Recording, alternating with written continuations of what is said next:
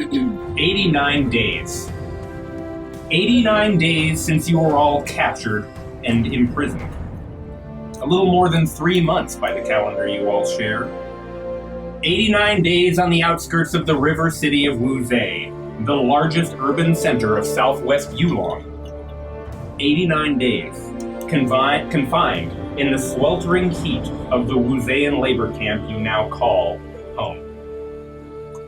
5,287 days left to go. Serving your 16-year sentences for crimes you were unjustly framed for. 16 years stolen, imprisoned in the Golden Egg, the brazen name given to the quarry and camp you've come to know over the past 3 months. 16 years gone, but still yet to endure. It's hard to say what's worse. The brutal, foul, cruel conditions, the exhausting drudge of each day's work, the blistering heat that infuses even the isolated nights, or the shared glimpses of your peers, desperate and hopeless. A few simple innovations have made the Golden Egg as inescapable as it is profitable for its governors. There are no cells, at least not in the traditional sense. The quarry is dug down, layer by layer. So too are the fresh holes mined into the dammed and stony earth. As many holes as there are inmates, sweating and sleeping until a rope is thrown down the following morn. And an impassable alarm system forms the perimeter of this mammoth hole that is now your dwelling.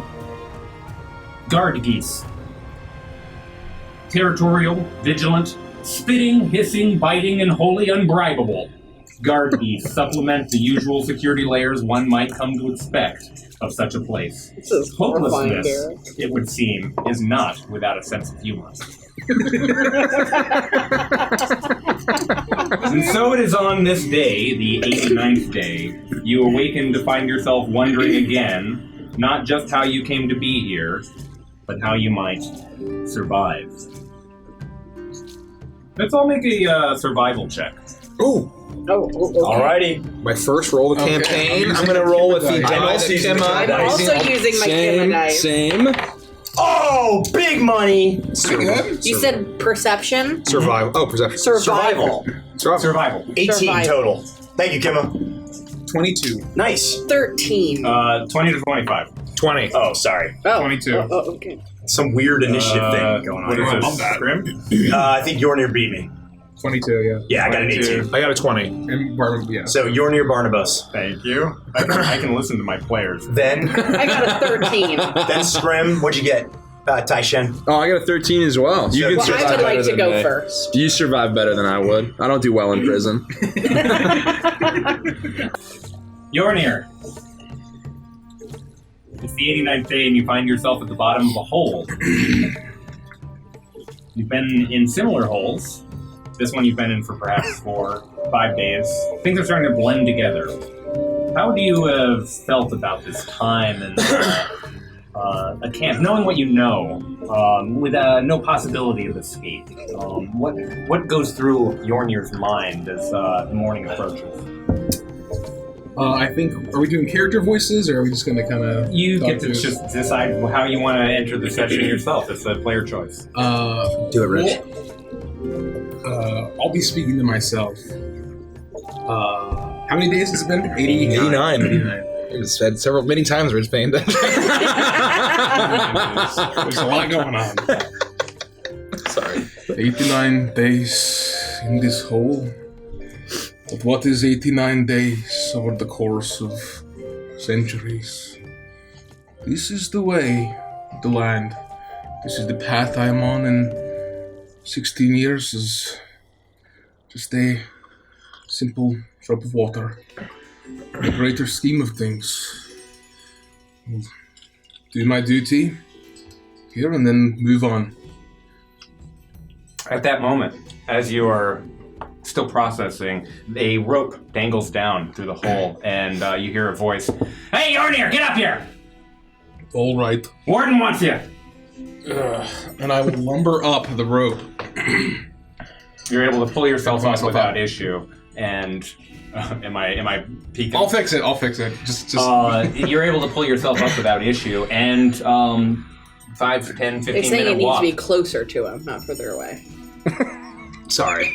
We're adjusting the mic. You're difficult to hear, apparently. We should fix that before we continue. Give me 1 second. Mix up some prison hooch. Thanks, Janice. Golden comment. Look at this. You're gonna just go right over it. You're gonna speak right over the mic. Is that okay? Not too distracting for you? No, I think that this is fine.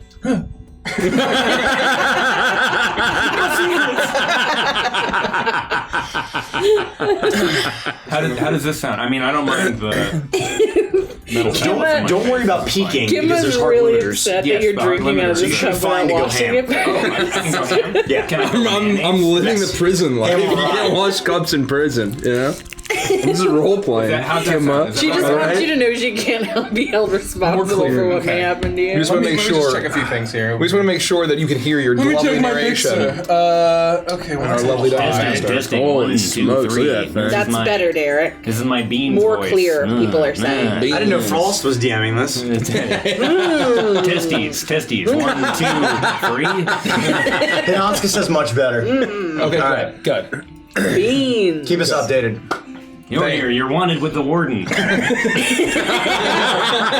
I know you just told me. You make your way up and circle the quarry as you approach the warden's tower, and very quickly you find yourself in a holding cell, all on your own.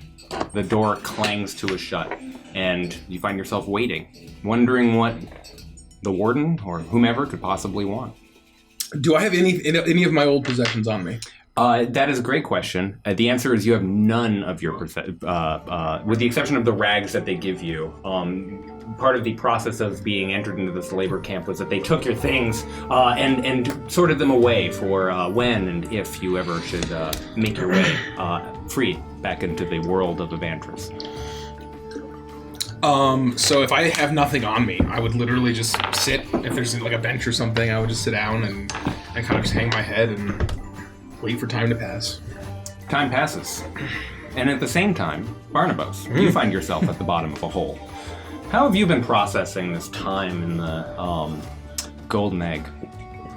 What kind of hard labor am I doing? Oh, it's been a mix of things. Cutting rocks, crushing rocks, moving rocks, hauling rocks. And then there's another job where they mix the water in with the rocks and create some sort of a slurry. So pushing into the rocks and mixing rocks, moving the slurry, hauling the slurry, up and down the steep sides of this quarry. I'd probably be like humming. I would have made a shanty probably for each of the exercise, just either hum to myself, just to kind of keep in time. And I haven't had my shell in 89 days. That's right. I am not happy, and so I imagine that you probably would have been very frustrated by that at the beginning. Yeah. And you're not getting used to it, but your ability to continue to fight the guards is weakening. yeah. And I'll be thinking to myself, and maybe like muttering to myself, 89 days away from her. For something I don't even remember doing. 89 days without a drop of rum. We suppose there's a bit of a coincidence there, probably not related. 89 days, just 16 years until I see her again. The hole is starting to brighten just up above you, and as you are seeing the morning sky start to light up what was the night sky, a rope dangles down. It's a little early for that sort of thing, and you hear a voice. Barnabas! You're wanted! Zorth wants you! All right. Come on up! I know, no trouble there. I'm coming right up right away. And I'll... You're able to make yourself up, surprisingly nimble despite your frame, and you make the same journey. You don't see Yornir. This is 15, 20 minutes have passed at this point. But you do make yourself to the same Warden's Tower, and you are not surprised, but surprised to see him. I say not surprised because you guys have been in the same quarry as all of the other people you were with together. However, it's been a rare situation where you've been on the same rock hauling team or crew or gang or what have you. But you see him on the other side of the bars. You join him on the other side, on the same side of those bars, and the bars slam home. You find yourself in the same cell together, looking at each other for the first time in a private place for perhaps a few weeks, maybe more. Mr. Yornir. Hello, mad one. Less mad these days. Madness comes in many forms, Mr. Yornir. Are you still unlucky with your hair? And I'll be standing at the edge of the corner, at the corner of the cell. I still don't know what you mean when you say my hair has to do with fate or luck. I think that's why we're all here. If we just change your hair color, shave it all off. You believe that we are imprisoned because of my hair color? No, I don't believe that. No, that's very wrong. I know that to be true. My hair color is my hair color, and nothing you do or I do will change that. That's why you should never just don't step foot on any more vessels, all I'm saying. And I'll be kind of like, giving him a side eye. You're giving him the side eye, and you guys are sharing an uncomfortable silence or an uncomfortable conversation or two. At the same time that this is happening, Scrim, you're finding yourself waking up in the bottom of a hole. How have you been enjoying these last 89 days? It hasn't been going very well, let me tell you. Okay. I would have been very, very quickly losing my mind. You mentioned that I would have seen my companions at least a little bit here and there, right? Absolutely. At every single chance that I would have had, I would have tried to give them some crazy harebrained scheme to get the fuck out of here. All right? It's been 89 days. That's 88 days too many. You may should have been out of here night one. You may have even attempted a few, and I absolutely attempted a few. Found yourself in a particularly deeper hole that evening. It's been not good. I do as little work as possible to get by every single day. I don't work for anything. I've never worked for a single thing in my life, and I don't intend to start now. So, needless to say, I'm at the bottom of this hole, and I'm with whatever tools and implements I have, instead of actually doing the work, I'm drawing more plans in the bottom of the hole in the rock wall, trying to think of something, because I don't do well in captivity. Look, I've been in prison a few times, but there's never been a prison on Evantris that's held Scrim for very long. I can think of 2 additional reasons why you might be panicked in this contained space. Well, yeah, I mean, maybe me, but okay. There's really nowhere for me to run. All right, that's all I'm saying. For a goblin. It's that too. I'd like to see the outside at some point again. But also, I haven't really been able to go anywhere, and I've been stuck in one place for far too long. That's exactly right. And as you are looking up at the hole, seeing through the glimmer of light, and it's casting down, you are trying as hard as you can not to look at the walls. And no matter how wide or shallow or narrow your hole might be, the evenings, especially close to midnight, sometimes you see a pair of eyes back at you. No, it's just a dream. And so it's a very welcome sight when you see that uncoiled rope fall down. I climb up like greased Scram, you're here already. Get me out of the hole! God, that's a hellhole! What do you want? Warden Zors wants to see you. This is it. This must be it. Take me. You very briskly walk, perhaps even in front of the guard, making your way to the same prison cell, and you see 2 people that you maybe consider your friends or companions. At the very least, you shared the experience that led to your arrival at the Golden Egg. You're here. Barnabas. Oi, Captain Scabberscotch. It's been, I don't even know how many days. Listen, okay, I know the last one didn't go very well, but this one's gonna be better. Okay, I knew you would have a plan. It involves a giant balloon. All right. I don't know where we're gonna get the balloon yet. You always have the best plans, Captain Scabberscotch. Up and out. No, I admit that the last one was not my best plan, but this is the one. Okay. This is the one. And I look a little crazed and unhinged. I am completely 100% all in on whatever he has to say. We just gotta find a balloon. Find a balloon. And then I basically go sit against the wall and I'm like rocking, like the ones that are flying the big ones. Yeah, like the big ones. Yeah, it's fine. We'll be out of here before midnight. Do you plan to shoot down a balloon or perhaps make one? Please, Junior, I'm yourself? thinking. I don't need no questions. I'm thinking. Let the captain speak. You weren't here. Do you think Don't forget your bad luck all over his smart thinking. Do you think that maybe this is... that there are three of us, the ones that were all brought in together that first day? Is this a coincidence or is it fate? Well, I mean, if the balloon doesn't work, then clearly they're just going to let us go. That must be what it is. We have at least...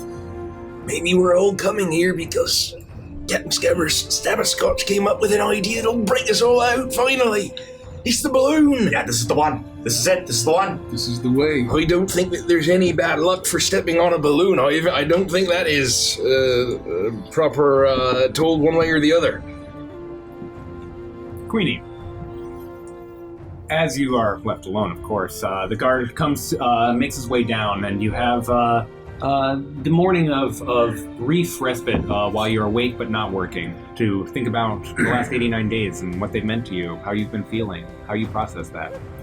I am lying in the bottom of the hole. I've got my 2 bunny feet up on the edge of the hole, and I'm whistling a song to myself while I'm staring up into the sky. I'm just hanging in there like a hair in a biscuit. Hair, I wonder if that's spelled H-A-R-E or H-A-I-R. You know, I never did ask old Bear Jenkins. I don't know how I'm gonna get these seeds all over Evantress if I'm stuck in this hole, and I tried to hop out of it at least 5 or 6 times. It gets lonely in here without my bees. Hair, H-A-R. I guess I could draw in the dirt again. The familiar sight of a rope with knotted steps. Am I hallucinating, or is that a them there rope? Queenie! That's me, Queenie March. Warden Zorus wants to see you. Who? Warden Zorus! Have I met him before? Never mind, hold on. And I'm gonna start climbing up the rope. Have I met him before? when you were processed, when you were brought in here. Oh, did he like me or did he not like me? He doesn't like anybody. Oh, all right. Pestering the guard with questions, eventually Yeah. you make your way to the same holding cell.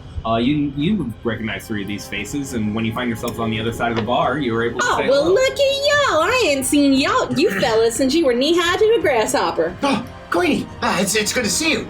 I got another plan. I was just telling the guys.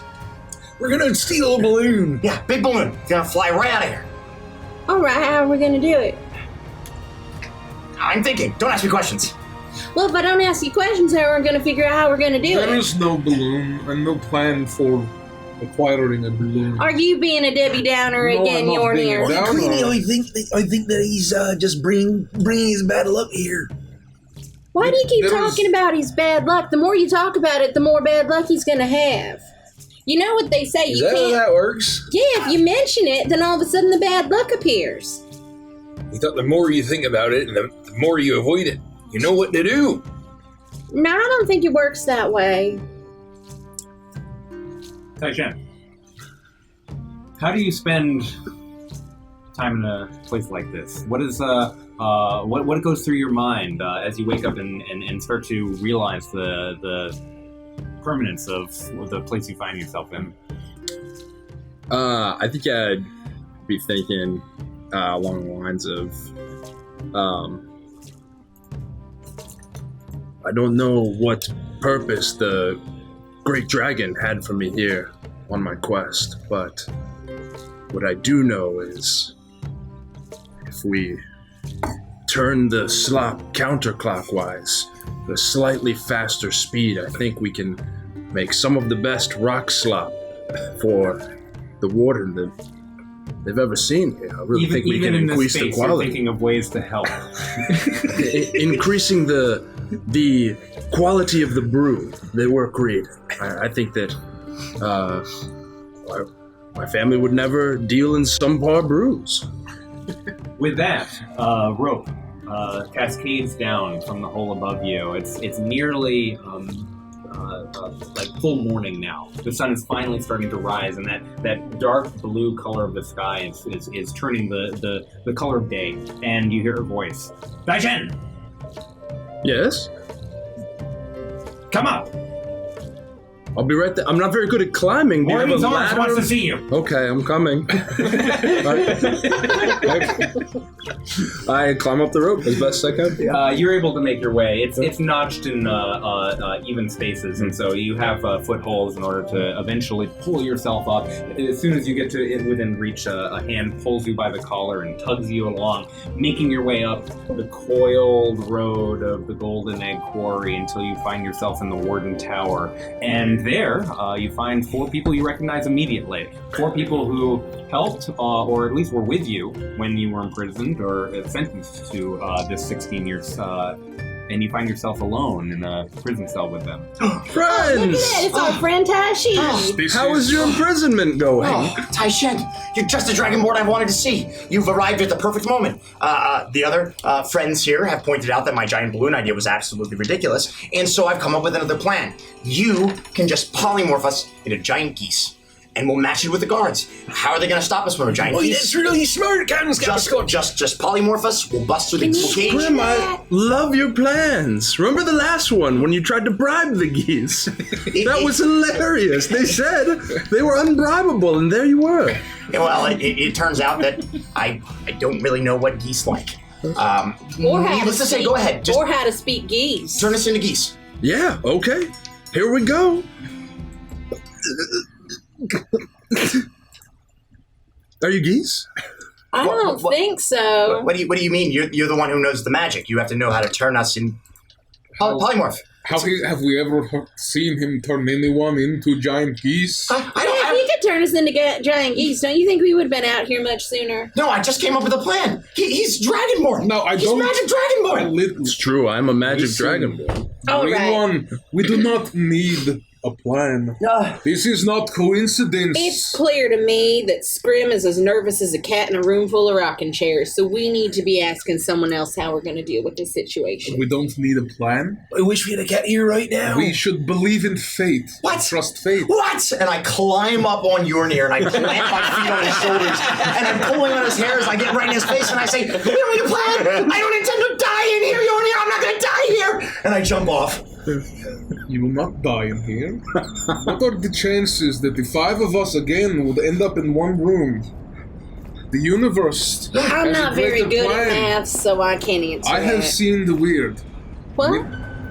I have seen the weird. You've Weird seen what? something weird? No, the weird. In the quarry? No, it is spelled W-Y-R-D. Totally different word. You're the perfect person for me to ask this question to. They're homophones. Wait, what? That means sounds the same. Okay, so I have to ask you, is it spelled H-A-I-R or H-A-R-E? So it depends on the context of If a hair's stuck in a biscuit, is it H-A-R-E like me or H-A-I-R like what's This on is a top good of your question, head? Miss March. Well, I suppose are you eating the biscuit? Oh, I don't then it know. would I'm be, stuck in the biscuit. You would be stuck in the biscuit, and then that would impact the spelling, is my understanding. That's why I'm asking. We can make a shit biscuit big enough for you to get sticking if you like, Miss March. What? No, I don't want to be in a bit. Never mind. Lots of flour. Oh, you need lots of flour along with a balloon. What for? I thought we didn't need a balloon anymore. You also need a rising agent. The balloon was a stupid idea. I thought you were just going to polymorph us into geese and we were going to fly out of here. The great dragon imbued me with many powers. I thought that I did, but so far all I've been able to do is shoot fire. Yep, that's correct. Yeah. Do you hear that? Do you hear that? You do hear the sound of muffled voices on the other side of the door that leads into this room with the holding cell that you find yourselves in. Making a perception check, you might be able to perceive what's happening in those voices. I'm going to use this D20. Oh, I'm hot fire today. Hot fire with Tim's die. Perception. 15. 15 as well. I got higher than that, I think. 14. Oh, okay. This fucking guy. Pretty sure. 22. 22. Oh, 19. okay. Fuck, 22. Well, did you get higher than a 22? You open this. Oh, I thought you were You want to try some of the? Arm spaghetti. These weak arms Spaghetti on my sweater already. Mom, Scrim's got spaghetti. sweaty hands, spaghetti. What is that? Eagle, right? Sponsored by. Barnabas, what did you get? Oh, I got a 14. Oh, okay. I will not say very that good. with a 14, because you all have become very sensitive to the goings-ons in the Golden Egg, you hear these footsteps before you hear the voices, and immediately, whatever topic of conversation drops, and you... These are the ones you requested, yes. These are the ones you requested, yes. Good. And I can go and see them? Do we recognize that voice? Make a insight check. Good question. Insight, you say? 20. Yes. The first voice that you hear is Warden Zorus. Oh, okay. But you do not recognize the second voice. It sounds, even in that indistinction, you're able to, with your massive ears, pick up on the subtleties of timbre.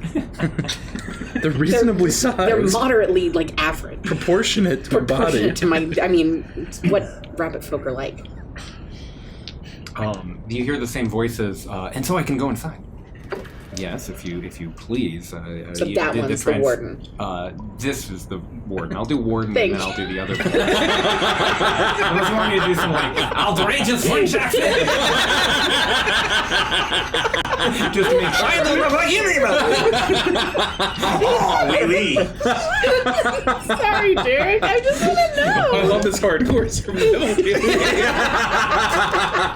I knew it was all over. No, it's fine. We'll feel it eventually, I'm sure.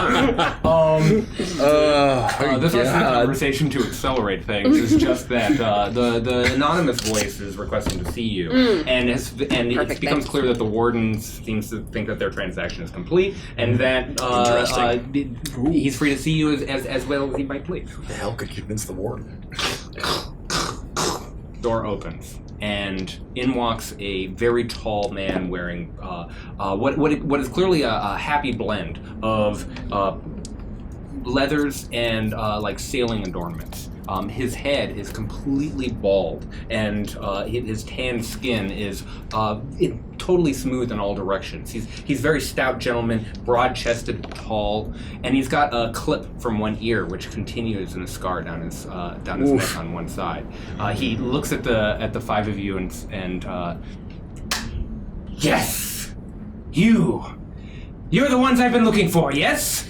Yeah, and I really like your happy adornment of sailing attire and that incredibly smooth bald head with that scar going down your face.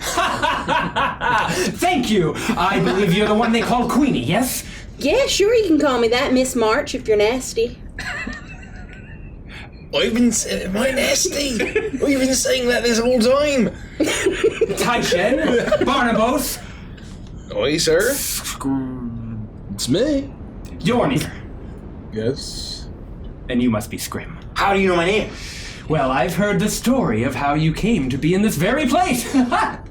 We were framed. I swear we've been framed. Oh, yes. Oh, It happens all the time. It was the captain of the guard, yes? All the time? Yeah. Absolutely. 100%.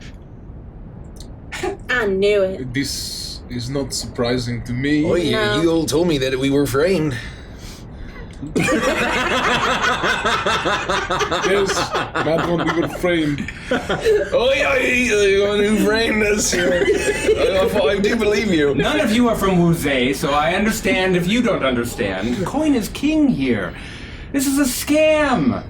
You were framed so that I could buy you, so that we could move on, so that we could, well, go on our lovely quest. I just looked at Yornir. Is this what you were talking about, fate? Yes, this is fate, yes. Was the way I was on quest? Oh, going on is the this quest. that weird guy you said that you saw? Oh, the weird No guy. offense, I like weird. Yes. For all intents and purposes, yes. Alright, well, I'm in. Where are we going? Oh, we're going to Chuck. We're traveling Who's across the Chuck? sea. Oh, Chuck, the continent. You Oh, must have yeah, heard. I've heard of that place. Yes. We are going to Chalk. You see, chief administrator of the counting house in Wuzhe. A man whose wealth has wealth. A man who's... it's such a cheap thing to call him chief administrator. He might as well be king. He has fallen deadly ill. Oh, no. And the only medicine that we can possibly find is in chalk. So, I am unfortunately running a bit of a skeleton crew, so I would need some insurance, and I understand that you guys are capable of solving problems, because much to the surprise of the captain of the guard, so the story goes, and please confirm if I'm incorrect on any of these details, you were able to get rid of the ghost, yes? Yeah, I mean, it wasn't really hard. We just let him win a battle he didn't really win. It feels like so long ago. We are pretty good at solving problems. And getting into him, too. Scrim always says innovative solutions for unusual problems is his deal. The fact that you made it to the ghost to solve that problem is remarkable. I mean, where do you think all of those skulls came from? It was exceedingly hard with the fact that Barnabas thought we were always on the ocean when we weren't. Oh, yeah. Well, that's very good, because on the ocean we are going. I'm always on the ocean in spirit. Do I know how far Chalk is from where we are currently? That was going to be my next question. Chalk is very much to the east of where you are, and it would be many months journey. Probably, let me do some quick math here. Sorry. I think so. I've got the dungeon on the end. Sorry, I had a little bit of honey. Hey, keep it down there. It's not nighttime hours yet. Get me out of this godforsaken cell. With a bunch of animals. With a normal ship, it could be 4 to 6 months. With a fast ship, you could cut that down to 3, 2.5, something along those lines. It's quite a journey. I mean, it would be an Atlantic distance, to put it in non-fantasy parlance. That's fine. The farther away we get from this absolute hell of a prison and this godforsaken continent, the better. Get me off this rock. The agreement I made with the warden, understand, is that we will be going to Chalk, we will procure the medicine for the king of Wuzhe, and then we will be making our way back. Wait, so are we going to have to go back into those holes again when we come back? No. Then you get a little stamp, a piece of paper, and you're free. But I'm buying your freedom, but I need your help. How do we know you're not going to trick us like the guard guy did? Well, you don't. I can't. We just met. Do you have papers or a contract of some kind? It really can't be any worse than where we are. So you're saying that if we agree, we leave today? And can I get my stuff back? Done. I'm in. You reach through the bars, and he immediately grabs your hand, his huge hand encompassing yours. Get me out of here! Get me out of here! Okay, yes, that's what I'm trying to do. Can I get my stuff back? Oh, yes. You'll all get all of your things back. The papers that you asked about stay with the warden, and it isn't until we come back to Wuzhe, you get the stamp, you're free to go. Mr. Sabatskoch's plan did work out at the end. Do you Really know quite impressive. how far Chalk is from here? It is many months, and for us to get there and back... Would the king still be alive? And if he is not, then does this deal still buy our freedom? It is an interesting question, and one that we must gamble in order to make this journey and back. It's not a life-threatening disease in the sense that he's going to die tomorrow, but he is willing to wager his full fortune should someone be able to solve the problem. This is an opportunity of a lifetime. I will become something of a lord with that much kind of wealth. You will have your freedom. I'll take it. I don't need money. Do you have my personal effects? Oh, yes. We'll be getting them right away. Is there a shell in those effects? I didn't look inside. It's a big sack with a bunch of naughty business. Do you need a ship's cup? The best one on this side of the world. Oh. I have a role for each of you. I need 5 people. I need 5 people for the purposes of completing my crew. We have able men, we have a bosun, we have a first mate, but we do not have a chef. You have the services of Barnabas the Dreadwike. We do not have the top man. What the hell's a top man? We do not have a surgeon, a medicine man. We do not have a helmsman. And I'm we no need a good on the barmaid. boat. Oh, that's all right. I can do that. I just have to serve drinks to unruly men. They will stay very ruly. Yeah, that's fine then. Then you're all in. Sure. In. Yes. Sounds like a Saturday night back home. I got the set. Let's Now, I think that we should have some ground rules here before we step on a ship. Or you think that we can't be having any whistling? Oh, no, you shut your mouth. I'll whistle all day You know, long. whip up the wind. What? Whip up the wind. No, Are you saying we don't whistle? What about the whistle? No whistle. whistling. But we want the aboard wind. How's the boat gonna move without wind? I got I'm a certainly no whistle. shipman, but well, apparently It's I'm in a my top man. blood. I'm very busy.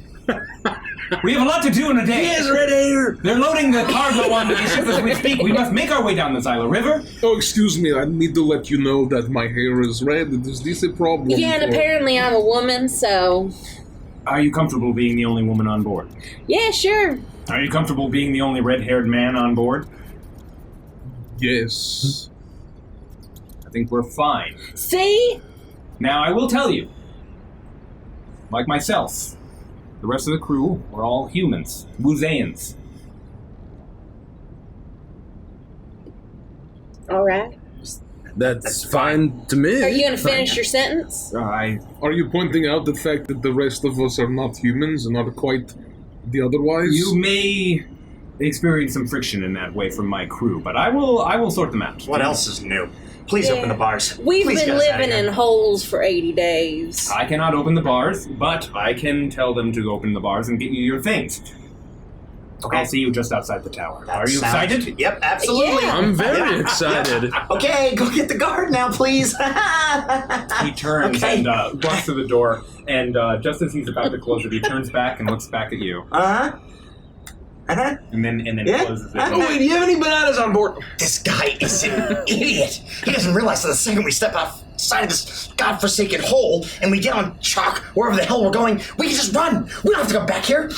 Fuck this place. Fuck the king. We don't have to come back. Oh, and where Chuck is, it's not very far from the Maconi Islands. They're right up there. I know a group of people who will take us in, no problem. I'm dancing around in a circle. I've never been to an island before.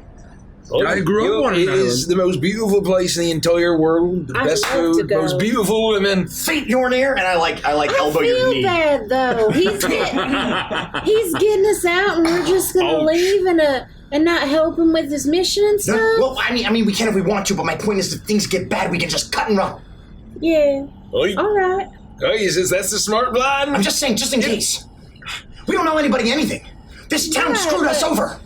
Yeah, but he didn't, and he's helping get us out. So I feel like if we're gonna go, we should help him. This time has really offered me an opportunity to improve some skills, so Well, you can polymorph us now. Well, what is that? I don't know. It's what Scrim was saying. I tried, but it just really didn't. I assumed it would come to me, but all right, Queen, fine, you're right. Let's give him a chance. You're right, he's helping us out. The least we can do is see what he needs. Yeah, if he turns into a big old jerk face, then we can leave. Right, if he tricks us. Yeah. If he backstabs us, I'm out of here. The All door right. starts to open again, and you see a man walk in. He's, Good to see you again. it's not the captain. Oh, good to see you again. for the first time. You recognize one of the guards, and you have seen him many times, so he's like...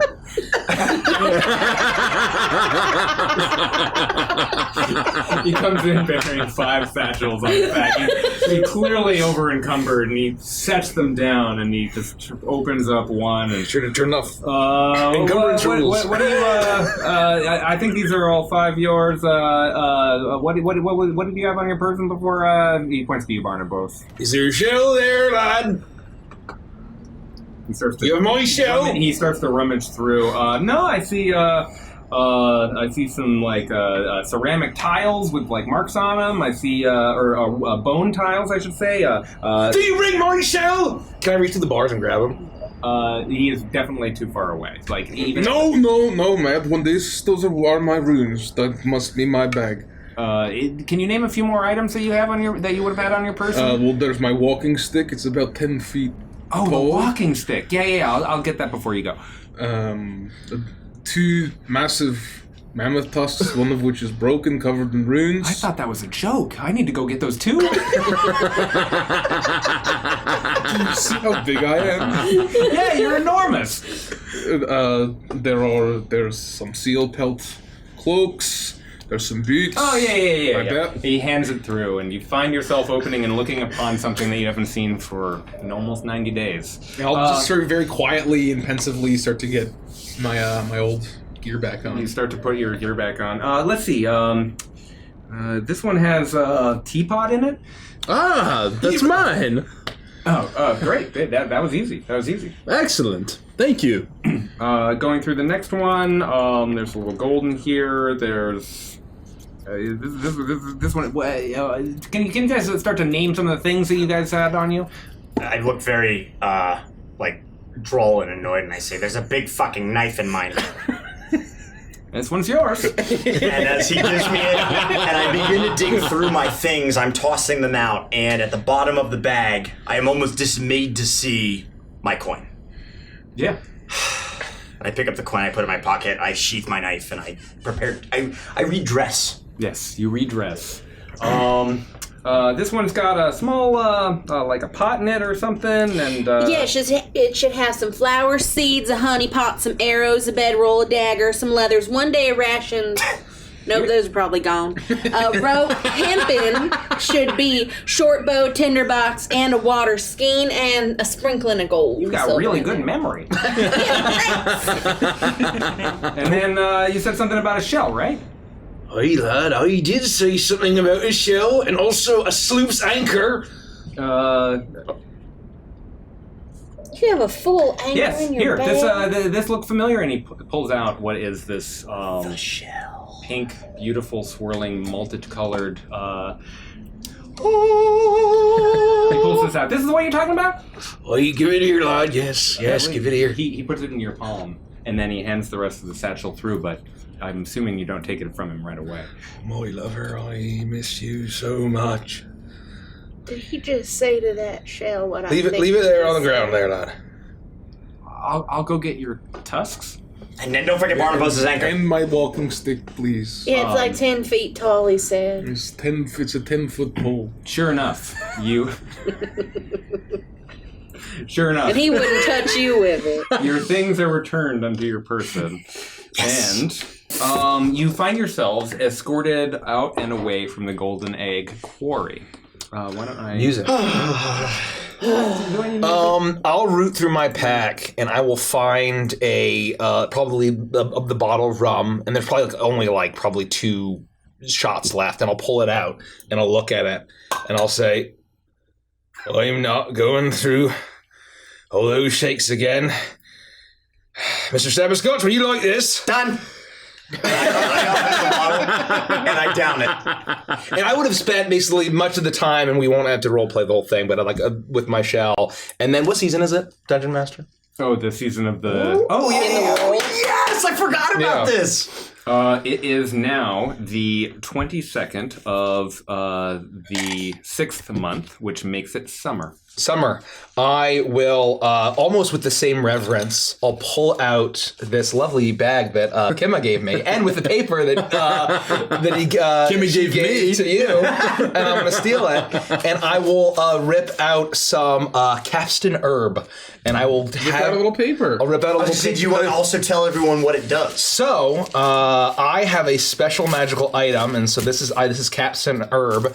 It is my grow bag, and basically it is a wondrous dark leather pouch fitted with a metal swing clasp, and so long as it's completely empty, the bag will magically grow fresh cut and flaked pipe tobacco while the pouch is shut. The type of tobacco changes with the season, and since it is summer, it is capstan herb. The color of red beech, tastes buttery, hay-like, and rum-like. Oh. And so I will have my pipe, and I have that with almost the same reverence, not quite, that I do of my shell and my grow bag, and I take some, and I'll stick it in there, and I'll just light it, I don't even smoke, but that would get Andy to start smoking. That's if that thing existed, holy shit. I mean, you just buy 4 types of tobacco and No, I want it exactly the way you fucking It's described different it. when it's magic, you know? Yeah. They all got some minor magical items as a thank you to start the campaign when we did our prologue session. Session 0.5 is between 0 and... Okay, anyway. You and the party are escorted out and away from the Golden Egg Quarry. Good riddance. The fading sound of angry honking makes for a strange but welcome farewell as you are transported down to the riverbank of the great Zyla River and ferried through the city of Wuzhe.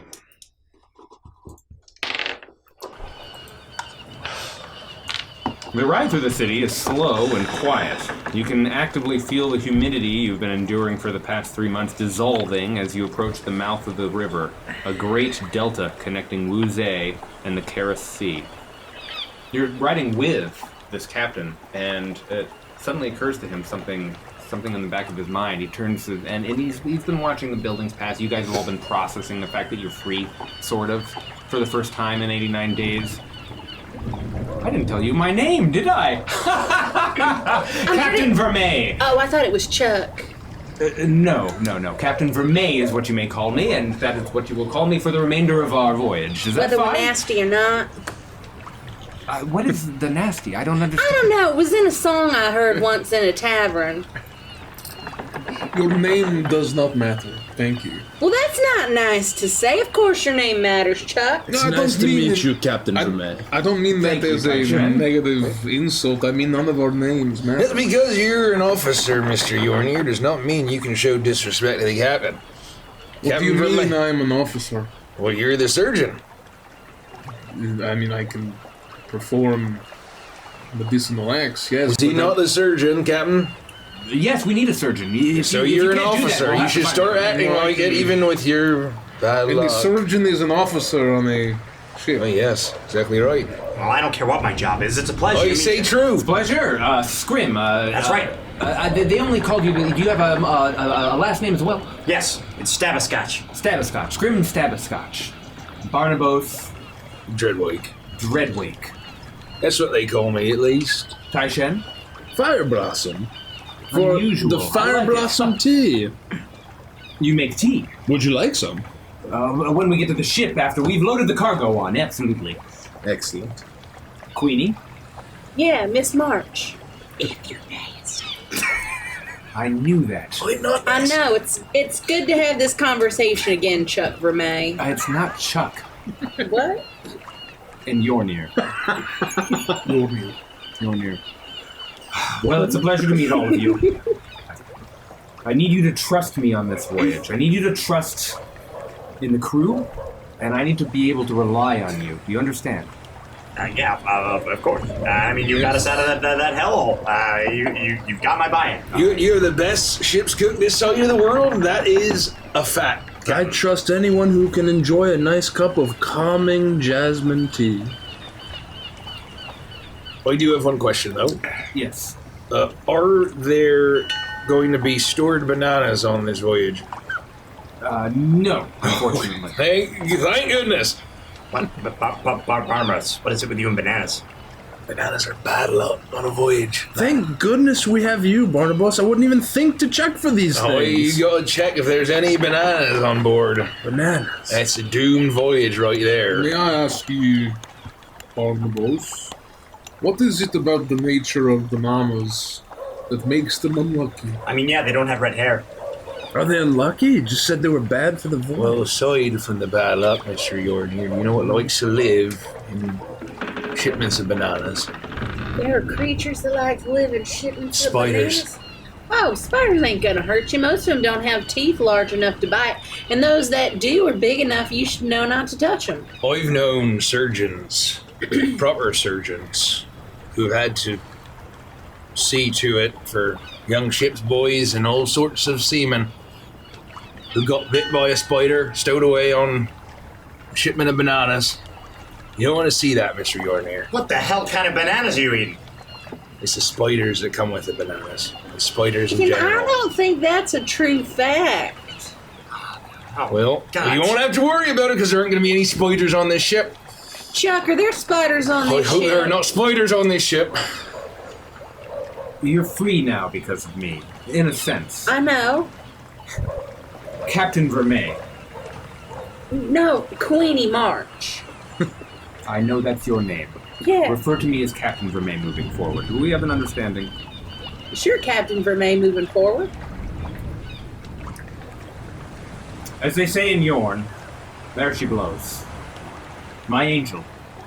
He points, and you all see this giant ship. The Moribund. Isn't she a beaut? Why, she is. Pulling up to the pier, you stare up at a massive caravel-style cargo ship, clearly modified to better handle the open sea. More than 200 feet in length and with 3 stocky masts, the Moribund looks about as old as it does impressive.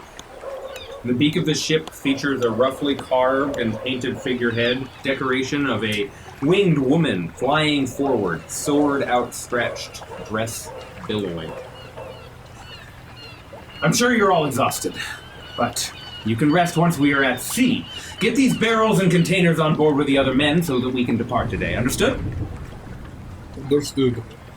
Captain Vermeer turns and starts to make his way, and he's engaging the rest of the crew. You can see that along this pier there's a variety of boxes and barrels, all of which need to be walked up these wooden planks that are leading to the actual top of the ship. I go over The to a deck. barrel that is as big or bigger than me, and I stand by it and I say, Yorner, help me with this. And as he picks it up, I stand on top.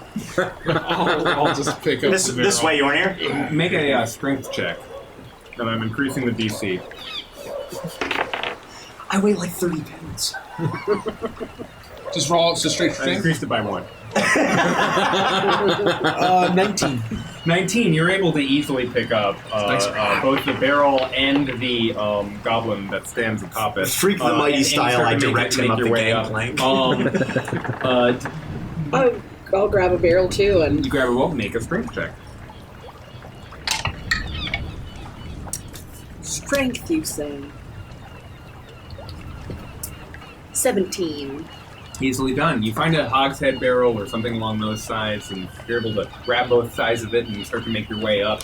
There are other men who were starting to see the lot of you making cargo happen up onto the ship, and they're giving you some strange looks, but you're not getting any offers for assistance at this point. Taijen, do you grab a crate, a barrel? What do you grab? I give it a try. I'll try and grab a crate. Okay. Shake things up. You shake it up. Yeah, absolutely. The crates actually require someone else. So someone. Hey, how's it going? It's going great. You want to help me with this crate? I'd love to. Okay, make a Yes. strength check. You're just so positive. 15. 15. Big You money. both are able to pull both. You're able to get underneath it and actually lift it. And even though you're the person having to walk backwards up the plank, you're able to make your way up to the top of the ship without issue. Arnabos. I would want to look for if there's a barrel of cod or any kind of fish. You do see a few barrels that are labeled in such a way that would infer fish. I would like to pick one up and see if there's any way where I think I could open it subtly. Please don't spit in the fish. Okay. You've been around a number of barrels, and you can see that. I have. And so you That's what she said. you can see that in the year and a half that I had to play in this campaign, I never thought, how do you open barrels? How do you open barrels? Lid, but I mean, generally you'd have to You'd have to do You'd the have thing. to, yeah. Because Crack the they're anchor into it, pressurized, yeah. right? Oh, they're almost. Well, that's why they're that, right? Because it creates a seal around. Yeah, the you, top like, of the It's soak not the like there's a little barrel. hole you can put his thumb in and then lift it. Like, it would require some heft, right? Yeah. Technically, yes, but this is your world. Do whatever the fuck you want. I mean, I'm just He's got a asking. giant This is anchor. our story to Yeah. tell, so I wanted to consult with the group. And I now would that say it have- would be tough to do it stealthily, but not impossible. Just, Yeah. you'd have to give it some oomph. You do see a barrel, and from what you can tell, red herrings are inside the barrel. And you go ahead and see if you can make a sleight of hand check. I would like to grab one Very red clever, herring. Darren. I like to grab one red herring from the barrel. Just one? Oh. I'm... The barrel explodes. a 6. With a 6, these are some well-crafted barrels. It would require a tool or perhaps too much noise than you're willing to make to actually bang your way through this barrel. And you hear another voice from the other side, someone who's clearly in charge of most of the able men of this ship. You there! Captain Vermeer says move the cargo, you move the cargo. Come on, move that barrel. Right away, sir. Pardon me. Just getting my bearings.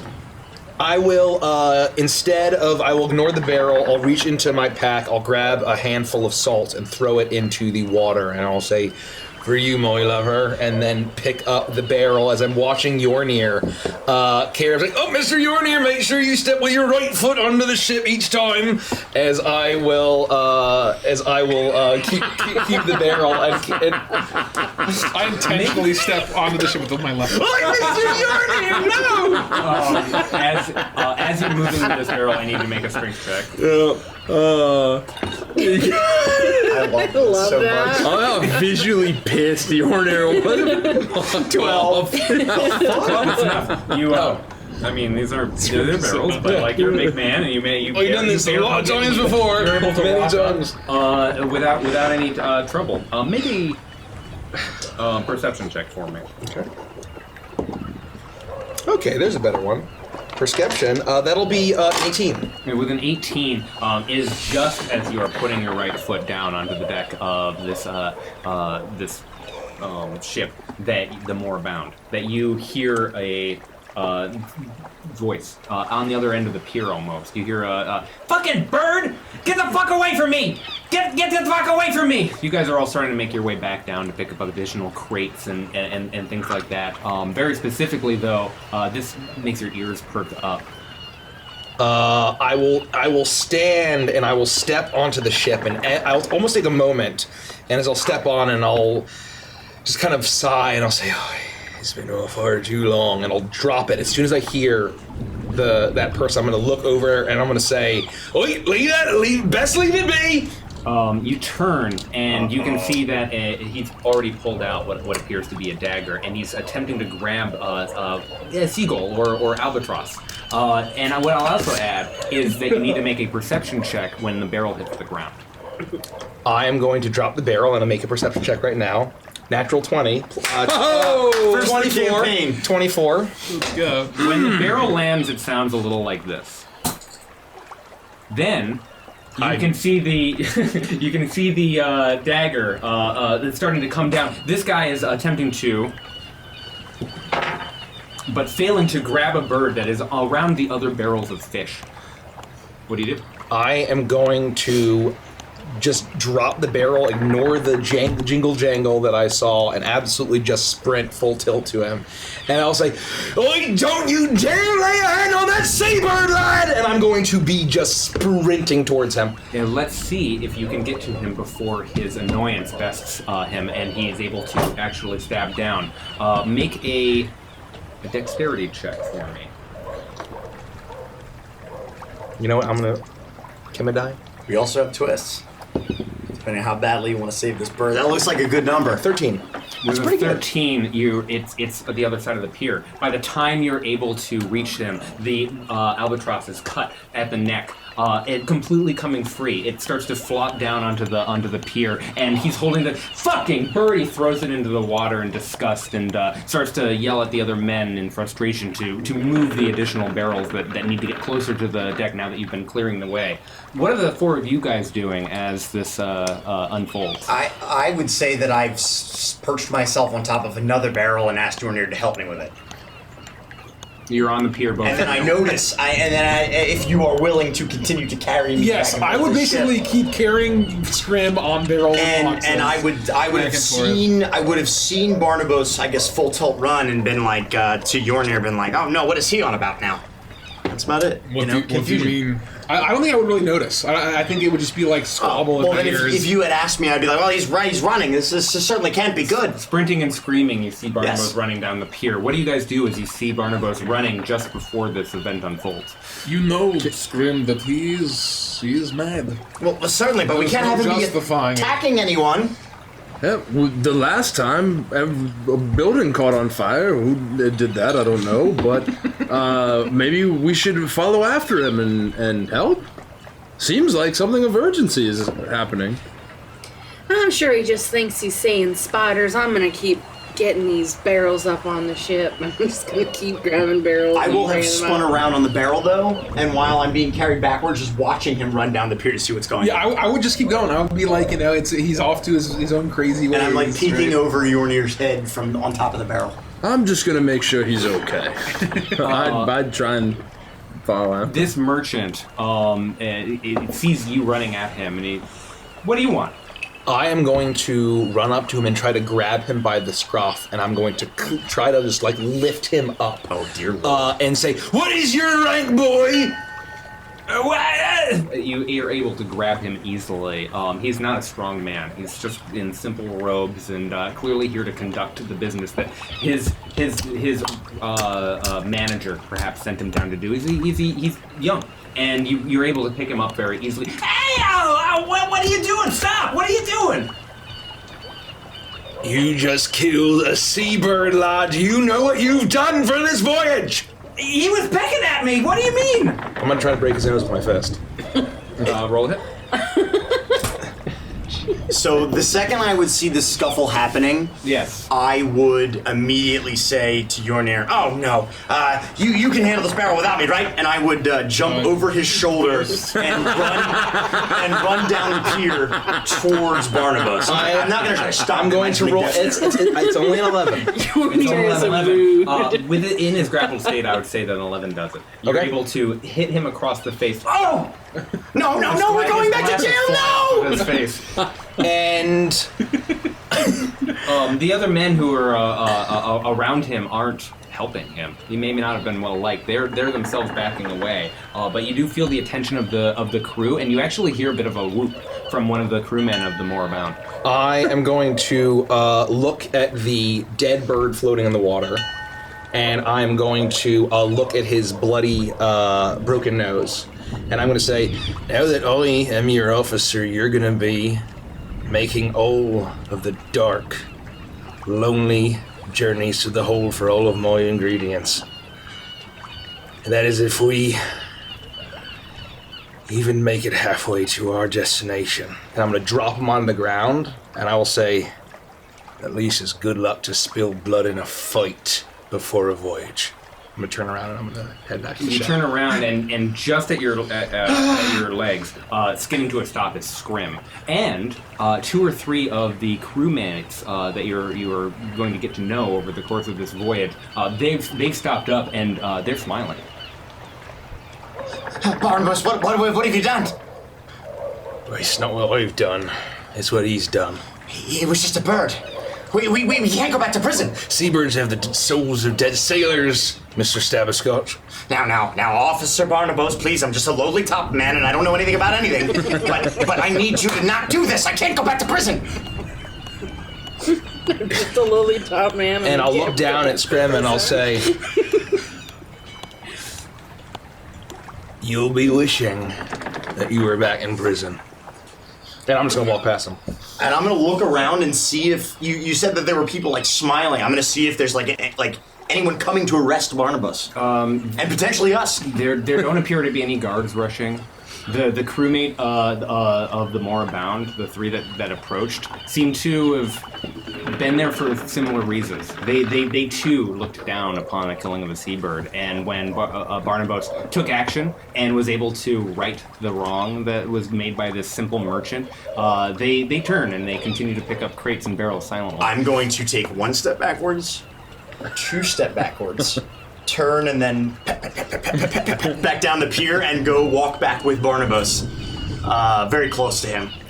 Very confused as what just happened. I have no fucking idea. And it's with that the afternoon passes with you steadily and surely and confidently making your way. Small boxes, large boxes, big crates, small barrels, hogsheads, different partitions, long sticks, additional rope. The provisions on the Moribund are seemingly endless. This is a huge ship, multiple layers, maybe 6, 7 actual slices, including the bilge. You're bringing them downstairs. You're starting to familiarize yourself with the rooms of the ship, and it's as the sun starts to approach the horizon that you're able to say, "That's it. That's all the cargo." And it's clear in this moment that having loaded the ship, we're not leaving in the morning. Captain Vermeer wants to leave tonight, and he's gathering everyone around. I hate to do this. Was it a red sky? I hate to do this, he says. Roll a d20. As he provokes the... If it's higher than a 10. That's an 8. It's not a red sky at night, I'm sorry to tell you. I'll look up and That is not a delight.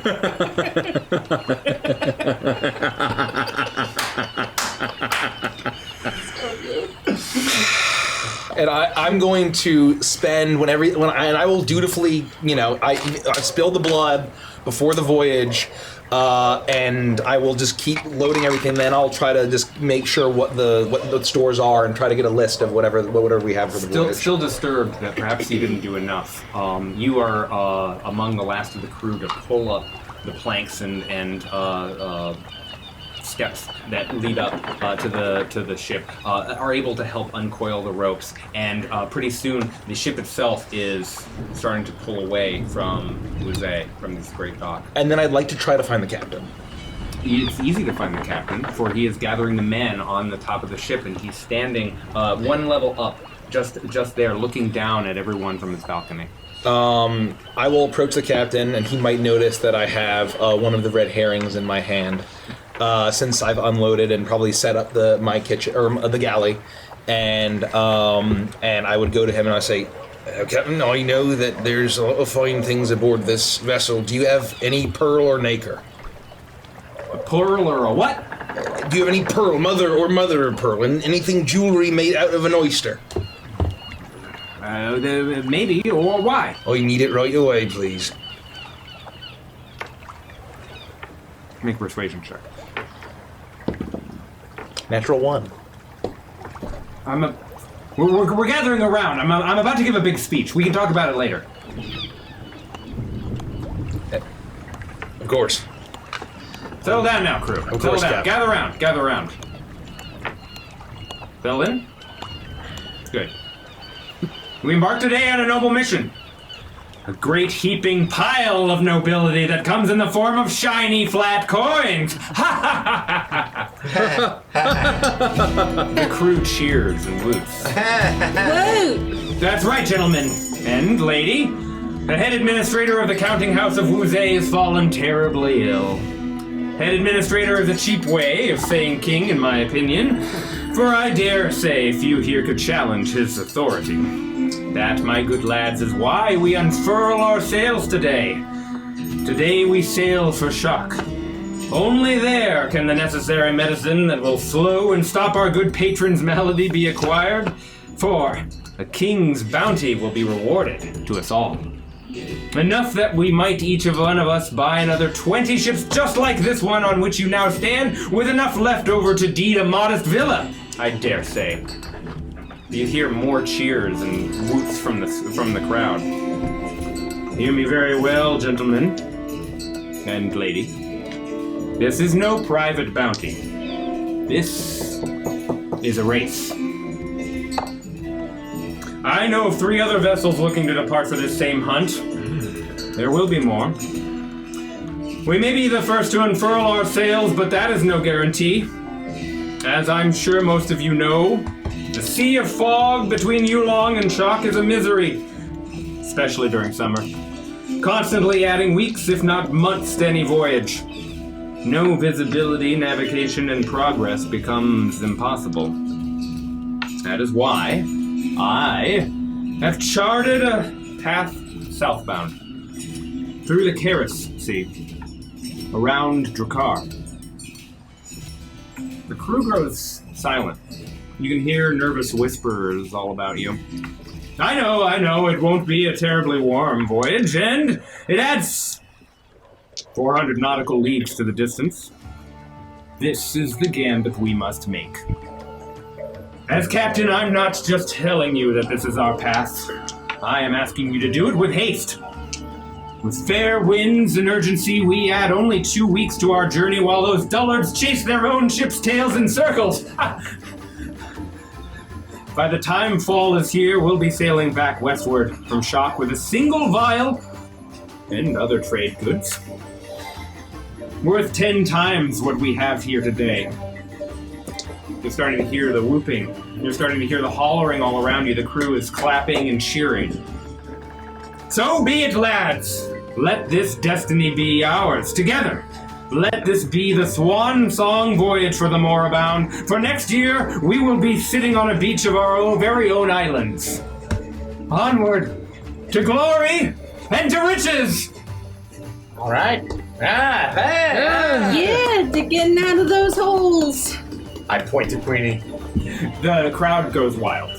The crew, they're all looking at each other going, okay, I didn't quite expect that. I didn't realize why we were moving with such haste, but now I get the picture. And they immediately turn and begin to go about their business. What are you guys doing? I would lean into the rest of the group and say, well, I certainly hope that procuring this antidote is not the catch-all for our freedom. Didn't realize we'd be fighting for it. I'm the old K and Unray is looking a little bit better now. The cut and run. We're looking at cut and run. Oh, I had no idea what you were saying. Neither did I. This is the will of the gods. And it's incredibly exciting. I've never been in a race before. There will be no race. The captain said there'd be a race. I do not intend to participate in a race. We are going south. We are going where it is cold.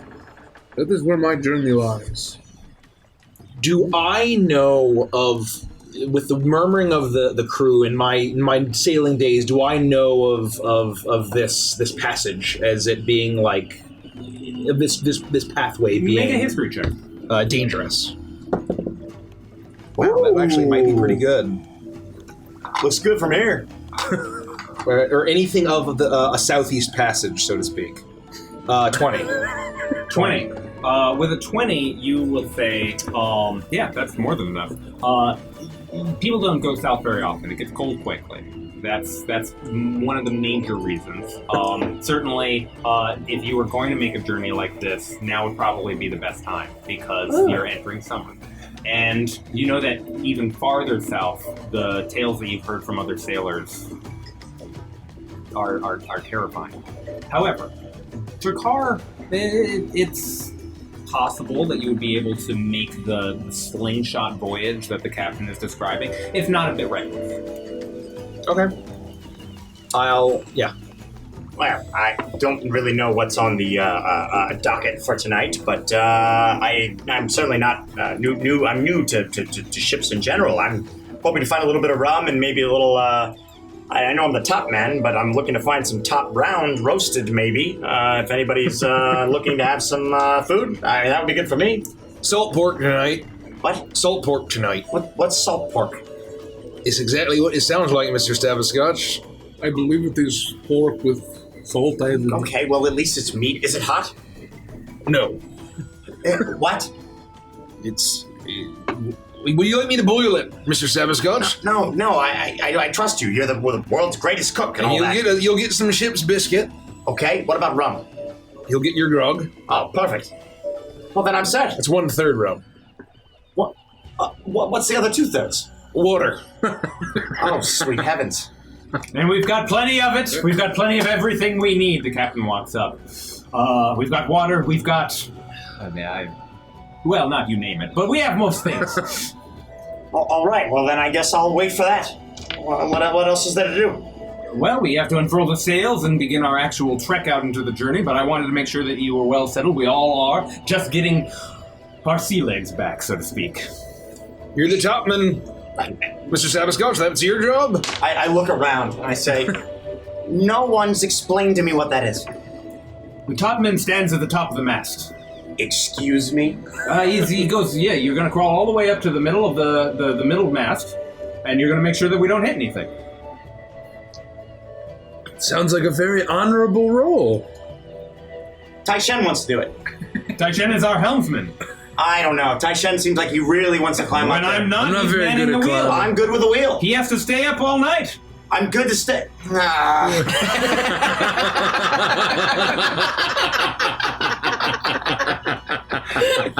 have to get up there now. I wanted to introduce you to one of my friends. This here is Ellis. Apologies, Fenton Armstead. Fenton. Okay. Fenton. This is he's bosun. He's in charge of men when I'm not around. Do you understand? Sure. Does he rank above Barnabas? Everyone ranks above y'all. He doesn't say y'all. Okay, sure. Go ahead, Fen. What's the... Fenton here is going to take you down to your quarters. Understand? Oh, yeah, sure. Fenton, hi. I understand that you're going to be joining us for this little voyage. Are you? Yes, and we're very excited. I do have one question. Yes, how can I help you? Does anyone need surgery? Not. Hopefully, never, and not in the immediate sense. Well, as the ship's surgeon, I just figured I could do something, but no one has come to me and said I need surgery, so I have not done anything in my current role. So just checking. Well, we'll show you your surgery room. Hopefully, you know where it is before you need to use it, and That hopefully, no one sounds fine. comes to you with that urgency for this purpose. Certainly. Yeah, I mean, ideally, you have a extremely boring trip. That would be nice. It looks like you're in good hands. I've got a lot of work to do. You go downstairs. You get settled. I'll see you soon. And the captain, flustered and full of energy, turns around and stomps his bald head away and into the crowd, starting to talk to other crew members. Fenton stays with you. Well, we should probably go downstairs. We're 2 levels down where we're putting you. I do have a question. Does the captain's wound from his ear under his neck look like a hangman's wound? That's a great question. It does look like, I would say, even without having to roll, it does look like a cutlass or sword or dagger or some sort of a bladed injury. It doesn't have that like rough patchiness to it. It does appear to be a clean break with something of like an indentation to it. Understood. Thank you. Before we go down, I'd like to step to the side of the ship and pull out the fish, and I will say, well, it's not pearls like you like, but for you, my lover, perhaps you can spare us. And then I'll turn back and join the rest of the group. Giving you a bit of a queer look and just sort of like, are we all ready? Either way, sir. Yeah, Yes. please. He starts to make his way down and through the belly of this ship, and from the stairs that he takes you down. Stairs is actually not a very accurate term.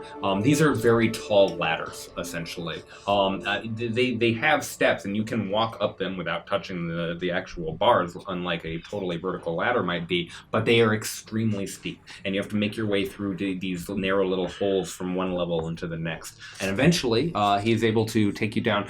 As you guys are making your way through, a orange cat with green eyes immediately runs through. That's my cat. Please take care of her. She's meant to be here. Wait, what's her name? Fiesta. Fiesta. That's a cat on board is good luck. That's a good sign. Yeah, I thought so as well. I've never had any bad luck with her on board, certainly. It's an orange cat? It is. Is it not a problem that the cat has red hair? Well, yeah, it's fur, Mr. Yornair. What's the difference in your mind between fur and hair? It's not an animal. You're a man. Isn't fur just hair? That's a cat is an animal. You are a man. It's different. All right, just checking. You'll have time to meet everyone, I'm sure. I just want to make sure that you have somewhere to put your things, and then I can continue to make sure that everything is as orderly as it should be. When do I have to go up in the bucket? I imagine in perhaps less than the strike of a clock. Probably in another hour or so. As soon as we're ready to totally unfurl and raise anchor. Can I take my grog up there? That would be a question for the captain. No. Yornir, I want you to promise me something. All right. There's a 50-50 shot I fall from that bucket. If I do, you do not save me. Just let me die. I don't want to survive that fall. In fact, you put me out of my misery. Do you want to switch jobs? I'm supposed to be serving grog to a bunch of the rowdy guys downstairs, so I figure you could probably steal a bunch and get liquored up while you're doing it, and I ain't afraid of heights. I'm gonna get in the bucket. Indeed you shall. What the captain says goes. And you make your way past walls of crates and barrels. I mean, you moved most of this stuff on with the remaining crew, but it actually now seeing it all in one place and away from the docks. This is everything that you have. This is everything you and the crew have. This is all that you could have planned to need in terms of food, and suddenly occurs to you, wow, there's at sea.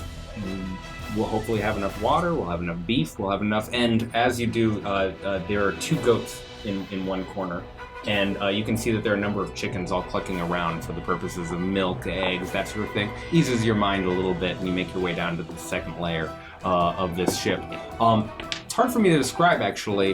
Why don't I pull out a map thing? Do we have to make What? Yeah, you're gonna have to make a ship for room. All right. Let's fucking go. So this is the very bottom. This is the This is bilge. the hold. This is the hold. hold or the bilge. Oh, the bilge. Yeah, Okay, this that's is the where bilge, that's it's the- literally an empty space, and it's very, very short. in Okay, terms- that's the bilge then. right? And then this is the hole. This is the hold. right. This is really good art. With some. That's really good. Prudence You cabins. just came down these stairs, and if you were to Well take done. these is stairs, awesome, you make Derek. your way down to the bilge. Then you could go through here. You can see all of the goods that have that are contained in here. You can see the chickens dancing around, and then there are these compartments. These are actually the apartments where you might stay. Right. And then there's captains. a nice Or the little sitting officers' area cabins. over here. Okay. Wow. And then this is the second layer. This is above this one here, and you can see that there are stairs up to actually here. This was you in a year and a half, folks. Is this the the kitchen? top? This is the top deck. This is not the kitchen. Okay. The kitchen is here. Actually, Okay. We'll get you there. can see. Yeah, this would be my corner. This is just a recreation room of sorts. You can see that you can see that there are hammocks for all of the different men that make up the crew, all 19 of them, including the captain. And this is an open space. There's Right, with the cranes, right, that drop down the hole. this that allows you to access the goods down from here and pass things back up and down as needed. Wow, this is awesome. And then there's a medicine room, a surgery room, a place where you might have to participate in And that that's the kind of bow, thing. presumably, with the bowsprit. Yeah. Yes, you can tell that this is the front of the ship because this is the winged woman. Right. The figurehead beneath the bowsprit. The figurehead, exactly right. And then there are 3 great masts, a steering wheel. The helm. The helm. This is the The helm. helm. Oh, that's yeah. on the wrong so side this of is the main ship. deck where the helmsman is. And understand, this is a little hard to Unfortunate. articulate, but this is the floor is down. You can Yes. see Yep. here, and so this is the room that actually. Sorry, I bumped the mic. Sorry, everybody. This is the room that actually fits in here. Got it. Okay. you So can- that's the forecastle, is Yeah. what it's called, which is basically the foredeck. Oh, okay. And that's called the forecastle, and that room is also the forecastle, right? This fits entirely in here Okay. because it's 2 layers tall. So this is the quarterdeck, which is where the helm's on, and it's Thank below you. this thing. And then See? this is the poop deck. and that's the poop deck, This is the poop and deck. it's just above the captain's quarters. You put the steering wheel on the wrong side of the ship. It's actually where Taishan prefers it. That's where Oh, because according to Nikki, the helm's up there. Yeah. the front left. The front left of the boat. I'm so glad I wasn't actually wrong. All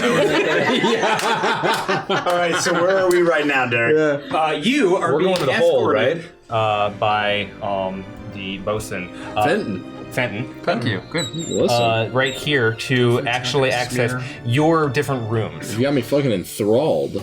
Okay. Maps do great. We're in Sorcel. Yeah, I'm goddamn ensorcelled, all right? He Your points out, wizard's boon is taking me over. he points out to you that you can take the rooms that you want in any configuration, except this largest room goes to Myelin, who is a mute, and that you probably shouldn't deal with him. He explains that this is the privy. You can enjoy latrine, but you'll have to clean it out yourself. This room is for you to enjoy and anyone else who should want to come down. And there's sort of something like a workstation or a table here. Choosing whatever room you should so please. And he sort of makes a light joke when looking at Scrim and Queenie, that perhaps one of you would prefer the smallest of the rooms. Everyone usually has to gamble in order to see if to avoid the room, but he expects that you might actually enjoy it, and whether or not you might fight about it is on his mind. Well, Queenie, I appreciate you offering to switch jobs with me, so I'm happy to take the smaller room. I'm trying to do like my freaking Peggy voice. Sorry. That's so hard. Curse. It's the root curse. Well, you know, I'm all right sleeping in the small room too. So, whatever. No, sir, I insist. You'd be more comfortable. I'll take the small room. It's fine. Chances are good I'm gonna die anyway, so don't worry about it. Why would you say that? Tai-Shen, please. And I go into my room and I drop my things. Did anyone notice when we were walking by all those storage boxes, it looked like the shape of a wiener? What? I stick my head out. Someone asked where the penis was on the map. It's totally right there. That's a big dick! You did it! That's a penis! Look, there's the ball. The 10-foot staff! It's even like from far away, it's like a mosaic of penis. Didn't even occur to me. I do not mind where I sleep, so I will take what's left over. Where would you like to stay? Whatever room you want to put me in. I think I've probably got to get to work soon, though. I'm thinking people are going to need some grog. This is need to the get other to small. work as well. This is the other small room. Would you like to take it? Yeah, well, so here's the thing. Sometimes I like to sneak a little honey in the middle of the night, so if I'm closer to the lavatory, it's probably best. I also know none of y'all's gonna clean up after yourself, so I should probably be close enough to clean up after you too. You take the room next to the privy. Yeah, oh wow, this room stinks! Oh man! Doomed to avoided fart sounds. I will take this room. This one seems fine. That was a bad choice. Well, I'm going up in the bucket. I suppose I'll join you up on deck to man the helm. There will be salt pork, ship's biscuit, and pea soup when you return. Mr. Return. Stabscotch. You can't send it up to. There's no like a drawstring, another bucket, like a smaller bucket to go up to the big bucket.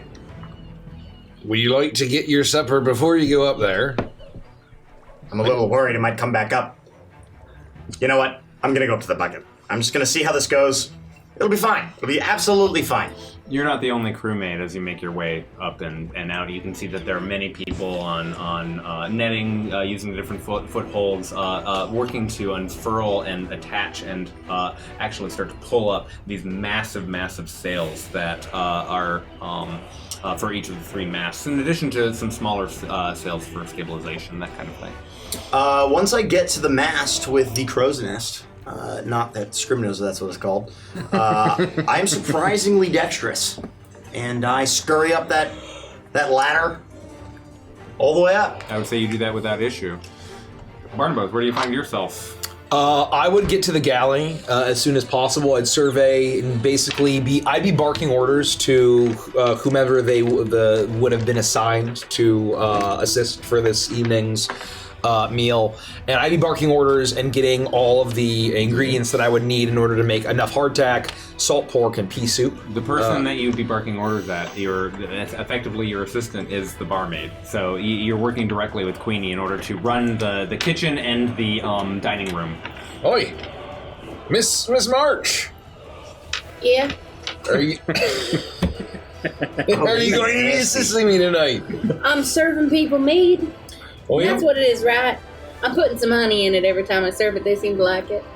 You found that among the many mundane things, this ship does have one wonderful feature, and that is that there is a cask that is effectively an endless decanter. You can turn it, and you can, just thinking about it, enjoy an ale, or enjoy a water, or enjoy whatever someone requests. They're able to make that request without it. Just don't think about mayo.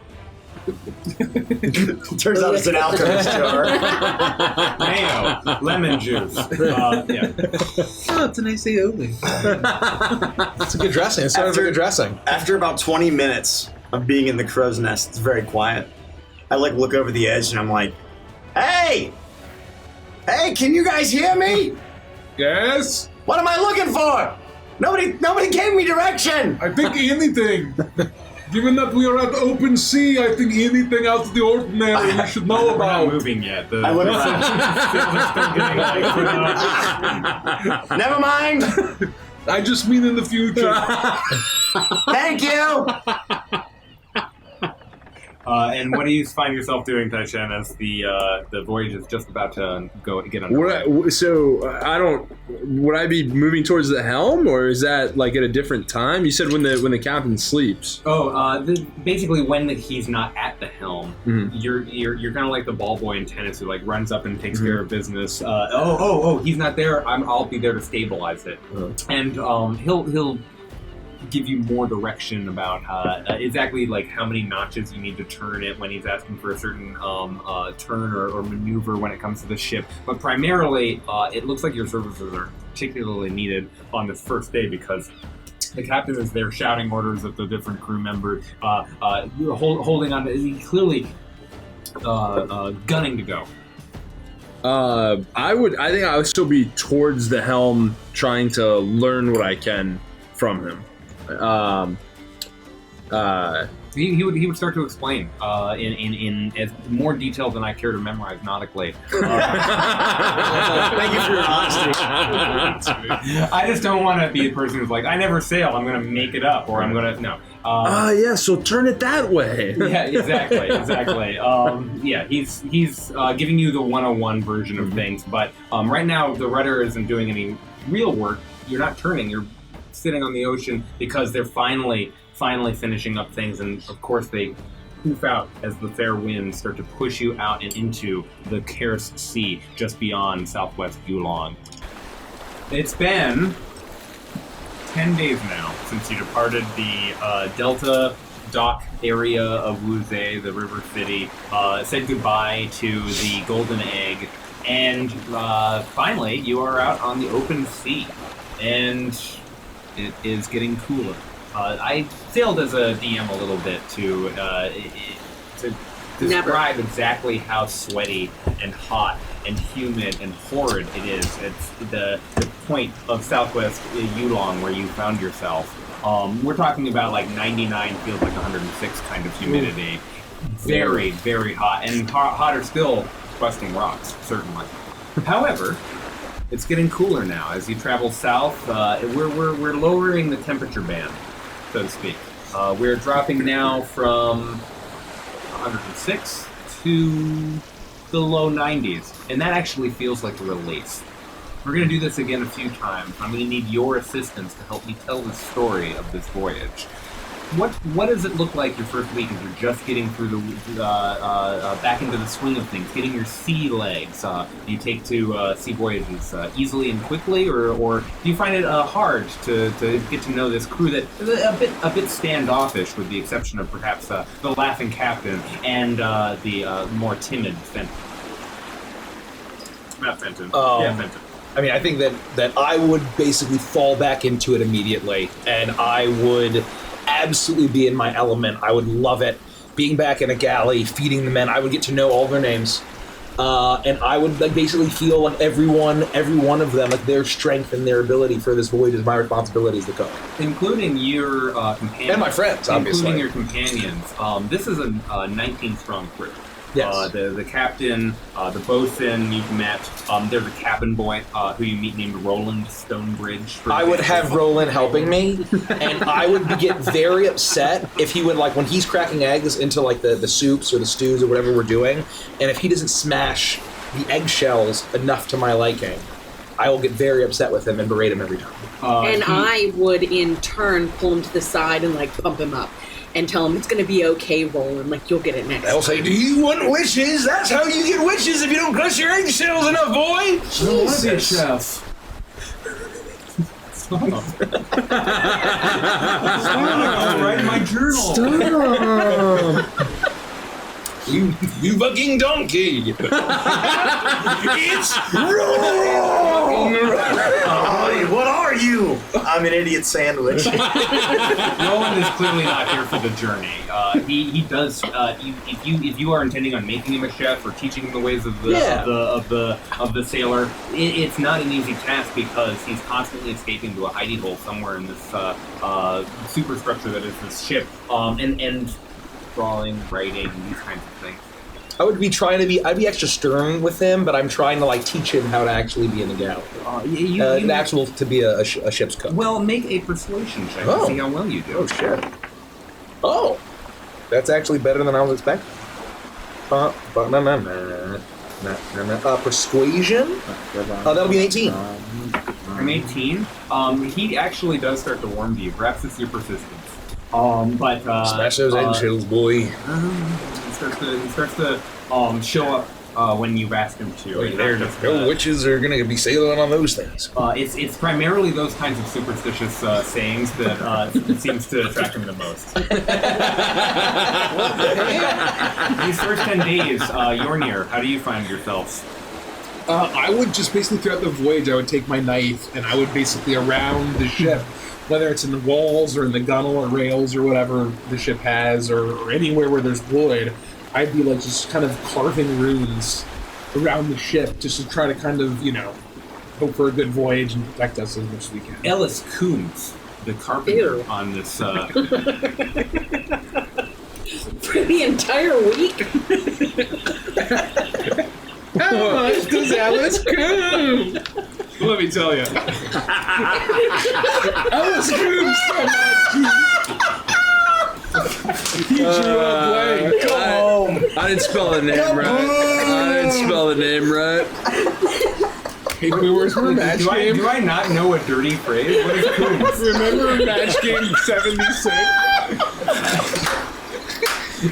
Anyways, Ellis Coombs is all over you.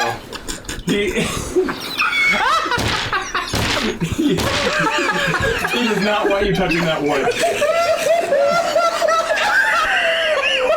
I just did it on purpose. I'm gonna call you Alice.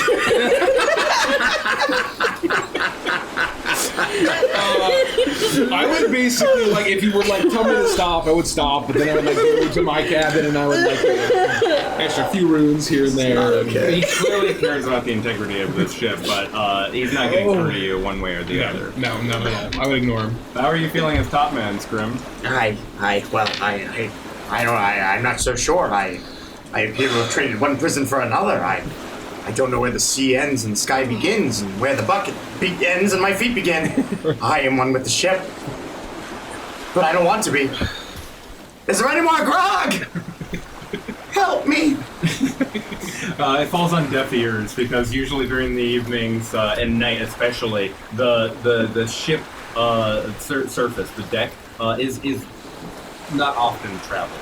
It's very rare that someone come up here for a breath of fresh air. The days are mundane, but they are still busy, and there's still a lot to do, and there's sleep to be had. You find yourself all alone. I'm very alone. Crow's Nest. Every once in a while, checking the horizon, not just for obstacles, but... No, I haven't worked a day in my life, and I don't intend to start now. Exactly right. What about you, Queenie? Oh, you're helping. Yep, Titan. You're becoming a more skilled helmsman every day, I will say, and it's starting to get cooler. Another 10 days have passed. It's now the 14th of the 7th month, and you're starting to really feel like you know how to ride the waves and not jostle things too much. Yeah, I'm feeling good. I'm at the helm. Let's see.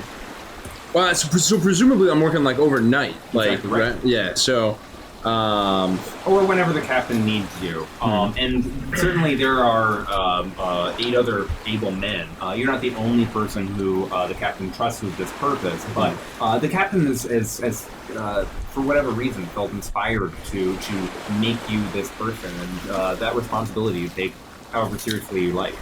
I would consider this position to be extremely honorable. Like I would approach it with great, like, you know, I would be locked into the goal while my hands are on the helm.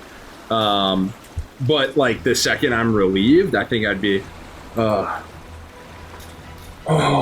miss the airy, open peaks of Yulong. I'm more comfortable at the helm, but I don't know that the seas are for me.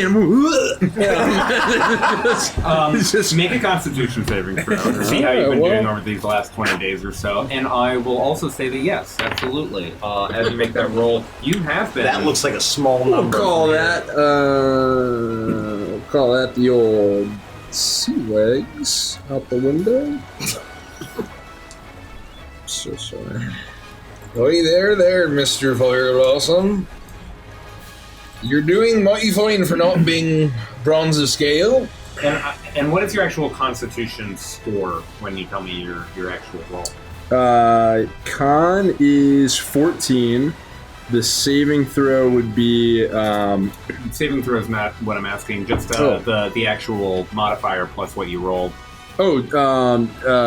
8. Yeah. You Ralph. The first week is probably You, Ralph. probably the hardest. Eventually, you do start to find yourself able to withstand the more rainy or tumultuous sea times. But as soon as it starts to really become a problem, the captain has to take over because you get seasick a little bit more easily than you'd probably prefer. Relieved is exactly the word when those sorts of situations happen, so that you can go down into your quarters, lie down, stare up at the ceiling, maybe go to the privy, these kinds of things. First thing I would do would be to brew a cup of tea to wash the taste out of my mouth. Yikes. Absolutely. And you find that the mint is probably the most settling, and anything salty tends to actually help really solve the nerves. That's something that you've learned over the last 20 years, or 20 days. 20 years? 20 years, at yeah. sea? Yeah, Oh sorry. my It's god! been a long time. Scrim is dead. One can only dream to be 20 years at sea. It gets cooler. Another 10 days pass, and it's now starting to feel actually like moderate out. And there are some storms, but we weather them well enough. The Morebound is a ship being as old and creaky as it is extremely robust. I mean, there's a reason why it's lasted this long, certainly. And we're now finding ourselves in 60, 65, 70 degrees Fahrenheit. A much more reasonable temperature. It's almost starting to feel fall-like to you, those of you who have enjoyed that kind of weather. What are you all doing? How do you spend your recreation time on a ship like this? I would be trying to drink, and I would be playing games of chance with the crewmates. Cards, dice. There are many games of chance. Yeah, I would be trying to swindle people. That would be my... Whether it makes me enemies or not, I would be almost foolishly trying to take... Fools and their money are easily separated, right? Certainly. And I would be trying to take advantage of the games of chance and maybe try to get away with cheating with my coin, doing some things that are probably not extremely wise when you're locked on a boat with these same people for many, many months at a time. I would say that you make friends and enemies, frenemies, in the same way that they're a competitive group. Many of these able men, and you've come to know Stafford, Tell, Waverly, these gentlemen, they're Wuzeans, and so their personality isn't as strong from one to the next, but they all enjoy a good game. They'll tell you about their life in Wuze, ask you about what travels you've enjoyed so far, and but you do need a match. Someone who's a very competitive card player, somebody who's been enjoying these games very much. Knightley Sutton is a gentleman who clearly knows his way around a deck of cards, and it's with him that you know that almost every evening it will be a head-to-head game after everyone else has been knocked out, be it a game of cards or even some of the more physical games like darts or status shots even. I would say with this Sutton fellow, I would become it up to you, known as one of the men you go to when you want to gamble. Always open to gamble. And you find him almost every evening in the dining room or one of the recreation rooms for this purpose, pulling a chair out and welcoming you, warming to you over the last month, more than perhaps some of the other sailors that you've met. But everyone's always down for a game, especially once duties are coming to a close. What else does anyone want to do with the remainder of their time? I would have set up maybe a small wooden barrel, and I would have been taking the compost from the cooking, like the eggshells and things like that, and planted a couple of my seeds, and I would tend to those and try and get them to grow on the ship. Okay. Over the next 10 days, the temperature starts to drop. It's getting cool now. We're talking about 50, 55 degrees Fahrenheit. But even so, you are able to put water into the soil, and the compost, it takes to the compost pretty quickly. You even have a few sprouts. By the time the captain, or rather one of the men, tells you that the captain has asked for all of you to enjoy a dinner with him on this the 6th of the 8th month. Oh.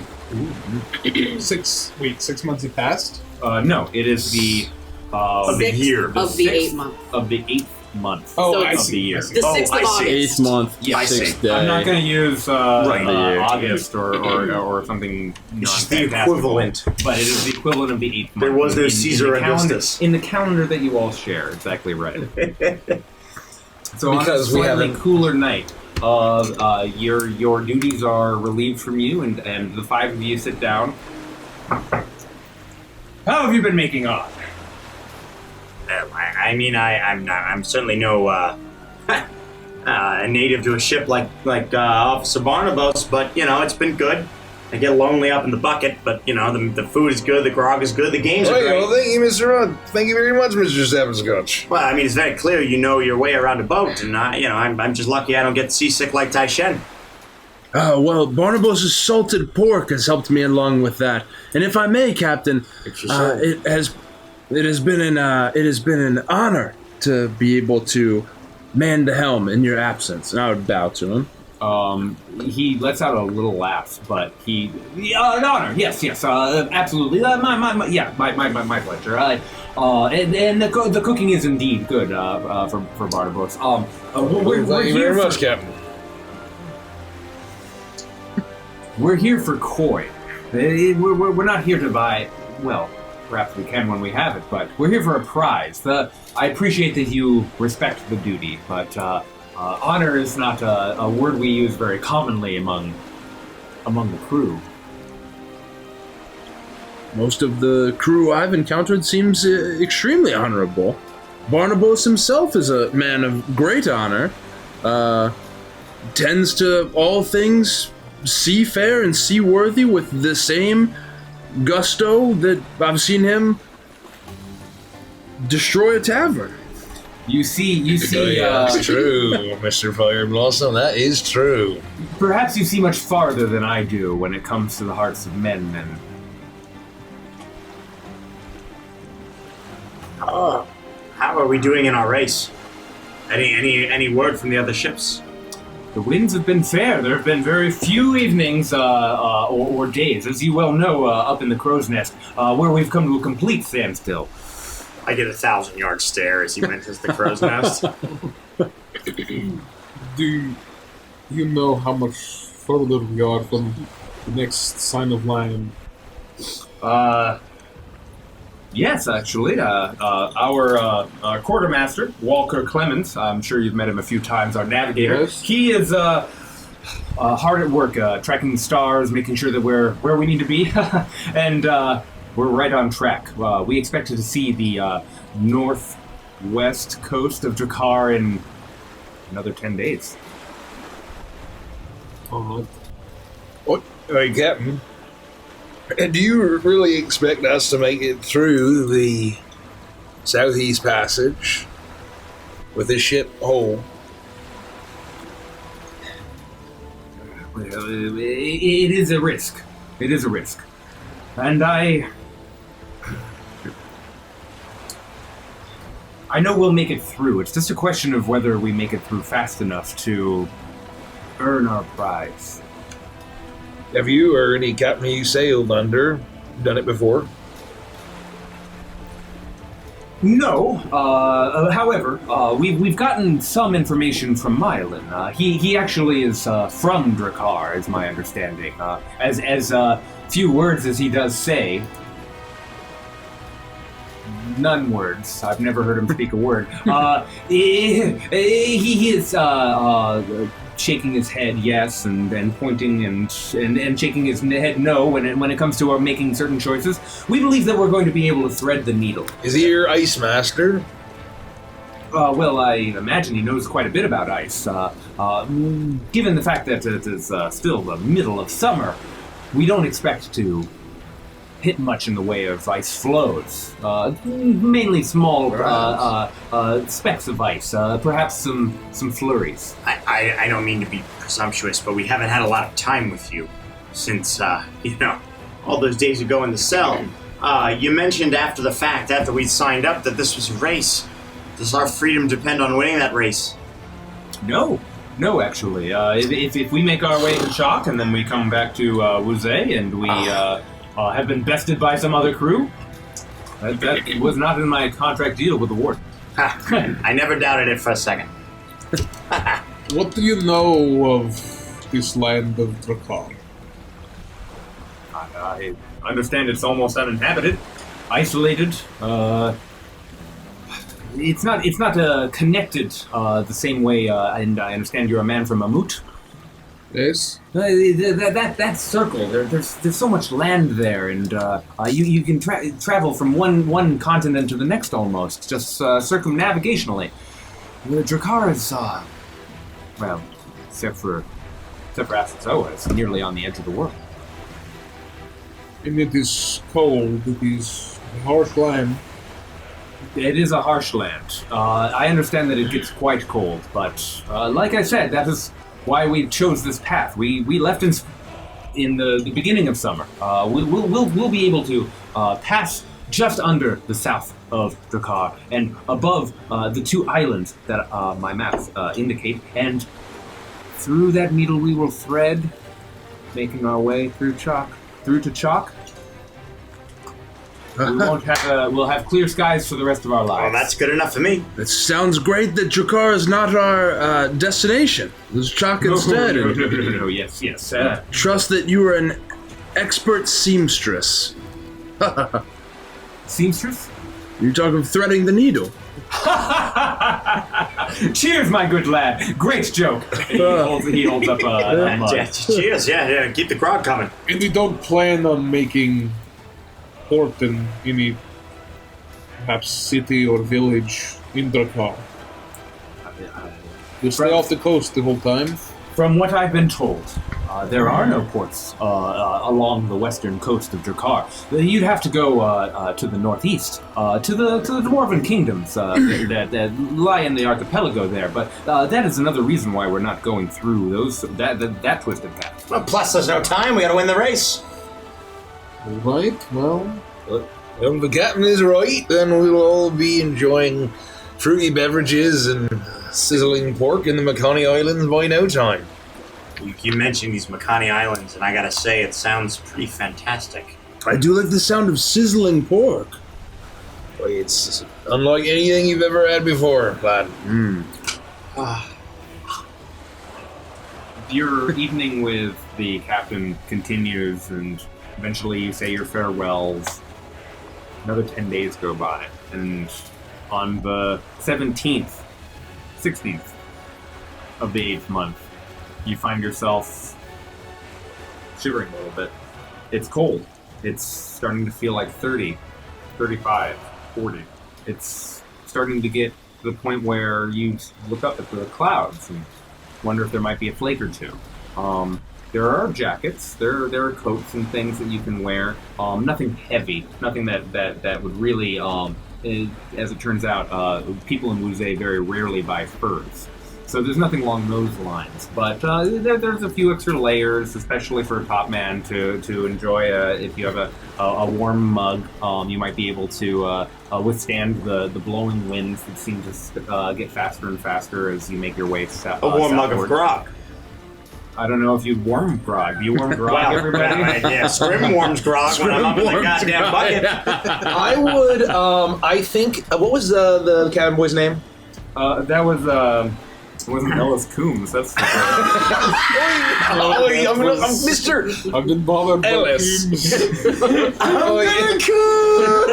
Is it Roland, I think? No, what was his first name? What was the last name? You're talking about Roland Stonebridge. Oi, Mr. Stonebridge, this is... Yes, sir. Oi, here, take this brandy I warmed it. Bring it up to Mr. Scotch. It's a cold one today, and I think that he could use it. Thank God for Barnabas. Well, not enough, though, for him to lose his wits and miss an iceberg. Right away, Curse Mr. Barnabas. And he Oh, it's a good lad. He takes you find a small hand lifting up a warm Sweet rug. gods. Oh, is this from Barnabas? Yeah. Tell him that I owe him my life. Minutes later, he tells you that he owes you his life. Oh, well, he was a great captain when we were in that egg. So, it's the least all he can do. I wasn't me. I would keep an eye out for any kind of birds that might land on the ship. Oh, make a perception check. Oh, is the merchant guy on board that killed the albatross? He was not a member of the crew. Okay. He was just there to see that the delivered goods were delivered. But he was still part of the operation. He was part of the operation, Okay. and there were a few of his men who helped. I hate that guy too. But that guy's nose was hate that broken, and he was left on the piers of the dock. Emasculated. He was left on the dock. And I got good luck for the spelling of blood. Probably 17. bleeding out. Might be dead. 17. It's been ages since you've seen a bird. It's been weeks and weeks and weeks. I don't know enough about nautical business to say that you wouldn't see any birds on a sea voyage, but I imagine that there's a certain point where you get far away enough from land. Exactly. You're just not seeing anything. And that's been the case for 2 months now. So then I guess as we'd be voyaging, I would want to keep an eye out for birds to get a sense are we approaching. So that I'm just sort of keeping my eye out and kind of... in case one does happen to show up, I would like to do something. Just let me know. I wonder what. I'd like to kill the bird in front of Barnabas. Oh, you red-headed bastard! And the whole campaign goes. I knew it! I kid. And your sea legs have really come to you. For whatever reason, maybe it's the cooler air. You're starting to feel like a real sailor in terms of being able to navigate without having to ask any questions, and in terms of when things get rough. And none of you really hit heavy stormy seas at this point, but even when they're at their lurchiest that you've experienced so far, you're starting to get a sense for what you need to do in order to stay focused and stay not healthy, it's not the right word, but Capable. Yeah. Undistracted by motion sickness. Once this was quite taxing, but now I quite enjoy the time at the helm. Everything else, this is easier. whether it be the cool air. Scrim, how are you? What? I said, Scrim! I said, how are you up there? Yes, the sky's blue. Excellent! You see something? What? What? Do you need surgery? Brandy! I need more brandy! Oh, I'm no help. It's true, you've had almost nothing to do. But a warm belly, a full belly every night. Yeah. That's a good thing. It's I don't really trust Yorni with a scalpel. I'll be honest. He got these big, I don't have he has these big, meaty fingers. He can't hold a scalpel. I have a knife and a hatchet. It's not for the precision work. put yourself where you would be. While in the kitchen, I want to butter gets stuck in the blender, and I want to get it out with my fingers. Yum! So what happens? Unfortunately, you're pulled into the blender. Completely? Your whole body. Shit. Wait, rabbit stew, I suppose. That's a bit of a treat. You're turned into a rabbit chino. How do you? Frappuccino. Frappuccino. Thank More you. like rabbit puree. Rabbit puree. Everyone enjoys the meal, Lovely. and we continue on with the adventure. You can go now. All right. It's been real, everybody. It's been real. You've been serving drinks. You've been making sure that people get fed. You have to run up and down the boards of this ship pretty frequently because people don't always eat in the dining room. But sometimes people say, "Hey, could I get a beer, or could I get grog, or could I get a glass of warm milk before bed?" Something along those lines. You have been noticing one particular gentleman, Corliss Garside. He has been really digging deeper and deeper into the drink each progressive week. He still has been doing his duties okay, but he's been the first night was 3 beers. And the next night was 3 beers. Then 3, then 3, then 4, then 4, then 4, then 5, then 5, then 5. It's been steadily elbowing up in number. So I would ask, with that knowledge, where do you guys find yourself on the 10th of the 9th month when things start to drop below freezing? I'm in the damn bucket. I'm not happy about it. I yearn for Barnabas's hot brandy. Put yourself in the You know bucket. what I mean? So he's in the bucket, or presumably I'm in the. main That's mast, the or top of bucket. the main mast. The main mast bucket. I haven't moved. I'm in the damn bucket. I'm in the galley. Out of the galley, man. I would be up on the top deck, and I would be keeping an eye out for birds, but I would also be like kind of, if no one was around, I'd like carve another rune in just to kind of. If Yornir's like on the top deck below me, I would occasionally like throw something at him, like like a little piece of debris. I'm a troublemaker, and I'm not really doing my job. You're not looking out for anything? I mean, I'll occasionally look around, but there hasn't been anything for months, right? I mean, like, and Scrim is the kind of person that he doesn't give a fuck about real work, right? He's very much like, I'll look around occasionally, but nothing's changed for months or weeks. Yeah, exactly right. So I'm doing my job half-heartedly while I'm torturing Yornir. It's on. I would just ignore it. I would like get hit by. Well, I might miss, right? Something, It's a long drop, right? I feel like I'm doing my detailed cleaning of the bathroom. Even though the captain said that you need to clean up after yourself, nobody does. And I just can't stand for that. So the bees help me. Once a week we go in and do a deep, detailed cleaning and try and make it spick and span.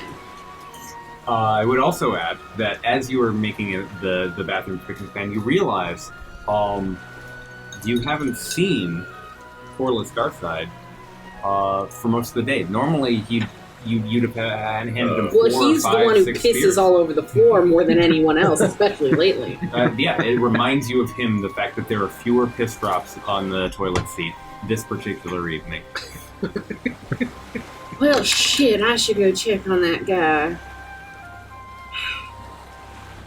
Well, I gotta finish cleaning up the bathroom first. So I'm just gonna keep cleaning it, at least for a while. And then once I feel like it's to a good point, I'll go check in his room. And instead of bringing alcohol, which is what he normally likes, I'm gonna bring. I'm gonna meet up with Tai Shen, get some of his tea, add a little bit of honey to it, and bring that to him. Okay, so Try and warm you've them got a cup full of honeyed tea, and you're making your way down on the for lack of a better word, second floor of this ship, where the hammocks are. You look to his hammock, and it is empty. Well, someone's got to drink this tea, so I guess I'll do it. And I just start drinking the tea. I don't know where he is. I'm going to go let Yornir know. That is unusual. And I'll go upstairs and let Yornir know. Hey, Yornir, you're the surgeon. Yes? Do I go to you if someone's missing or only if they're broken? I don't know how my skills would necessarily be locating someone, but if you locate them and they need surgery... That's what I'm worried about. He's been drinking a lot, and now he's gone, so... How long has he been gone? When was the last time you saw him? DM. You would have been the previous night. It's been about a day. Ooh. Well, chances are that if he fell overboard, he's certainly dead. So he won't need surgery. Yeah, I mean, that stands to reason, but if he's just on the ship somewhere, but he's messed himself, and he's been drinking a lot. Well, I'm not doing anything. Would you like me to help you find him? I mean, that's why I came to you. You're the surgeon. You haven't done anything this entire trip. That's right. I'm just... You just stand here and let Scrim throw things at you. He needs some kind of entertainment. I humor him. Hey, Scrim! Did you say brandy? No! Okay! And my head peeks back into the bucket. I disappear.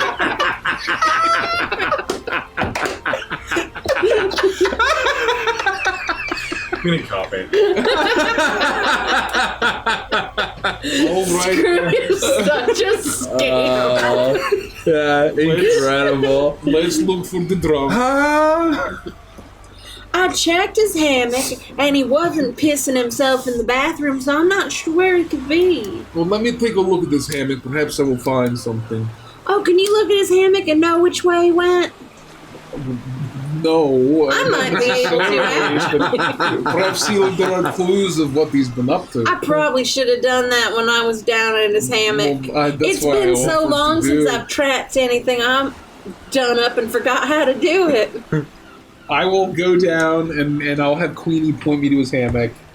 Because I don't, I probably don't know the guy or care about the guy. You may have learned none of the names of No, these crew. They ignore you, you ignore them. I love We're how all aloof happy you for are. it. His is the final one, hammock on the rightmost side there. Oh. Down this way? No, like this that here, one. here. Yeah, not in the actual recreation room, but there. So, And I'm gonna start- There's no core list there. I'm gonna dig through his possessions and just start ruffling through everything. And I would like to use my rangerness to try and see if I notice anything off. Because Oh, I yeah. forgot I was a ranger. Investigation, and I don't know what that means. Like, I guess survival? I don't know. I Try to would track say him. Like, another yeah, I'm trying to track him. Let's give. Okay, you're gonna try to track him. Yeah. That's different.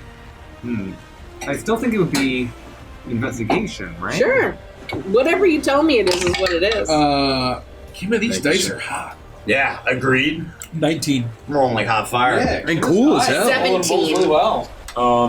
With a 17 and a 19, you start to go through his things. Just brutally opening up satchels, pulling in, How much is left? finding a book or two, finding additional changes of clothes, finding what weapons he might need on him should there be, a pirate situation or something along those lines. Traditional crewmate fodder. You don't find anything unusual that would speak to a disappearance or anything along those lines. As you're, go ahead. I'll turn to Queenie. I'll say that there's nothing out of sorts. Well, I'm just checking down under his hammock and along the floor to see if I see anything interesting. With a 17, there aren't any tracks. I would say it'd be very difficult on a boarded deck level, like on a ship, where you'd be able to see like footprints or anything, especially even fresh. It's a mystery. You aren't able to find anything. Well, I didn't really know him that well anyway, so we should probably just go make sure Scrim's okay. Well, I think we should check the rest of the ship. I mean, I've already looked in the bathroom. It goes 2 places. He's asleep in his bed or he's pissing on the floor. He doesn't really go anywhere else. Well, I'm going to go check the bilge if you'd like to come. Where's that? It's the very bottom of the ship. It's real dark down there, Yornir. I know, but it's fine if there are 2 of us. And it gets colder down there, too, because that's the part of the ship that's under the water. Do you need a cloak or some kind of cloak or a... Do you have an extra one you can give me? You can just use mine. I'm used to the cold. This isn't It looks that bad. real heavy. Can you carry it while I wear it? Yes. All right, I'll come with you. And so I'll take my cloak off and I'll wrap Queenie and I'll pick her up. Oh, All right, wow. We'll just You're keep your real eyes out. warm. And I'll walk down to the I'll walk through the whole kind of, basically do like a once over of each deck of the ship and then go all the way to the When bottom. you reach the... Go ahead. I have a question. Yeah. Is Yornir literally like bent at the waist all the way down? I'm like at least hunching. Like, how tall are you? Aren't you like 8 feet? Holy shit! I would say the first week you found out all of the places where you could hit your head. Okay. The hard way. I would say that the equivalent would be Gandalf walking in Bilbo's Bilbo Baggins. Bagan. That's what I do. I assure you, it's quite cool. That's what it feels like. Now, that being said, the bilge is considerably shorter when it comes to its height. Only Scrim and Queenie would be able to walk in the bilge without having to duck in general. Fully erect. But even then, they're still a little bit... I could walk through the bilge fully erect. Yes. So good, Queenie, of you course. and Ellis Coombs. Of course. Very without saying. Mr. Coombs has a lot of time in the privy. I'm Ellis Coombs. He has one giant arm. He's like He's always like, "Hey, Barnabas, what's in that shell?" It's like, you say He's there's also a pretty... the saltiest of all the crewmates. Get the fuck away from me. You don't make it into the bilge, however. All the information that I gave you. You pull the hatch up, and just there. There it is. No, the bilge is the bottom. We don't make it there. Oh, my fault. It's as you are attempting to descend. Uh-oh. Where's the ladder? Or the here. stair? Oh, yeah, there's the hatch, yeah. Boy, You right, can see. You right can by see Scrim's room. Corliss Take that, is dumped down these stairs, and he is crumpled at the bottom, clearly unconscious. And Hanska called it. He's at the bottom of the stairs. He's at the bottom of the I stairs. immediately rush down. Oh, Queenie, let me put you down. He's in trouble. Let me help him, please. And I'll set him down, and I'll kind of rush down, and I'll see. I knew it. I'm not even going to say anything. I'm just going to do a full check, like check his pulse, kind of do a once over, look at his face, see what he's feeling. The game is afoot. Make a medicine check.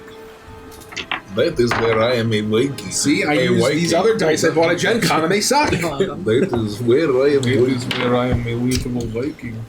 Well, you're literally a Viking. Skills. A Viking. A Viking. Medicine is a 9. Nuclear With a 9, you can tell that he is breathing, and he is unconscious. But without, given the darkness that it is, there's no cisterns or lanterns or anything like that in the build. Without more light, you have no idea what. He's not dead though. What the condition is. He does not appear to be dead. It's the best you can tell. He might have just slipped. I'm going to immediately pick him up, and I'll walk up to the top of the steps, and I'll look down at Queenie. I'll say, probably had a drunken fall. Let me take a look at him. We should get him to wherever it is that you do the surgeries, just in case you got to remove parts of him. That is exactly my plan. and I'm going to walk and take him to the surgery room, to the whatever it's called. You start to bay. walk. Sick bay. It is the first the first frost. It's chilly, and it wasn't until you went down into the bilge that you really realized that like the condensation on the inside of this ship is actually even starting to itself change the color of the wood to that like white, The frosty. gray color. And you take him to the medical area. Yep. Okay. Yep. What are the rest of y'all doing? Especially Scrim. Let me go first. I'll be right back. No, I'm fucking with you. I'll give an answer. I just gotta. What time is it? I want to make sure that I'm not. I would say that it's well past cooking hour. Okay, It's okay. 10:30, 11 at night. I would have. God, I forget his last name. I should have written it down. Roland. I would have him basically. Stonebridge. I'd have Mr. Stonebridge. Mr. Stonebridge, you keep that oven stoked, and you keep peeling them potatoes. I'll be right back. And I would have gone up to the top deck to smoke my pipe. And perhaps converse with Mr. Fireblossom, and I'd also probably bring my drum, where I would have probably been teaching sea shanties to a lot of the crew, and maybe leading around. This late at night, and it's not every night, but Yeah. your drum has become something of a siren call, where I hear the drum, and occasionally crew members will come to hear. To learn shanties, to teach you shanties of their own. Yeah. A few of them have their own instruments, 100%. You're starting to think it might turn into one of those kinds of nights. And Taichen, I guess you are joining him? I would love to be there. Barnabas, excellent. The drum's in play. At one point I loved the sungi horn myself, but I left it back at the mainland. So That makes me very sad to hear about your Zungi horn. Every time you mention it, we would love to have an accompaniment, but you know the words. Oh, I do? Going down to old Going Marquee, me Makani, me boys going down to Makani. We're homeward bound from the Mammut ground, going down to old Makani. Wait, you gotta work on it a little.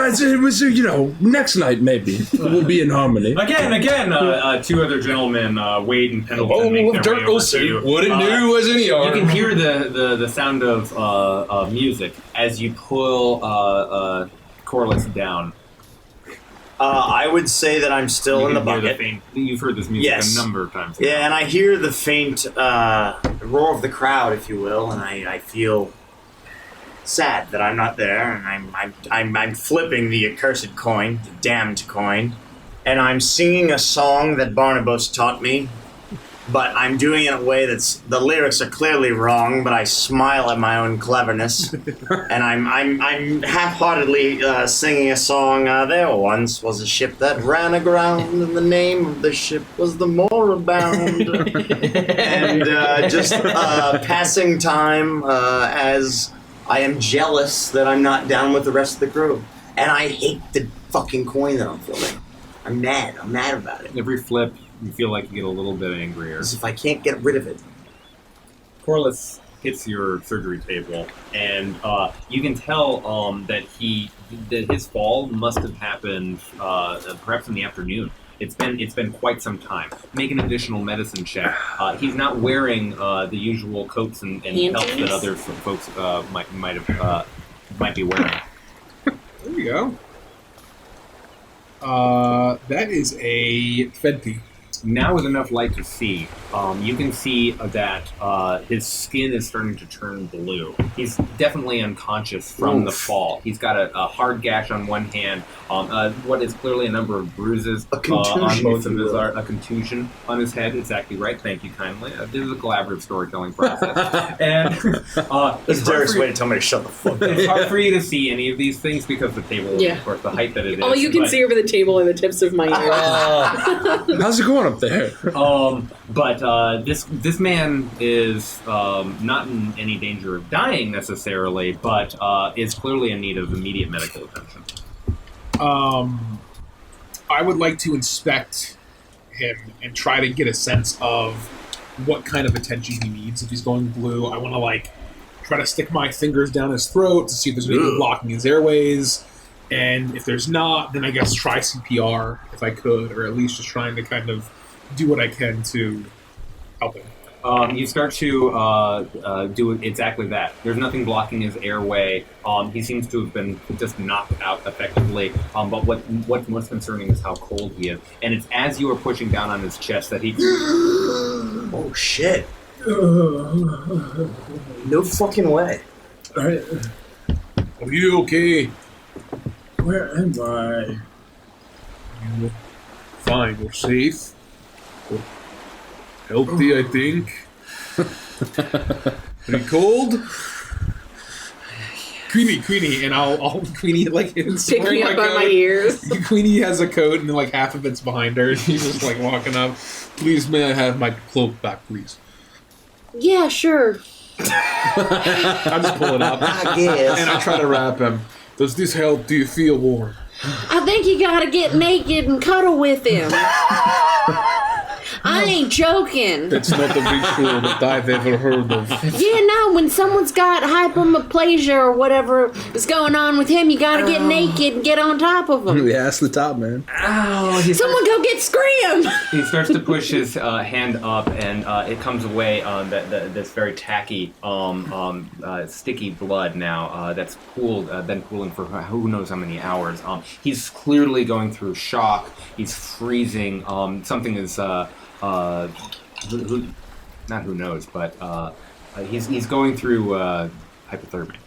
No, I'm serious. You gotta get naked and get next to him. Not getting naked, but getting next to him. There's something about body heat. It's the best way to make someone warm. Grab a lantern off the wall, if there are lanterns hanging. Oh on yeah, the yeah. wall. There, you can see actually where I notified that there are ensconces. So there's two on. So yeah, there are definitely lanterns on. So I'm gonna grab actually, one. you know what? Here, take a lantern. I'm gonna pull one off the wall, and I'm gonna basically like put one kind of at his core, and then try to wrap my cloak around him. Yeah, hold him. Just hold him like that. Don't put him down.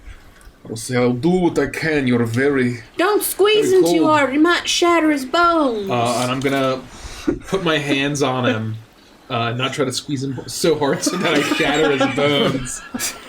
Unfortunately, you fail. And He's dead instantly. I'll utter a quick word in giant, and my hands will You're glow putting a with this, curse like, on him. Where's light, Barnabas? sort of white, very, very, very kind of light blue as I cast Cure Wounds Nice. on him. you cast Cure Wounds on him. Just as a way to try to kind of give him some kind of healing. Between that and the warmth that you make, I'm going to ask you to make a medicine check just for funsies. Does it matter how many HP I heal for him? Or I would also ask you for an HP. Oh, actually pretty good. Big money.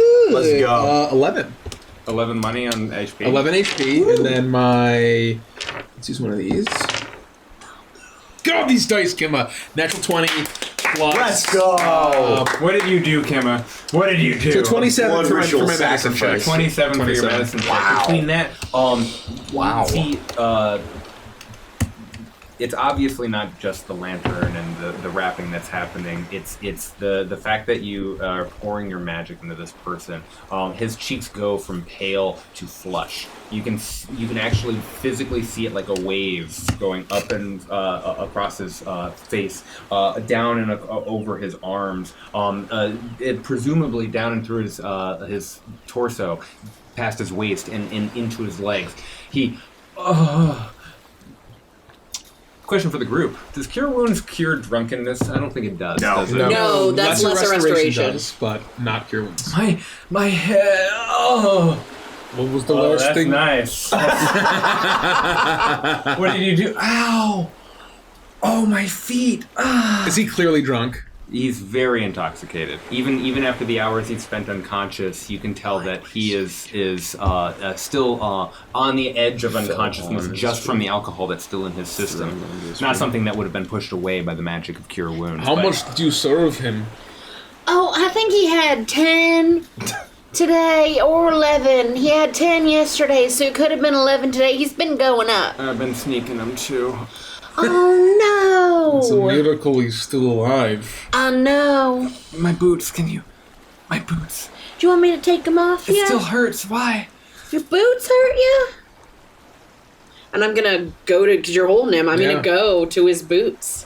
You start to unlace the boots and pull one shoe off, the next shoe, Okay. and you are staring at curled, blackened toes. Oh, no, The You're- cure wounds certainly cured what is alive on this person's foot, but in particular, one foot is dead from the actual knuckle of the foot up. you're near. Yes. You're gonna want to take a look down here at his feet. They look fine, I think, so don't worry or anything. You just relax. But Yorny, you might want to look at these. I go down to his feet, and I'll take a look to see how many toes I think are like dead versus I can save. Yorny.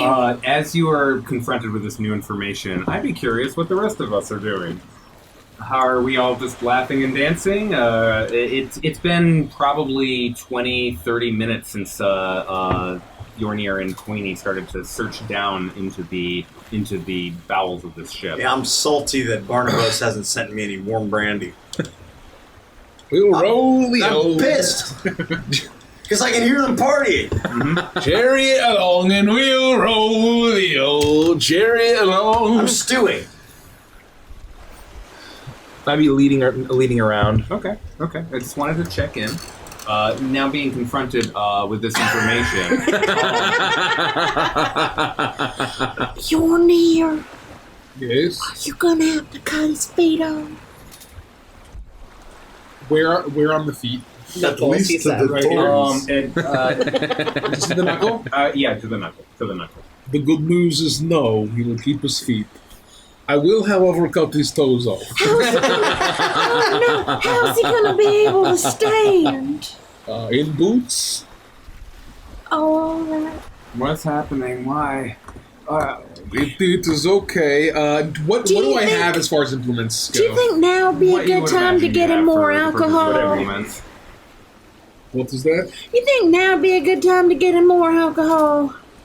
I have something better, I think. And Okay. I will open up the chest, and not usually having access to this, but I'm just gonna take it. I'll say there are the metal instruments that you would imagine there being in there, and you've really familiarized yourself with this room. With no surgery to do, you know the ins and outs of this space. And in here, there's a chest of perhaps 4 or 5 healing potions. There's an herbalism kit. There's a variety of different metal instruments for the purpose of surgery, including saws, tongs, gripping devices, that kind of thing. I will pull out a vial or a little bottle of laudanum or any kind of other opium that they might have on the ship in this chest. And I will say, Queenie, will you assist me? Anything you need, Yorna, you just tell me what to do. All right, I have my honey stir if we need to have him bite down on something real hard. I think that would be useful. I'm really gonna hate having his teeth marks in it, but it's all right. Or just that maybe you just join me at his face. I will unscrew the cap, and presumably it has some kind of like dropper top, dropper. I will take a drop, and I will place 2 drops. I will open his mouth and say, just keep this under your tongue and you'll feel quite a bit better. And I will put 2 drops under his tongue and close his mouth. What does it taste like?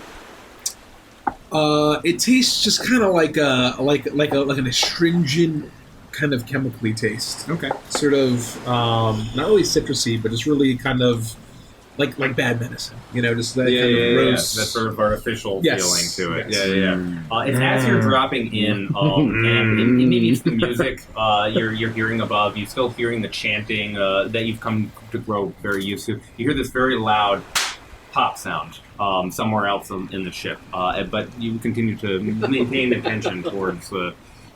I probably wouldn't pay it any mind, and having a lot more implements than this is a lot worse normally where I'm from. I will take one of the bolt cutter style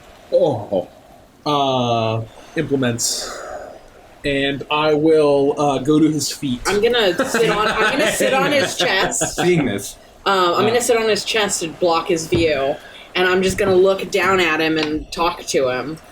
Queenie, the wood in his mouth, please. I'm gonna go ahead and put this honey stir in your mouth. Here, and I'll reach into my little honey pot and I'll put some honey on it. It's gonna taste real nice, probably for only a second or so. can I have an ale later? You can have as many as you want, honey. Okay. And I'm gonna put it in his mouth. And once I feel like the opium has done its effect, I will just start snapping him off. With these big metal, You get as deep in there as you feel that you need to get. Make another medicine check. Oh god. Oh no. Twisted. God, please twist. Twisted comes off. How many twists are you gonna use? One or two? Just one. Just one. I think this one. I think this one. I rolled a natural one. But Thank we're you twisting for it. Thank you, Chad. Thank you. Thank you. So I can't retwist this. It is what it is. That's better. 6. Better than a 1. My medicine's pretty good. It's 5 better. Medicine is 7. Right, crack 'em So off. it's 13. 13. Between the opium, your dexterous snipping. Does he get anything because I'm helping? I am sitting on his chest and That's a fair biting my point. honey stick. So Just if that was asking. advantage, I would have gone a 6 and a 1, and then I could. I honestly I set the DC to 10 because you Okay, already good. you already dropped him opium. Instead of advantage, better and DC. toes. Yeah, You're not hitting I live like that. wires. Right. I so to like speak. that. Thankfully. Everything's coming free. He'll feel it in the morning.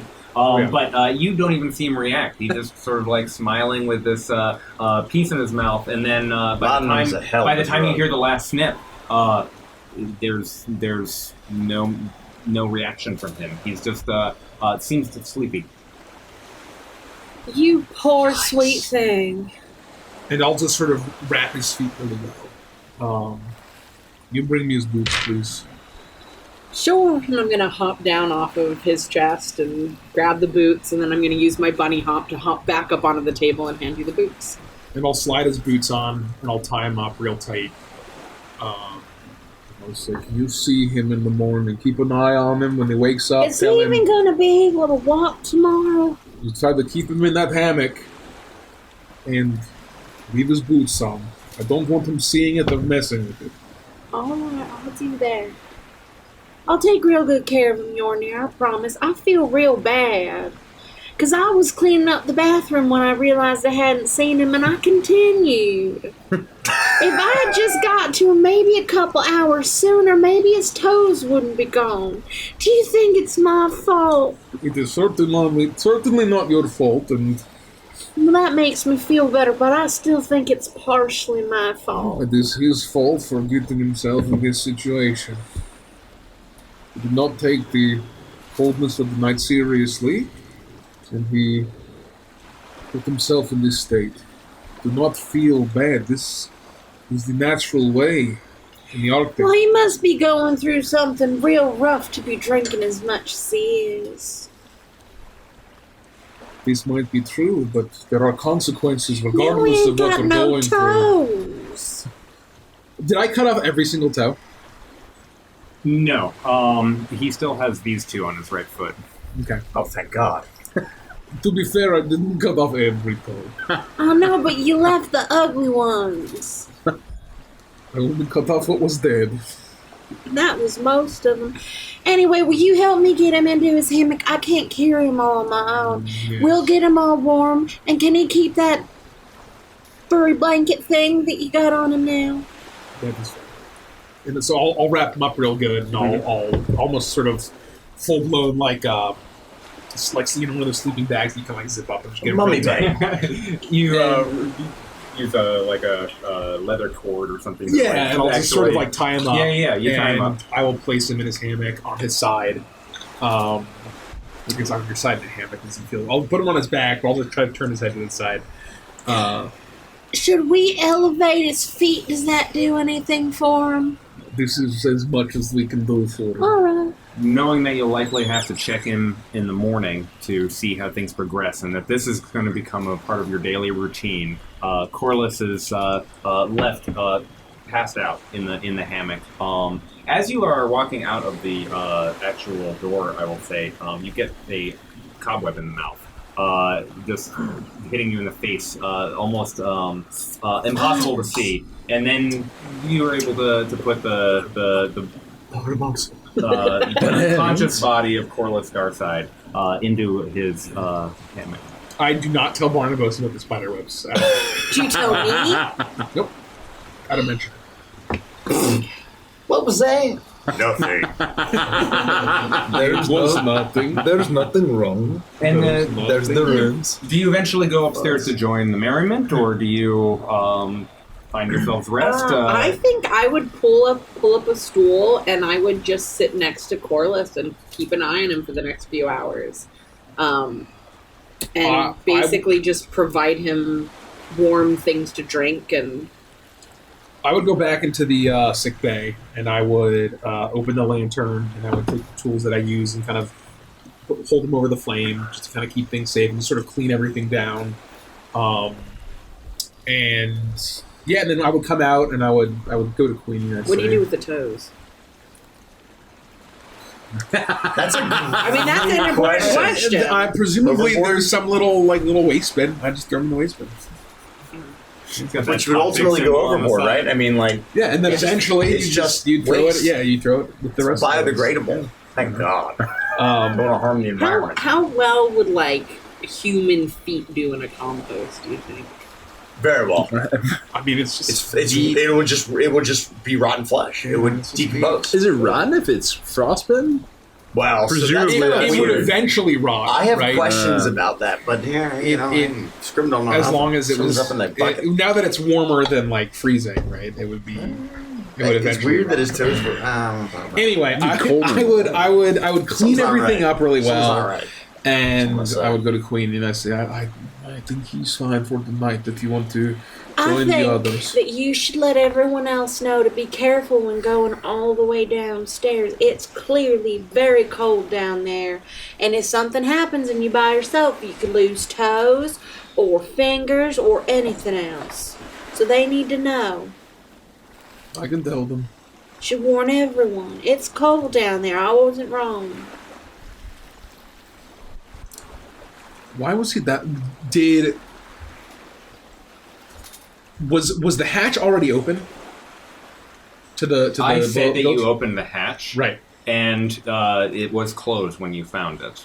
I would say that you either presume that it was closed on purpose, or that it fell closed as he tripped down this path to doing whatever he was doing going into the bilge.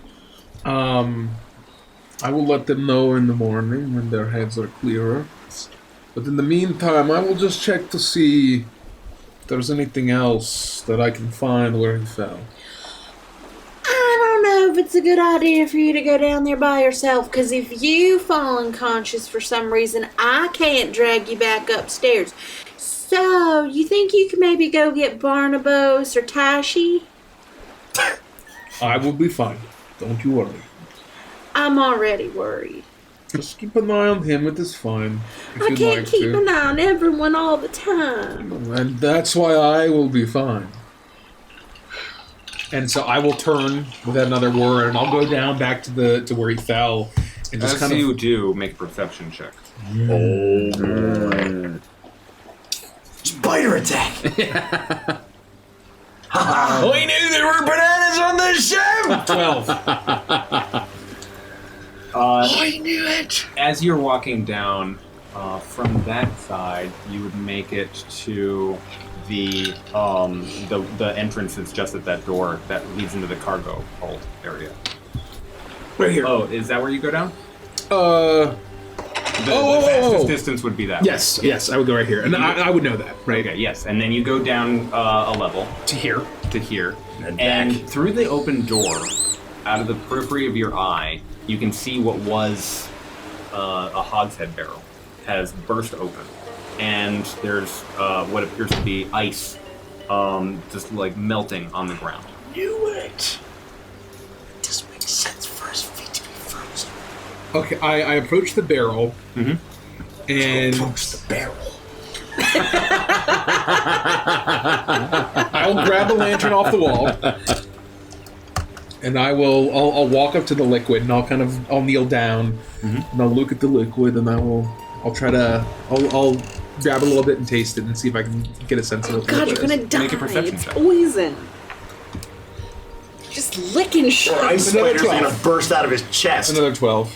It's Oh, ice. I didn't It's think of water. that. It doesn't seem to have any sodium in it. It just appears to be fresh water.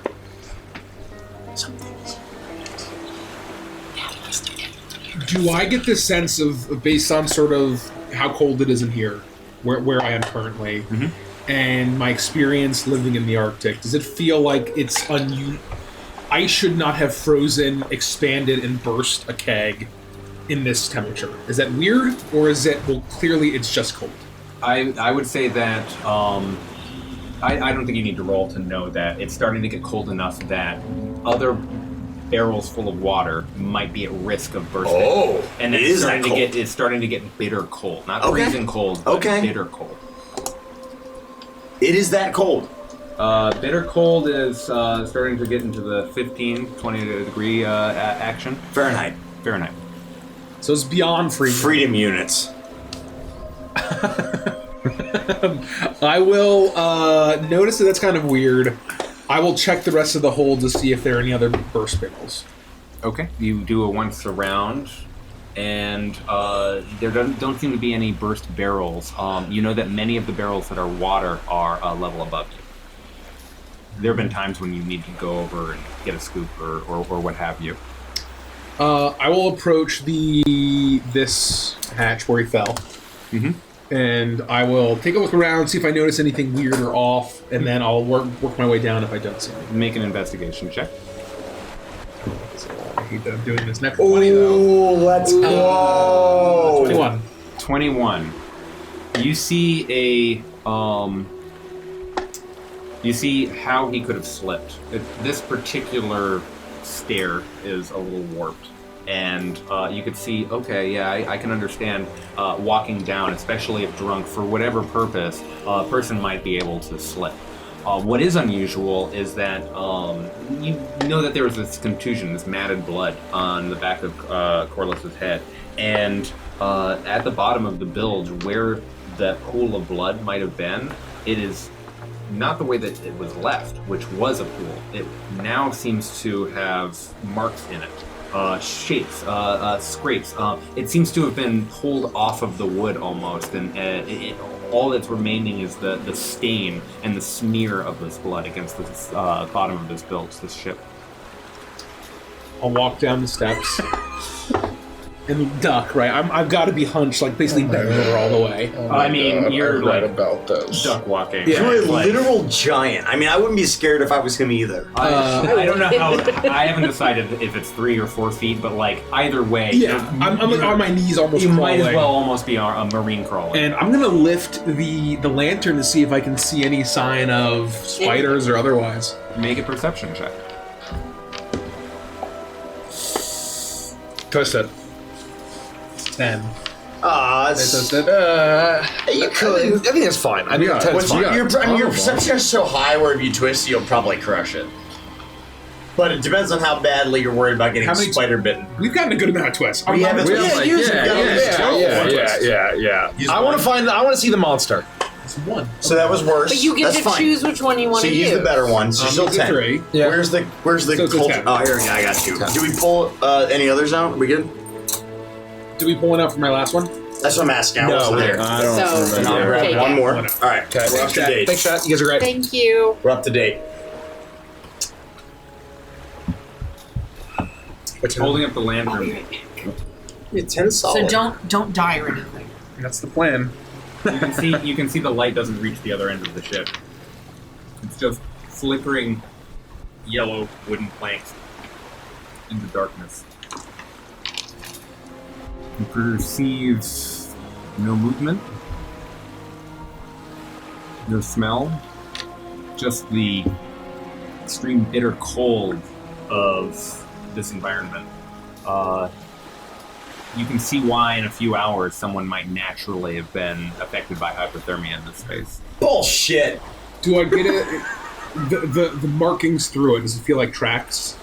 Does it feel unnatural? Does it feel like some kind of critter? Lowering down or with creature? the lantern, you look and it.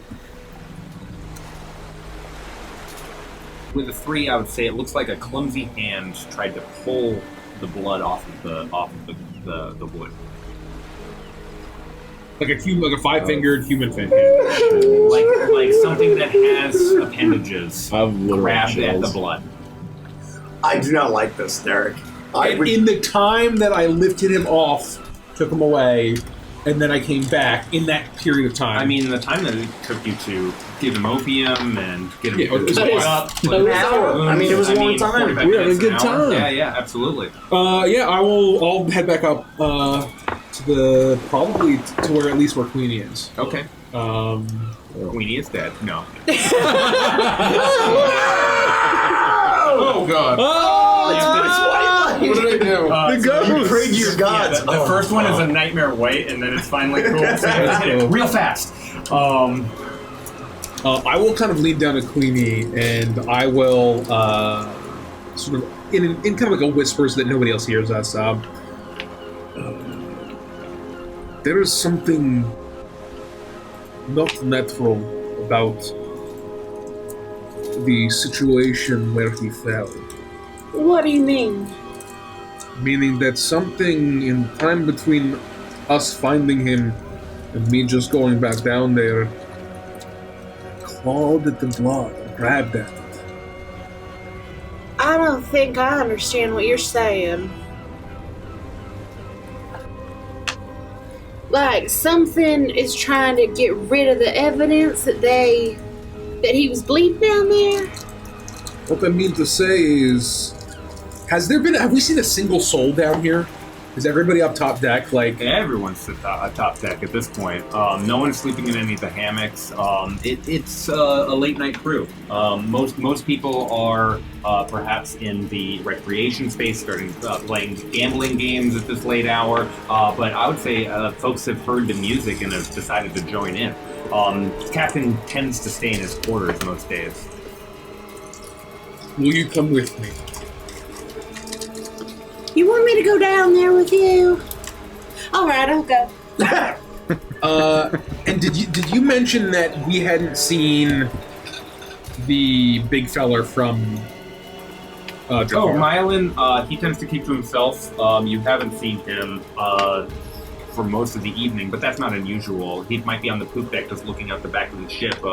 He tends to be a very stern and concentrated individual. Solitary. From what you can tell. Very solitary, thank you. You're quite a bit smaller than I am, so I'd like you to at Says least...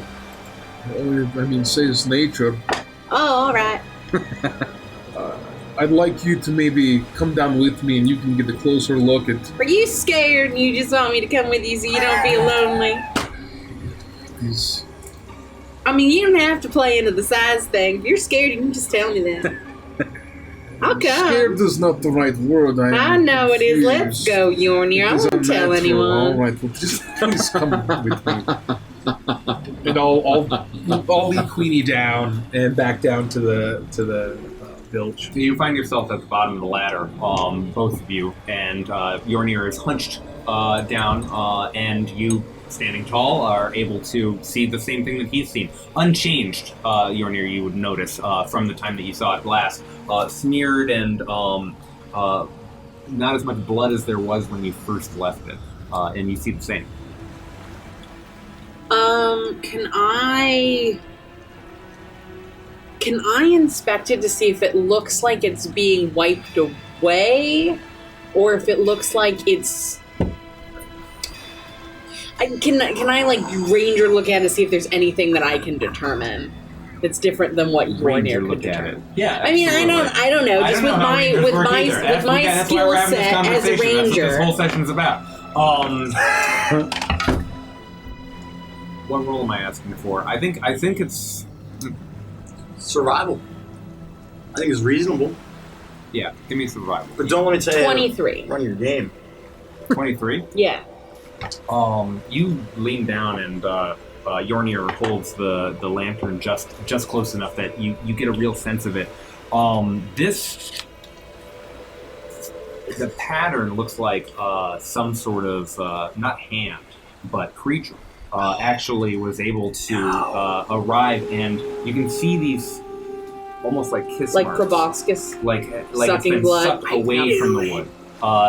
The same way a popsicle would look after you finished a red. There is some blood-sucking hooligan on this ship, Yornir. You see them little pucker marks? His name's Tashan. Whatever was putting its little lips up against this was sucking that blood straight out the wood. Is this an animal? Well, how am I supposed to know? It could be an insect, it could be an animal, it could be a person with really small lips.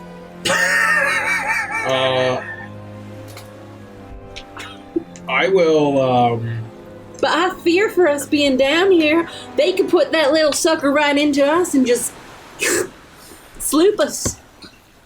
I would say at this point, the rest of you, that a gentleman is coming up.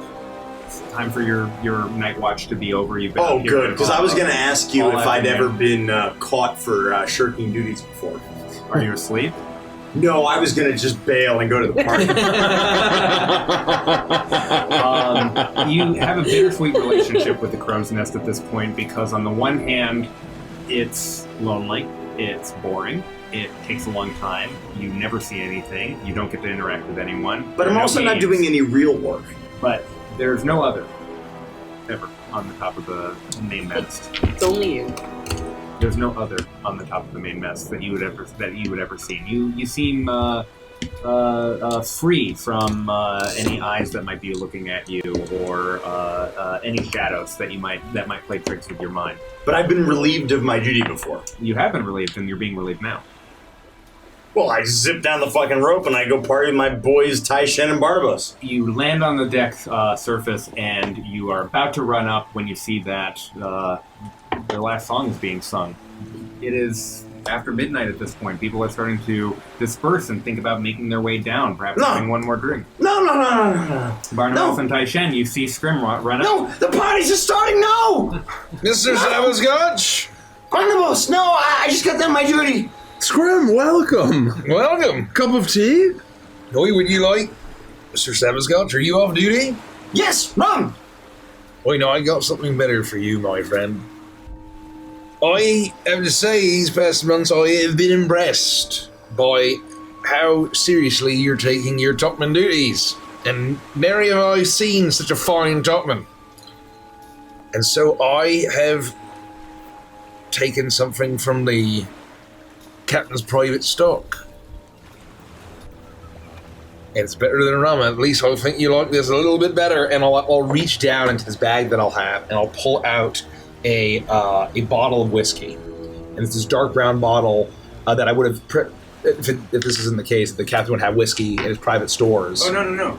This room right here, Yeah. that is all stores. And I'm making his meals too, right? So it's a bottle, and you'll see that there's this beautiful red label with this crimson spider on it.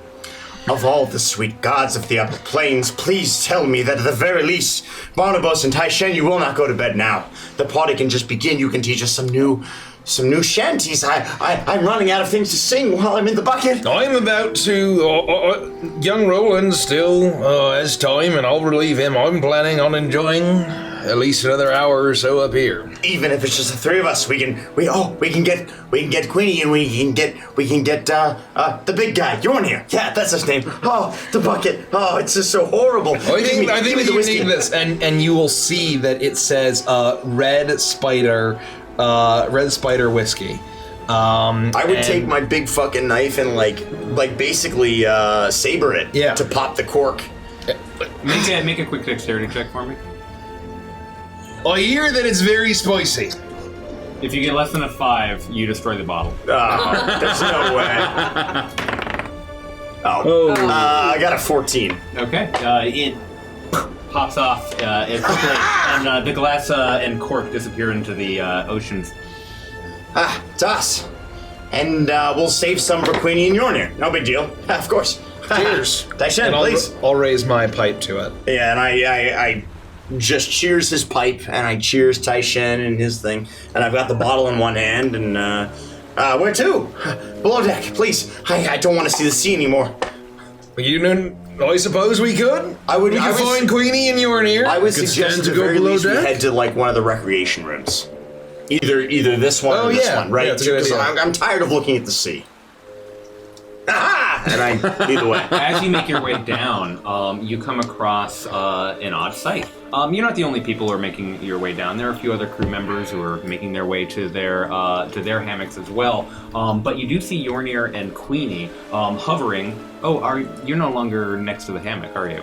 No, You guys are we're downstairs. downstairs. Yeah, they're farther. I was gonna say we either head here where the blood's or we there. head here, in which case they're even deeper, right? Like I was just suggesting one of the rec rooms without having any idea where they are. Okay. Right? There's one of two rec rooms we could go to, whichever one's more private for the three of us, hoping that we'll run into Queenie and Yornir. So we're Let here. me do some quick simulation Yeah, totally. amongst yourselves. Totally. Barnabas, I have to tell you, I am. Words cannot describe the appreciation that I have for you. You've single-handedly helped me when I've been all alone in that horrible bucket. Of course, Mr. Zabascotch. I owe you. I really do. If you can think of anything, I will pay you back someday, I promise you. You've given me one of the fine little simple joys in life. Oh, yeah, and on this voyage, that's all we can ask for. There's not much gonna be left for us when this is all over. I'm certain of that. And Taishen, I've missed your tea. Have you made any at all? Yeah, every night. Is it really so bad up in the crow's nest? You've made Or wherever. You've made tea every night? Yeah. Oh, it's very lovely. It is. We've been at sea for months. I haven't had your tea in almost a year. That can't be true. Mr. Fireblossom, is this true? No, I don't think so. I would have offered it to you. You may have. I understand what happened. I shouted up to you, asking if you wanted tea, and you shouted back down something about Wendy, and I thought you meant no. And now I think you were asking for brandy. It's dawned on me after all this time. No, Taishen, no. It's very clear which of two of you care about me. It's me. Oh, and I'm the one who provides actually what he wants, which is whiskey. But your tea is very lovely. I've been Thank you. I enjoying wasn't it. sure where you were going with that. That was about to be very hurtful. I was Three of you going make a quick perception check I as pull- you walk into the recreation. As we're making the perception, I pull the bottle of the fire spider whiskey very close to me as I Red scowl at Spider, Taishen. it's very spicy. Perception? Oh! Kimma, I love you! Finally, he has a set of dice that Sounded doesn't like let him Grunkle down. Stan there. No, Kimma! Pancakes! 13. Perceptions? 22. Wow. Perception?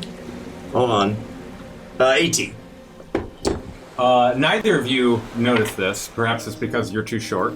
Well, However, I'm angry at Taishen and I'm hoarding the whiskey out of myself. and I'm looking at him as folks are making mortified. their way into their various hammocks, and you're passing through into the doors into the recreation space. Right here? Barnabas, you're the first person. You make of this what you will, but you do notice that Corliss is unconscious and stitched up unusually. Where is he stitched?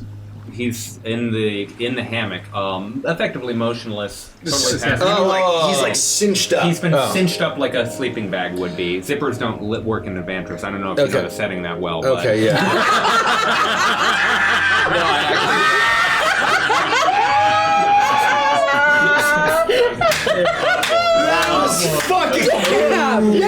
Fucking holy shit! I don't know if you know the setting very well. Wow! This is a filthy casual. So then I'll be walking by, and I'll say, well, the good thing about this, because we don't have any bananas on board, that will be the only spider on this ship. I mean, it's not his normal bunk, but he looks cozy. I'm not gonna stop him. You know what, Taishen? I've forgiven you if you'd like some of this fire spider I don't know what you keep saying. It's spicy. It tastes good. I'd love some, thank you. And I'm mortified I haven't brought you tea every night. I just have a fear of heights that is difficult for me to conquer. And you were just very high up in the air. And I was worried about falling off of the netting and hurting myself. So thank you for your kindness. Mm-hmm. That's why you're not in the rigging there, Mr. Flare Blossom. We all have our own roles on the ship. What's his name, Mr. You would have called him Mr. Garside. What's Mr. Garside doing bundled up there? Well, again, it's not his bunk, but you didn't hear for this from me, but he's a bit of a drunk, and people talk about it, but we all know, but we're all thinking of it. The point is, he's a drunk. Okay, I'm just gonna say we're all thinking it. So that doesn't surprise me. Then he might just be laying here. It's fine. Well, isn't that Yornir's seal pelt? It's your seal pelt, right? Mm-hmm.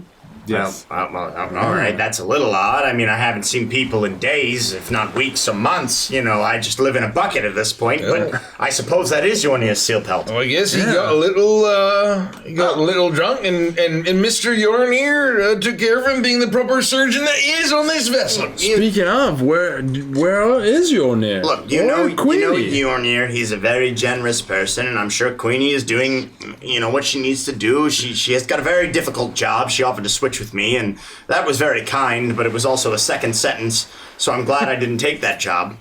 I'm sure they're doing their thing, right? They're very important people. I'm just happy to be off, and I've got this lovely bottle thanks to Barnabas, and if anybody would like to play some cards, I'm happy to deal. It can be a friendly game. We don't have to wager anything. Come on! As you are starting to consider gambling, Yornir, Queenie, what are you up to?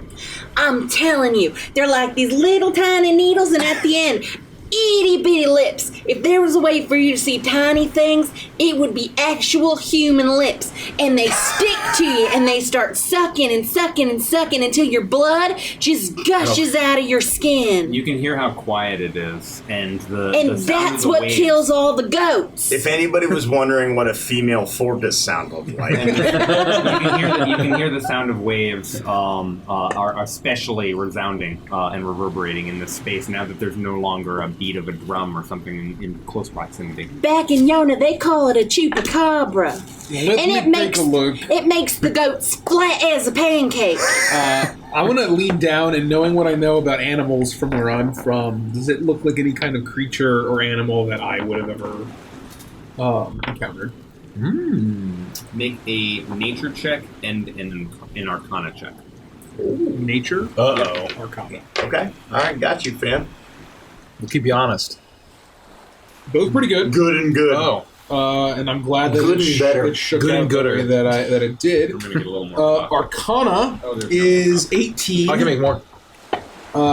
And nature is 18. Wow. This doesn't feel like the actions of a beast or a mundane, non-magical creature. Not a fan of that. This is not the work of...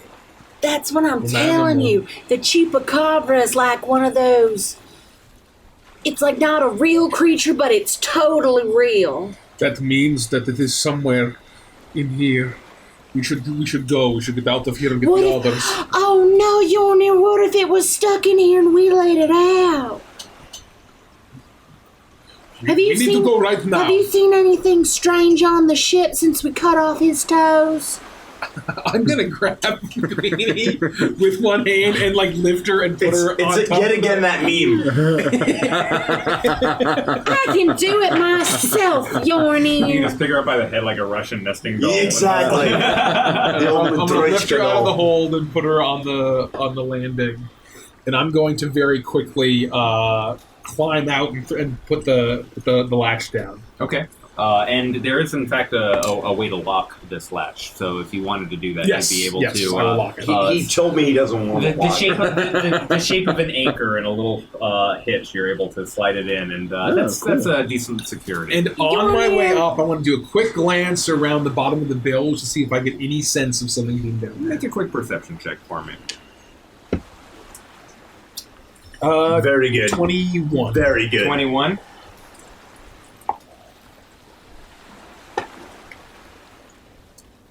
still quiet.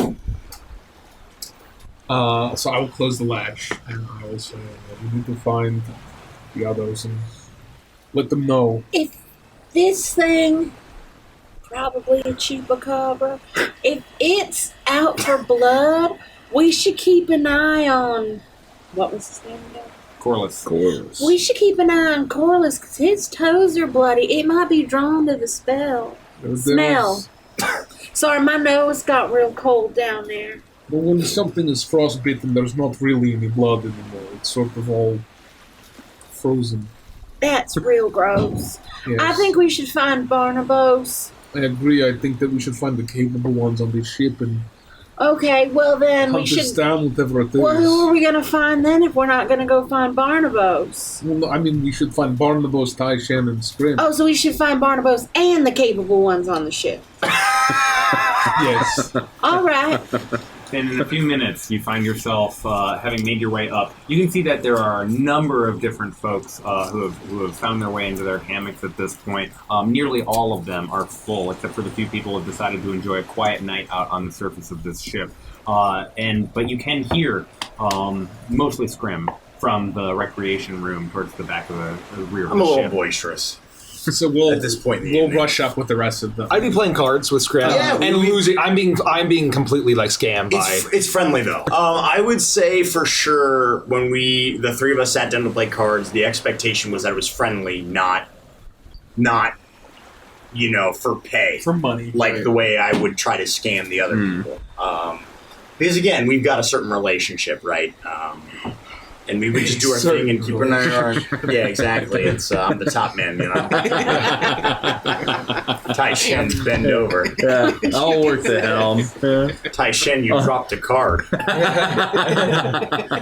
yeah, I think Roland over there would like to join us for a bit of a game. Yeah, if that was the case, then we'd probably try to fleece him a little bit, right? Anybody who's an outsider, right? We have a special connection, having been in prison for 90 days together. You find yourselves in the second level recreation room. You see Yornir, Queenie, when you walk in, you see that they're playing cards and having a good game of it after a long day's work on the ship, and things seem quiet. Queenie, Yornir, come have a drink, please. Join us, friends. My watch is We done. don't have time for drinks. You're near cut some guy's toes off, and there's a chupacabra in this boat. Wait, what? Capybara? What? Oh, they're real cute. I ain't never seen one in person, but I've seen pictures in books. Are They're those super like cute. sloth things? What? No, those are the ones No. that they hang from the trees. I think you mean a lemur? Oh no! Wait, wait, I know. I've seen them in Chuck. Those are ocelots. Oh, yeah. I just want to point out we've all skipped over the fact that apparently Yornir cut some poor fool's. Yeah, he We're finally- far enough south that we're cold enough now. It's just something He that happens. finally Finally did. happened. No, you know that old drunk that's in the hammock right outside? We had to wrap him up like a burrito because he fell down into the bottom of the boat and his toes got black, so we had to cut him off. All of them? Well, Yornir Most left of them. 2 of them. I believe, Queenie, we're burying the lead. What we have learned is that there What are is you some talking kind about? of insectoid or arachnoid monster on the ship. Wait, you think there's something? Wait, like it harmed the guy that you cut the toes off? I don't know if it harmed Oh. it, but it certainly tried to consume its blood. Yeah, so that's what I meant about the chupacabra. There were some kind of like little sucker spots on the blood spot. It looks like some kind of creature was sucking the blood up out of the floor. And so we think there's a creature on the ship somewhere doing blood-sucky things. Well, okay, so aces are high, 7-card low. Who is in? Are you not hearing what I am saying?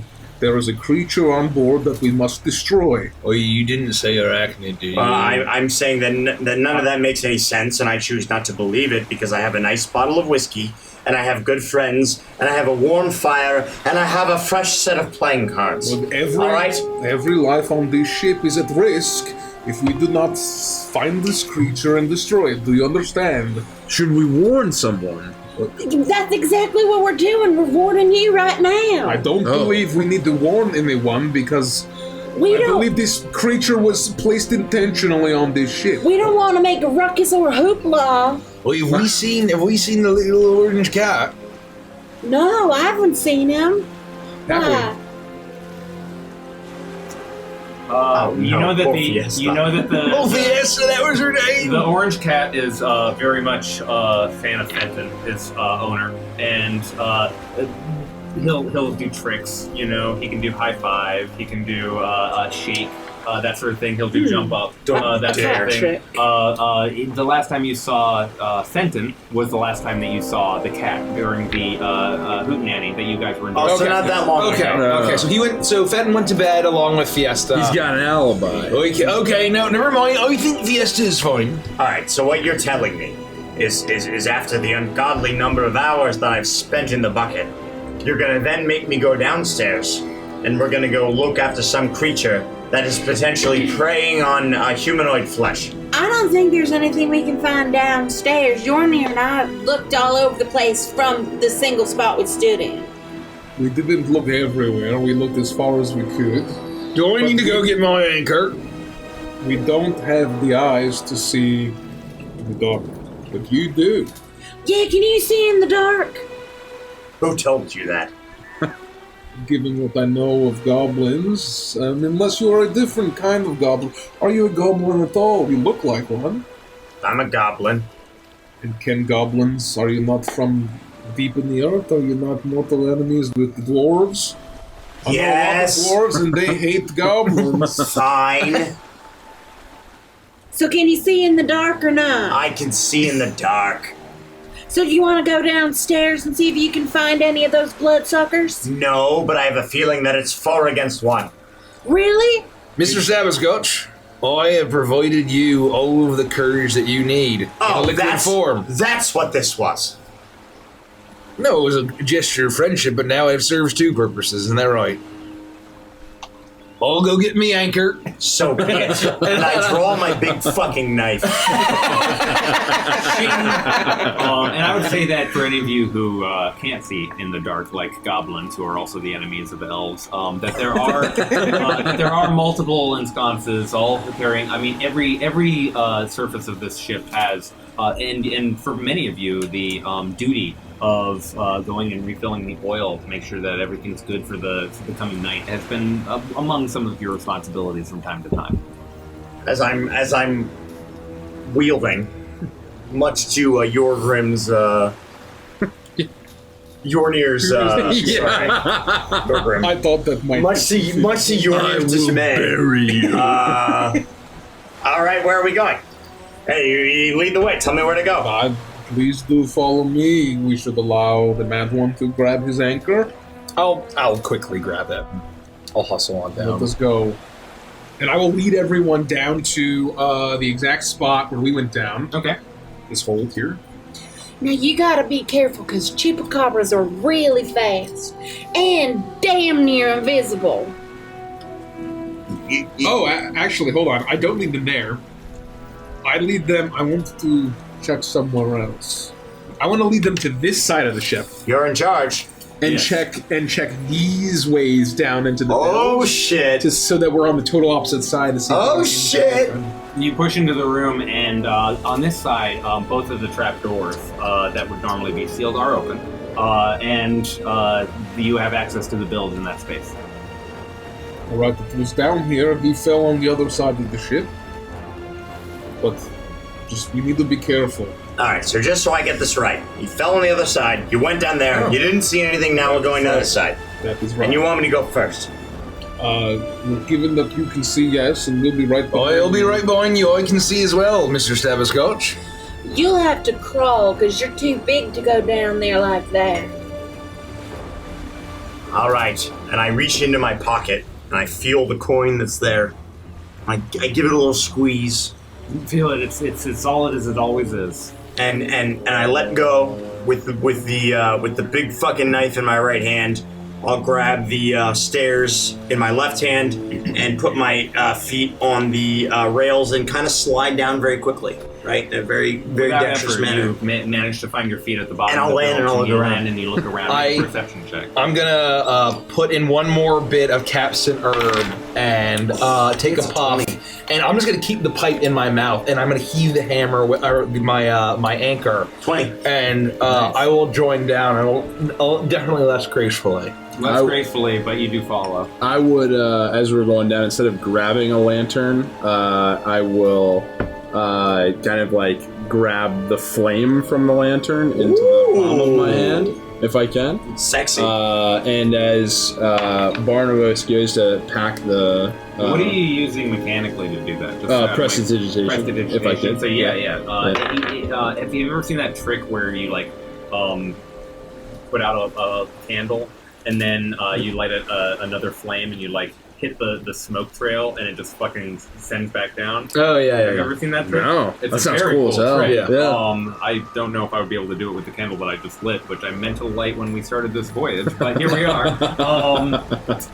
But yes, you're able to put your hand out and it almost just travels to you, duplicating itself, and you're able to have a small, as bright as lantern candle flame harmlessly hovering above your hand. Yeah, excellent. And then I'd hold it out kind of in front of Barnabas in case he wants to light his pipe. Or if it's just already lit. This is not the first time. Well, thank you, Mr. Feuerblossom. Appreciate it as always. Of course. And you find yourselves now, all of you, down in the bilge? I would follow. I'd probably be last. Yeah. Okay. You find yourselves in the bilge, and you made a 20 perception check. You look down.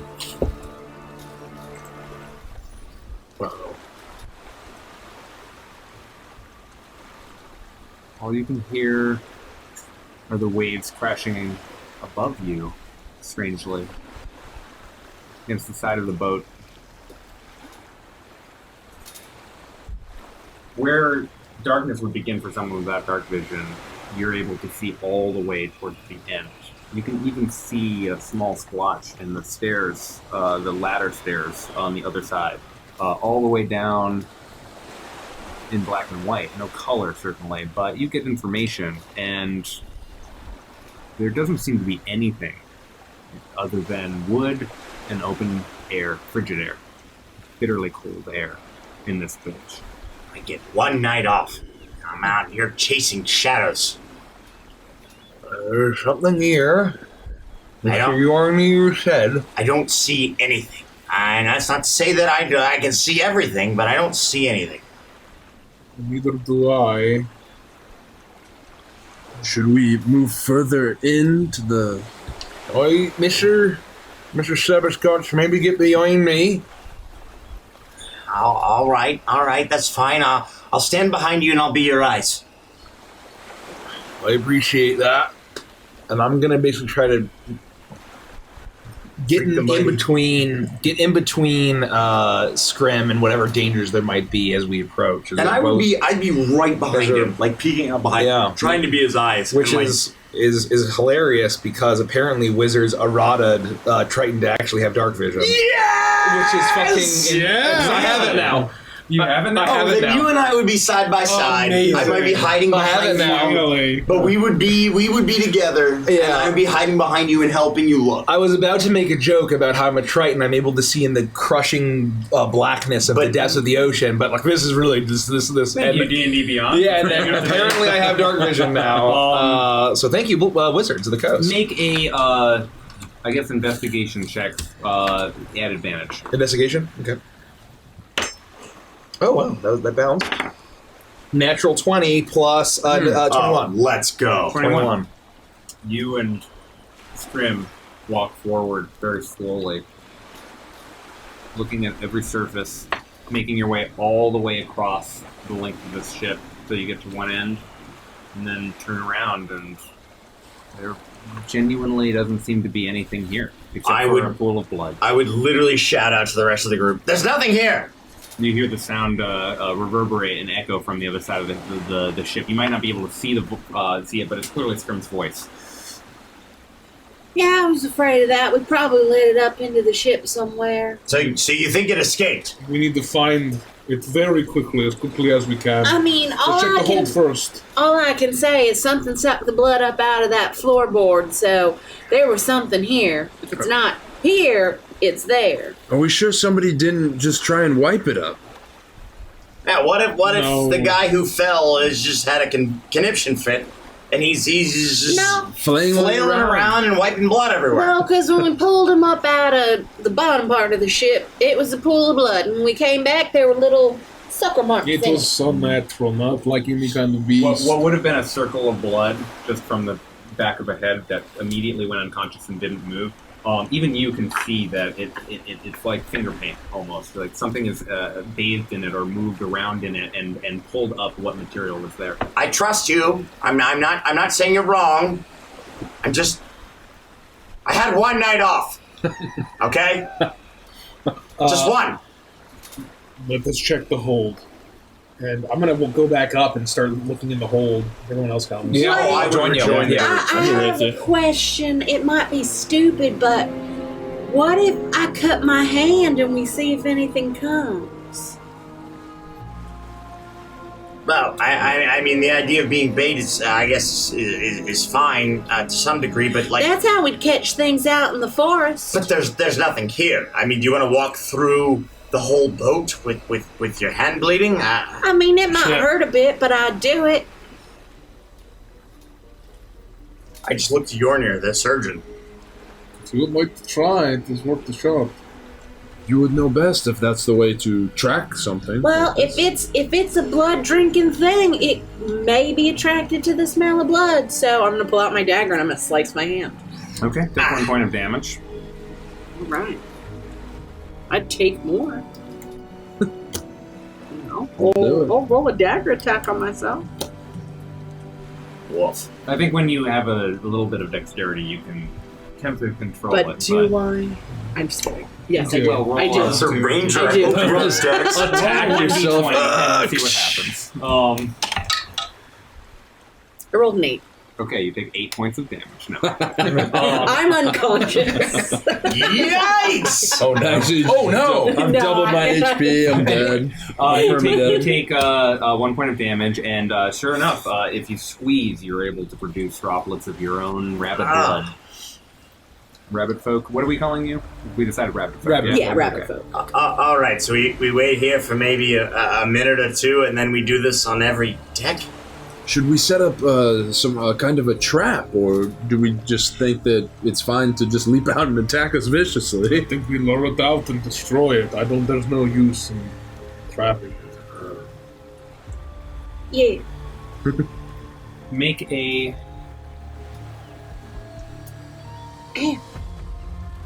Make a deception check at disadvantage. Deception? Yeah. Ooh. Performance, your choice between the two. Ah.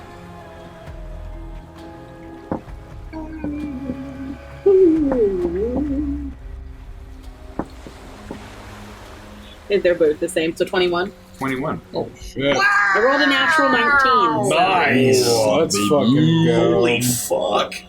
Welcome to the show, horrible spider monster. Ow! I Come keep on and squeezing slam. my hand to get more blood, and it hurts every time. Are you okay? Yep. We're still in the... You're in the bilge, or have you been moving up? No, the we're hole? still in the bilge. You're still in the bilge, and you... Because we're going to wait a few minutes, see if anything happens. You can hear the sound of blood patting against blood as it's starting to actually like pool now at your feet. You need everyone to make a group perception check. Oh my god. Alright, Kimma, don't let me Another down. 19. Kimma, you 24. literally can't. I got a 20.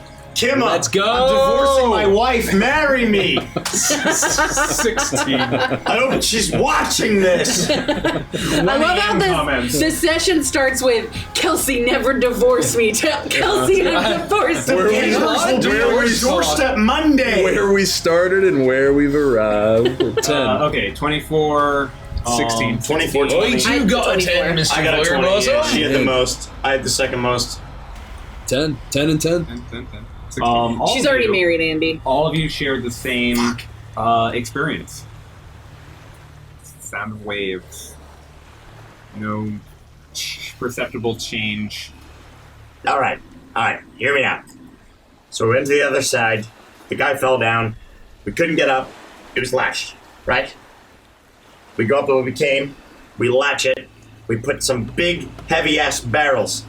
Barnabas, you're near. We seal this shit up. There's no way anything gets in. There's no way anything gets out. We cross off the bilge as one of the layers. Is that reasonable? Yeah, I think that sounds great. I don't think there's anything down here. What happened? Did what was his Mr. So I keep forgetting. Corvus? Mr. Garside. Mr. Garside, I should write that down. Where the hell? Mr. Garside, did he tell you what his head? Or did he say he was drunk? He was babbling like a drunkard.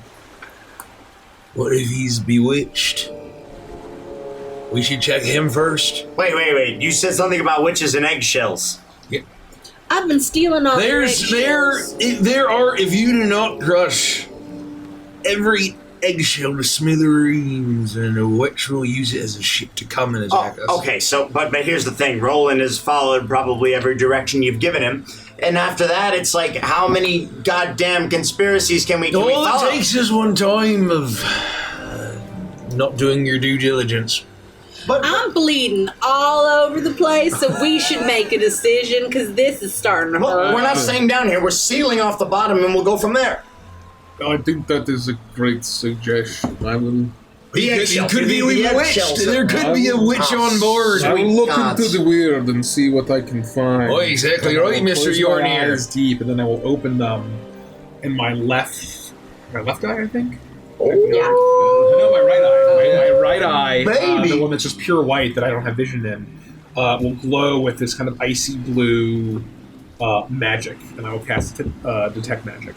You'll cast Detect I will Magic. cast Detect Magic. Okay. How does Detect Magic work? And what components does it use? For Yeah, components. verbal and somatic, but I think because it's a racial ability, I don't even need that. For the duration, you sense the presence of magic within 30 feet of you. If you sense magic in this way, you can use your action to see a faint aura around any visible creature or object in the area that bears magic. And I learned the school of magic, if any. The spell can penetrate most barriers, but is blocked by 1 foot of stone, 1 inch of common metal, a thin sheet of lead, or 3 feet of wood or dirt. It'll last 10 minutes. Okay, it'll last 10 minutes. You don't detect magic right away, but you do know that you have 10 minutes to be looking through this eye and be thinking about what possibilities there may be. So I will, I think we should do your plan, and I'd like to just take a quick look around. Yeah, that's fine. As long as you big fellas will, put some heavy stuff over the thing, and we prevent Queenie from bleeding all over the ship. So I'm going to go up the stairs to the hold level, and I'm going to start kind of slowly walking through the hold and seeing that one of those barrels popped strangely. I want to kind of look to see if there are any other barrels that seem weird, and see if I can sense any magic walking just down this way. You start to make your way, you can move your token. You don't get any magic until you get into the cabin area. But it's at this point that you look upwards and through the floor, and you realize that you're not close enough to the endless decanter for that actually to make any sense. So no, you're not distracted by any magic. You find nothing aside from the magical items that you may or may not have put into your cabins. But nothing yells out at your eye, and you don't perceive anything like an illusion or anything along those lines. I would wait for them to lock those up, but I'll call out, I don't see any magic on this level. You finished locking the hatches to the bilge at this point, and I guess moving some heavy objects, Barnabas, a crate or two. Put some heavy shit on top of this. We don't want anything getting in or out. I'll drag some heavy crates. Okay, easy. I'm not going to make you make a strength check this time. You're able to roll it over. It's literally any cargo. Yeah. That would be like, look at the bounty of cargo that you have at hand. You're able to find a way to hold those doors down without issue, and you push the little anchor block into it. Queenie, are you all right? Can we keep going? Yeah, I might need to slice my hand again because it's starting to coagulate. Please don't do that again. I mean, unless you want our surgeon to, chop your fingers off. I would like to keep my fingers, but I'm okay with slicing other little Slit there. I'm going to knock on the door of the one guy that's not us down here. Mylan. It's the front most door. You knock. Yep.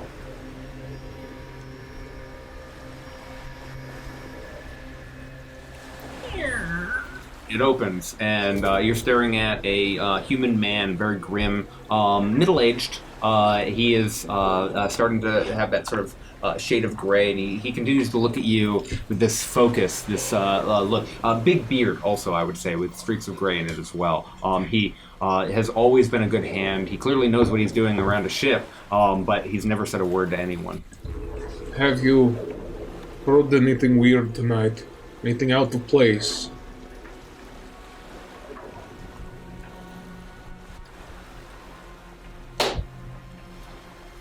Would I know that means yes or no? He is making a clap sound. He literally claps his two hands together. He looks at you and he nods as if there was this popping sound that was unusual for a ship. Where did they come from? Do you know the direction? He leans out, and you're on the hold level with the broken barrel. Yep. He gestures to the barrel. All right, thank you. Have a good night. I'm gonna go back to the broken barrel, and I'm gonna look all over, see if I can see anything monstery about it. Any kind of like, I don't know, like just gross stuff about it. You drank the outside spider water. Let's be realistic here. I tasted it. It tastes like water, but I want to see if I can kind of get Spider any water. sense about the barrel. At this or- point, the water is completely dispersed. I mean, I know that it's freezing bitterly cold, but it hasn't created an ice pool yet. It is still it is very much just on the floorboards in that way. Yornia, I don't like this. I mean, is it worth alerting the captain? We gotta tell somebody. We can't be in charge of this ourselves.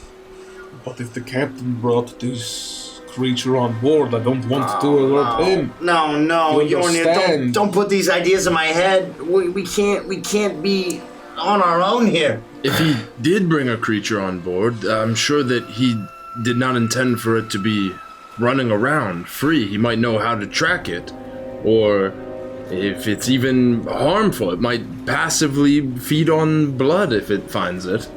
Taishen, we were in prison not even that many months ago.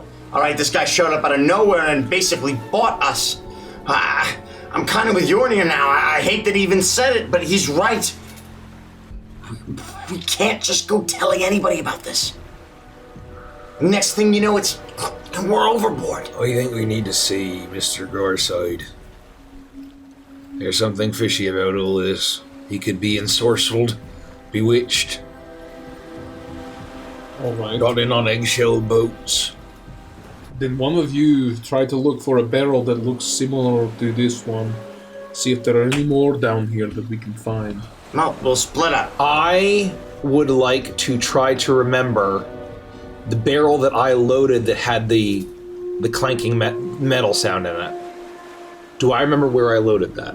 It's been months. Yes, it's been months, and it's on the second floor. It's one of the many barrels that had the same red herring marking. Actually, from the merchant, the one merchant company that brought all of these similar barrels. They look nothing like the barrel that has popped open, but you do remember that particular barrel having that quality, even in your anger at the merchant for killing the albatross. Well, we can split up. If you want to check on the patient, that's fine. I will. I'll go with Barnabas, and we can look for.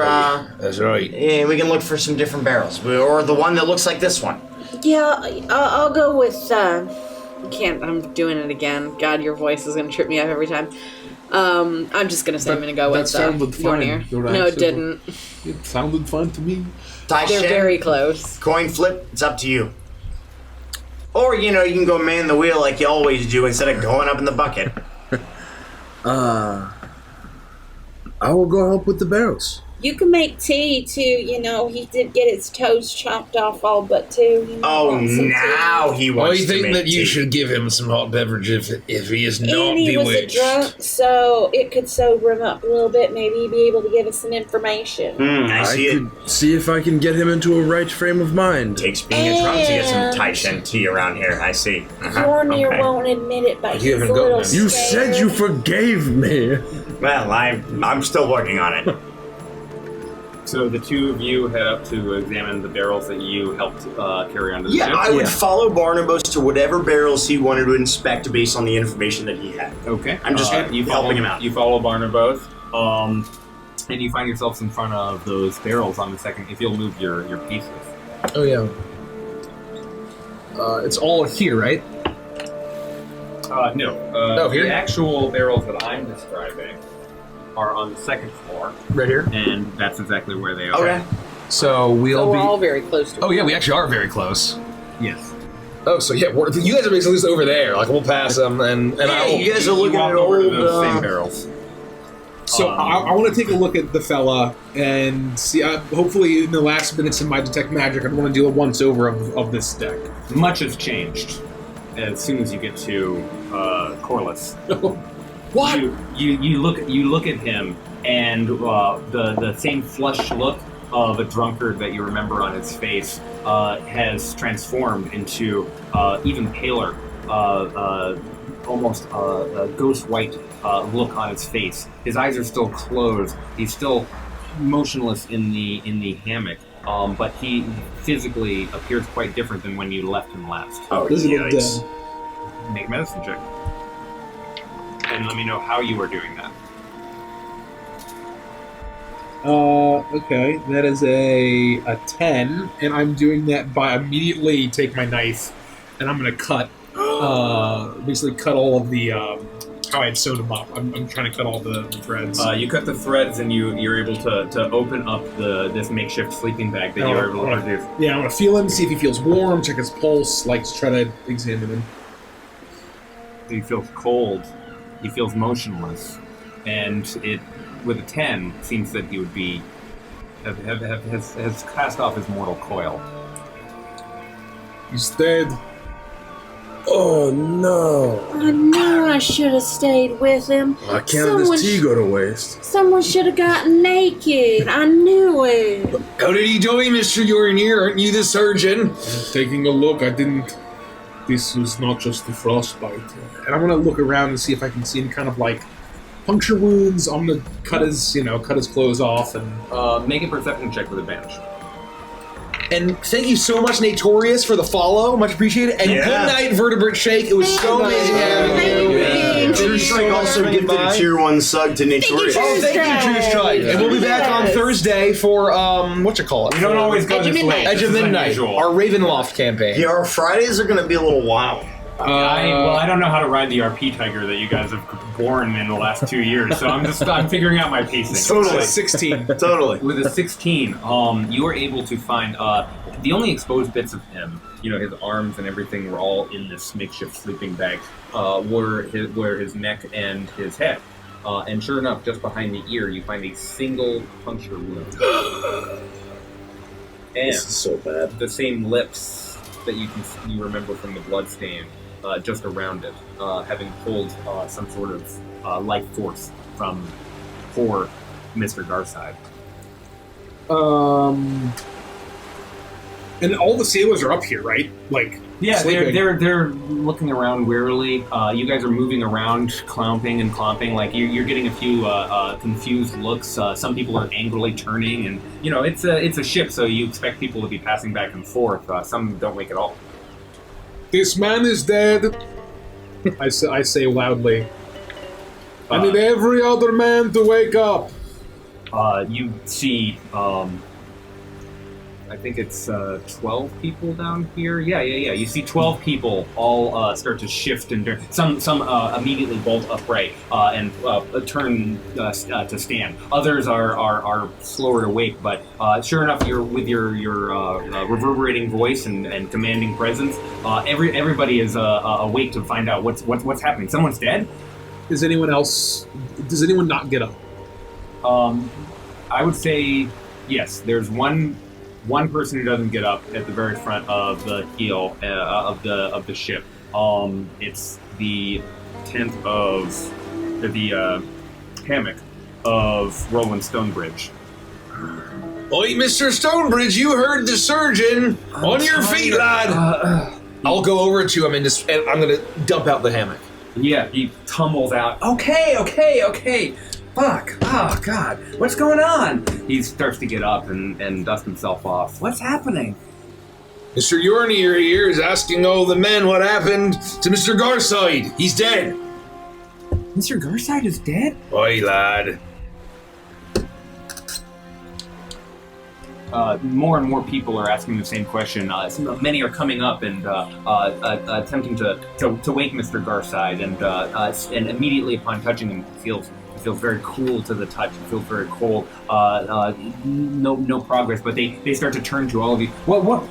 How did this happen? How did he just pass away? Was it the drink? We might need to fucking tell the truth here at some point. Did you hear anything strange? Did you see anything strange? Turning to the crowd now, they're shaking their head. Fenton is petting his cat with great concern. Most of them were topside, participating in drink and in music and revelry. You just get a lot of shaking heads, Point out the wound, and we'll talk to the captain. Oi, Mr. Severscotch, help me with this barrel. Maybe this will answer something. Oh, of course. And I don't know, how do you want me to help you with the barrel? I will probably heave it out, and you have a knife to just... Sure. I don't want to smash with my anchor. I can't pick it up, is my point. Yeah, no, I'll lift it out. I'm basically for you to pry it open with your knife. Done. Understood. Yeah, Fenton runs forward as you're prying it open, and before you roll... Oh, whoa, what are you doing with those barrels?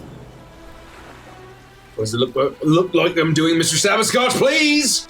I'm just going to go for it. Okay. What's he going to do? Go ahead and crack it open with a dexterity check. Or sleight of hand because you wanted to be quiet. Dexterity. Yeah, straight up dex, as always. Yikes. I was due for a bad one.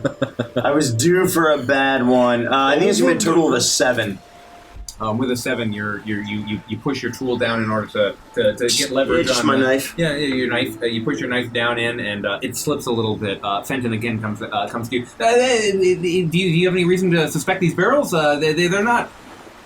These are the captain's barrels. He specifically requested them. I'm basically ignoring him and just listening to Barnabas. I don't give a shit what he has to say. Make another attempt. 20. With a 20, you're able to easily finally free the lid, and it pops open. And on the surface of the barrel, you can see it seems to be quite full. You do, in fact, see a few red fish, but glinting between the cracks, you see a very familiar color, a golden shine in the... Well, I'm not sure if this has anything to do with anything, but Barnabas, you found something. Oi, smugglers. Unless there's any other explanation here. Yeah, there's absolutely an explanation. I am happy to share that explanation. I would... he puts Fiesta down. Look. And he realizes that he's standing in front of not just the 5 of you, but the entire crew. Gold. There's gold in the barrels, so that we can. We're not just going to Chalk for the purposes of buying this vial of medicine for the king and what have you. But there's tremendous amount of goods and stuff. We're going to buy all kinds of Chalk souvenirs and magic items and anything we can find. We were lent this gold. We were lent this gold for the purposes of making a profit. Do I buy his bullshit? Make an insight check.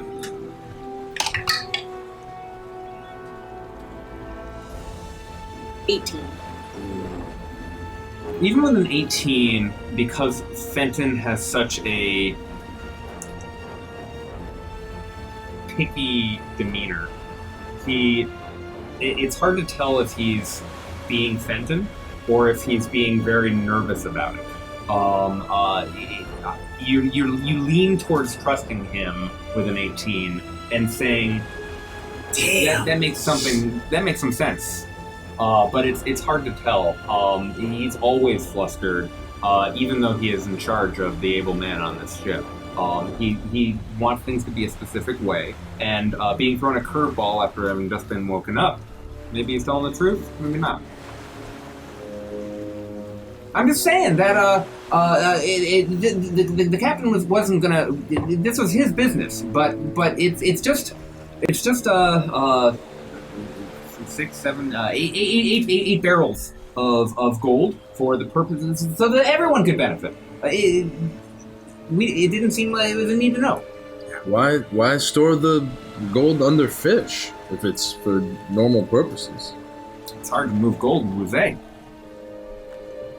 I have no problem with smuggling and avoiding the tax man. I don't have any problem with that. What I do have a problem with is you not telling the crew of this ship.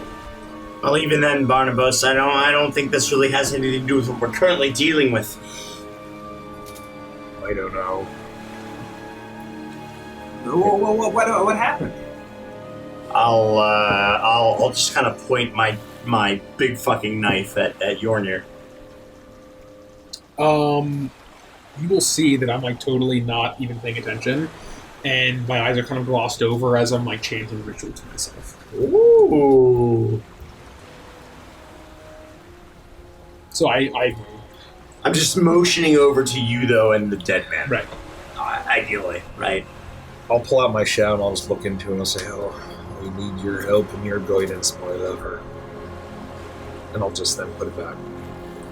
The 17 or 18 of you, now all of you, the crew, minus the captain, and the 5 of you are standing in this hold area, staring over a barrel of fish and the dead body of Mr. Garside. I'm gonna hop up onto a barrel. All right, now everyone listen to me here. Mr. Garside here died. He was drunk. We all knew it. He fell down into the bottom portion of this ship, and he got sick. But that's not what killed him. You can look at the back of his neck if you want. He's got a little sucker point there. Something was drinking his blood. There is something on this ship that could kill us. If you don't believe me, look for yourself. But we need to keep an eye out. If you see anything strange, you let Mr. Yornir know. He's the physician. He was working on him. There's something on this ship, and it don't seem right to keep it from you. Make a persuasion check.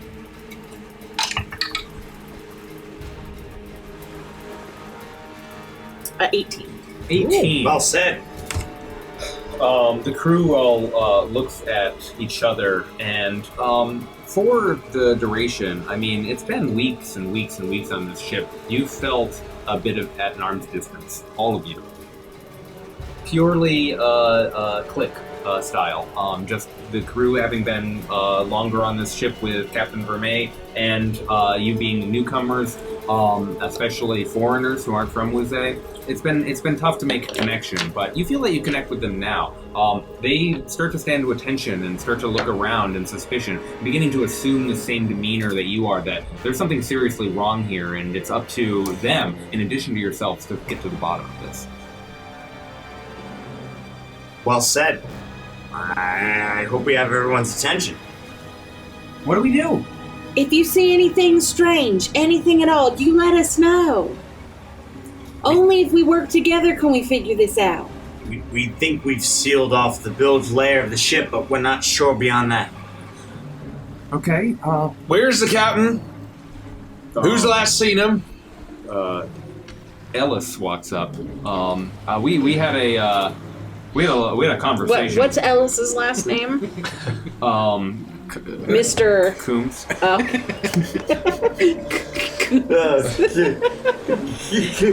Everyone remembers fucking Ellis. If you want, pro tip for you fellow DMs in there. If you want someone to to remember their name, be like, yeah, this is Purvis Titties over here, and you'll be all set.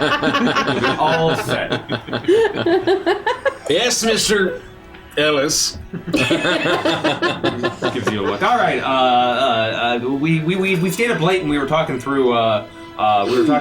Some of the ship design choices that we were going to make for when we had that gold to spend. What do you need exactly? Where is the captain? I left him probably 10, 11. I can't say for certain. We were drinking a little. Left him where? In the captain's quarters.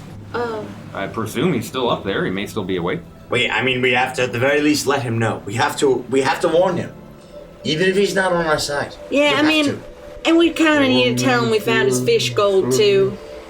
Hey, Mr. Urinir. He's doing some kind of weird chanty thing. He'll be all right. I mean, the words just kind of bounce right off, but it's fine. I'm doing stuff. And once 10 minutes have passed, I would like to cast Speak with Animals. Okay. I would say that 10 minutes definitely passed in the conversation that happened. So you can cast Speak with Animals. Ellis, with frustration, goes, "Well, I'm up. I guess I'll go upstairs and see the captain." And so he starts to make his Not way. on your own. Oh yeah, well I'll you'll have an escort here, Mr. Ellis, and I will. Oh, look at the cabin boy. Where is your cat? You just put him down. He just Fenton just put the cat down. So is he still? The Yes, cat, it's the just cat running around. is making faces at Fenton's leg. I reach down. I'll grab the cat. Speak to me. Hello, cat. Can you understand me? A shocked hush hits all the crew members as you pick up the cat, and it's like doing a little bit of this, but as soon as you say, with the magic of Speak with Animals, "Hello, cat," it understands you and somehow knows in its cat heart that it can speak to you. I have a too. name. What is your name? Fiesta. friend? Oh, you know that. But does that cat think its name is Fiesta? My name is Thomas. He calls me Fiesta. I don't correct him. Yes, they call me Fiesta. How may I help you? You're a cat with your heightened senses and perception. Have you smelled or seen or heard any kind of monster or creature? Yeah, I have. When and where? He turns to Scrim. This is something you've No, been getting. not him. He's fine. I'm like not paying attention. I'm like picking my I ear. mean, at this point, you're bored of it. It's been hissing since day one. Yeah, I haven't paid any attention to Fiesta. And yeah, That is it. That is the only thing out of place. As a cat, you have perceived this night. yeah. Nothing. Give me like a little sniff right now, and you don't smell Shake the cat. anything. Shake the cat a little bit. Answer me, cat. Threaten him. Threaten the cat. Animal, chick. I I will animal I can smell handle the fish this. downstairs, or in those barrels. I can smell the blood in the bilge. I think there might be a mouse. I'm gonna find that fucker. This is really bizarre. There's a mouse on the ship. I keep thinking I'm smelling one. Go towards the mouse. And I'm gonna put the cat down. And I'm gonna follow this cat. I wherever would it goes. go with Yornir. I would at least be like, I'm gonna see where this goes. If you guys are going to the captain, I'm going with Yornir. You start to follow a cat around the hold as it sniffs around the crate. Behavior that if Yornir would care to notice is something that it's probably been doing, like circling certain crates and stuff for potential vermin for weeks. As that happens, Mr. Ellis, and Barnabas, you make your way upstairs. And my apologies, I didn't hear that. And Queenie, make your way all the way up to the captain's quarters, and you now find yourself at the door. I'm gonna bang on it. Captain! There's an emergency! A bit of a problem you should know. Oh no. Captain Vernay! It's Barnabas Treadwake at your service. Oh, this is a cook. I would like to get an audience with you, sir. Mr. Coombe, do you have a key for this door if it be locked? I designed this ship. Of course, I've got a key. Can you let us in? He pulls out a ring of keys, and after a few flips, he's able to find the right one and unlock the captain's quarters door. Are you scared like Yornir? You want me to go first, Barnabas? All right, I'll do it. And I open the door and I walk in. Push the door open, and like all doors in every fantasy setting, Perfect. you make your way inside. There are a few candles on one table, and I would ask you to put your figure where your minis, your mini caps, where you would normally be as you enter. I guess it's marching orders, and you probably need Captain Vernay. Barnabas first, Queenie behind. Oh, I opened the door and went first. Oh, you did? Yeah. Oh, okay. Oh, never mind. JK sign. I walked between his legs. If you could just put that down next to the gang. You walk in and you see the Does sleeping. Coombe want to bang? You see the form of Or no? I thought, yeah, or you want the cat. Captain Gotcha. Vernay on the surface of the bed, under the covers. It's a double wide bed. It looks extremely Dead as luxurious. Oh, hop over there and I'll just shake him. Captain, we got something we got to talk to you about. It is very I'm important. not going to make you roll for it. When you start to shake him and he turns his head and his eyes are open, you start to have a very strange feeling that this is the same state that Mr. Garside is in. Barnabas, you might want to come look at this. Captain, I will just grab his face and start like looking at him. I'll smack him. I was born at night, but I wasn't born this night. I think he's dead. Make a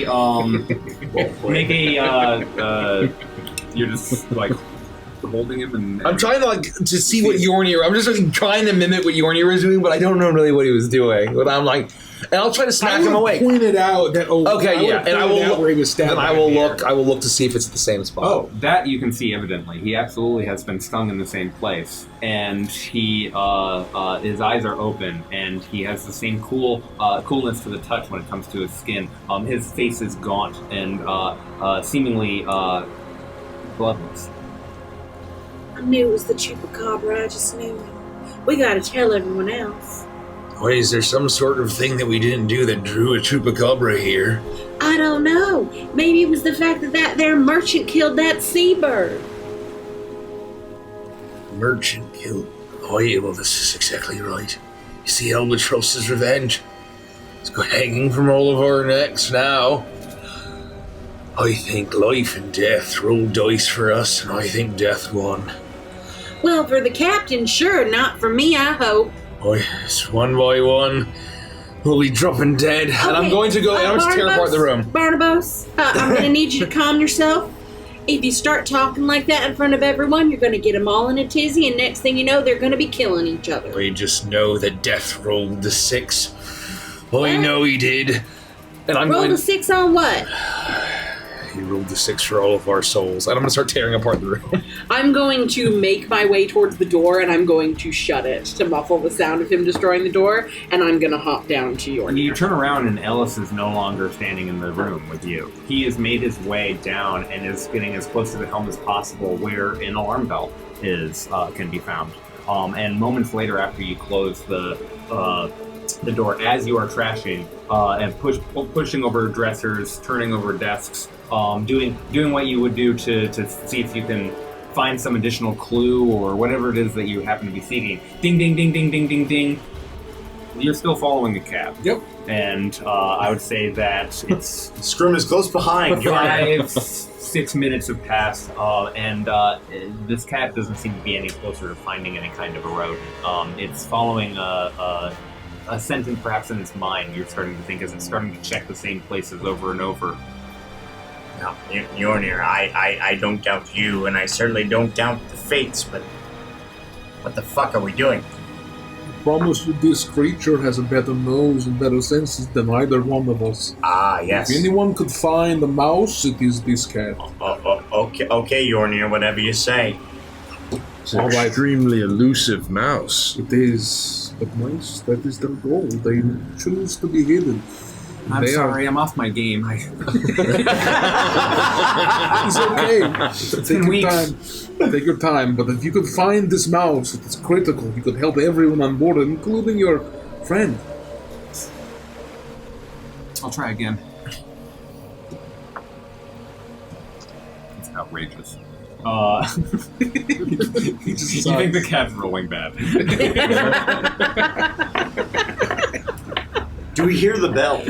At that point, I would say that at the 6-minute marker, you hear the bell, and you know that only one of potentially 4 other people on this ship could be ringing it, unless there's some sort of phantom. Or a mutiny. Yeah. Oh no, this can't be good, Yornir. Come on, Tai Shen, we gotta go up. That must be them ringing the bell. I mean, I don't want to, interrupt your cat following thing, you but two go make sure everything is fine. oh, I you're need to gonna make stay sure. here with the Yes, okay, Fiesta and I go. Plays a big role in all of this. I can sense. I'm Fiesta going. I'm going. I'm just like talking to myself. I run to the Our upper deck. fates are in for the You're into the upper deck, and Right here, the bell is ringing. You see Ellis. He's ringing that bell. Oh my god, Derek! Oh my god. Can we clip that? Can we get a GIF? Can we get a GIF? Yes, we can. And thank you so much for the follow, Gilgamesh Union and Quaidlin 10. Hey, Thank you so much. Quaidlin, hopefully you're still here. Welcome. He's ringing the bell. It's up here, and as soon as he sees you, the captain's dead. I would look around to see if I see you two. I would have been rushing down, so I probably would have passed you. Oh. Yeah, you would have run into each other. You may have stopped if you heard the bell and turned around. Whatever you would have.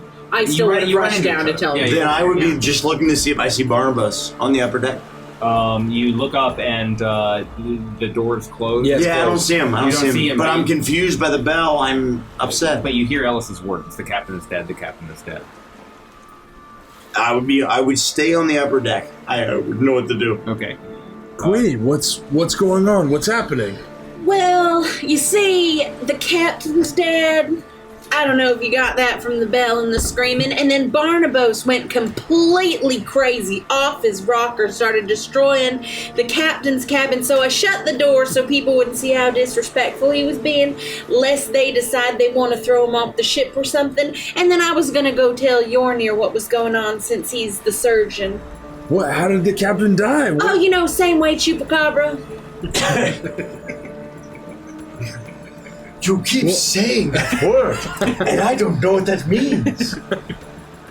I guess I would move to the captain's quarters. All right, well, see you later. Bye. Hearing the bell, Thank you for the information. There's an exodus from the hold area. Most, if not all, of the crew members. Roland, Fenton, Walker, Mylan, Stafford, Pell, Waverly, Knightley, not Corliss, Wade, Pendleton, and Kendrick all make themselves to the top side of this ship. Curious to learn more about what's happened to their captain on this fated voyage. What are you doing? I'm still So bitch. How is it possible that this fruit fly likes me so much? He's been floating around. He just loves me so much. He's just doing this. I haven't tried to strike. The next time I see him, He's dead. At the 10-minute marker, you continue to watch the cat, and you could continue to follow him if you wanted. You no longer can communicate, but he does seem to be continuing to sniff around as if for something, but he seems... If you find the mouse, don't kill him. Just try to trap him. Do you understand? knock him unconscious. It's a non-lethal hit. Exactly. So I will say that to him. So at this point, he would still understand me. I just won't be able to understand him. Oh, is that a permanent? It's a fearball thing. Oh, that's a fearball Wow. thing. Okay. So he says... Like he thinks he's having a conversation back and forth with you, and you're just Right. like, yes, okay. And I'll join everybody else. Oh, you join everyone. So you're all topside at this point. And I'm still tearing through the captain's quarters. What are you looking for? So I am looking for anything that would. I'm looking for a creature, some kind of monster. Mm-hmm. But if I don't find a monster, I'm looking for anything that's out of the ordinary that would explain what the fuck is going on. Okay. There's basically some horrible, supernatural ice biter monster witch. The revenge of the albatross is upon us, and I'm fucking. I have no idea what's going on. So I'm looking for anything that looks out of the ordinary of any of the beasts. That's exactly right. I'm looking for banana nut duck bread. I am looking for anybody's cuckoo bananas. Yeah, I'm looking for anything that is different from a captain that I would have sailed under in my long storied life. Make a perception check. Okay, here we go. Nope. No, I think it's a 12. You're all right. Nope, hold on. It's not terrible. Perception? Oh, that'd be a 12. It's not bad. Could be worse. You're pushing things over. You're shifting around. It's when you are exhausted for a moment, and you're alone in this room with the captain's body on the bed, that you hear a sound, and as you turn, you see a candle tip over and fall, extinguishing immediately, and something that almost sounds like glass against the window, which is open, disappears. There's the slightest, most faintest of moments where you think that there was something in this room that just left. I'll look to see if there's anything that I can see as my attention drawn there. You run to the window, make a perception check at advantage. Oh. Okay. Come on. Oh, okay, 21. Nice. You push your frame out of the frame of the window. Looking down, you can see the back end of the ship. You can see the tail, the wake of the ship. You can see up and around to the top of the poop deck where the balcony is. Nothing. There doesn't appear to be any form or shape. Jesus. I'm gonna just close the window and then turn back and leave and look for my friends. You open the door and you stand where, and for a moment you see what a captain might experience walking out the door. You see a crowd of people all looking up at you expectantly. Barnabas! Oh, everybody else is below deck. I came up here as soon as I heard the bell. Are you alright? I'm alright. Captain's not. He's dead. Some sort of specter or monster, I think, slipped right past me. Went out the window. You think you heard something? I think I did. You didn't see it? I did not. Something slipped by me. This can't be happening. It went out the window. It could be up in the rigging. I just really didn't want to do any work. It could. I think I know what it is. I finally figured it out. How foolish was I to think that it was witches or spiders? That's ridiculous. I know what it is, Mr. Snapperscotch. I lean closer in. You make your way down the stairs now, and you're all crowded in. You're not the only one leaning in. Everyone is hanging on your every word at this stage. It's the ghost of the albatross. Wait, what? Wait, you mean the bird on the dock? All those months ago, you punched that guy. Finally getting its revenge! I knew it. I knew it. It's flying around, sucking the blood from its bloodthirsty bill. All right, so let's for 1 second assume that you're right. How do we fix it? We pay amends. We say we're sorry. We kill the merchant. You punched him in the face real good. We need to throw pearls overboard. Pearls.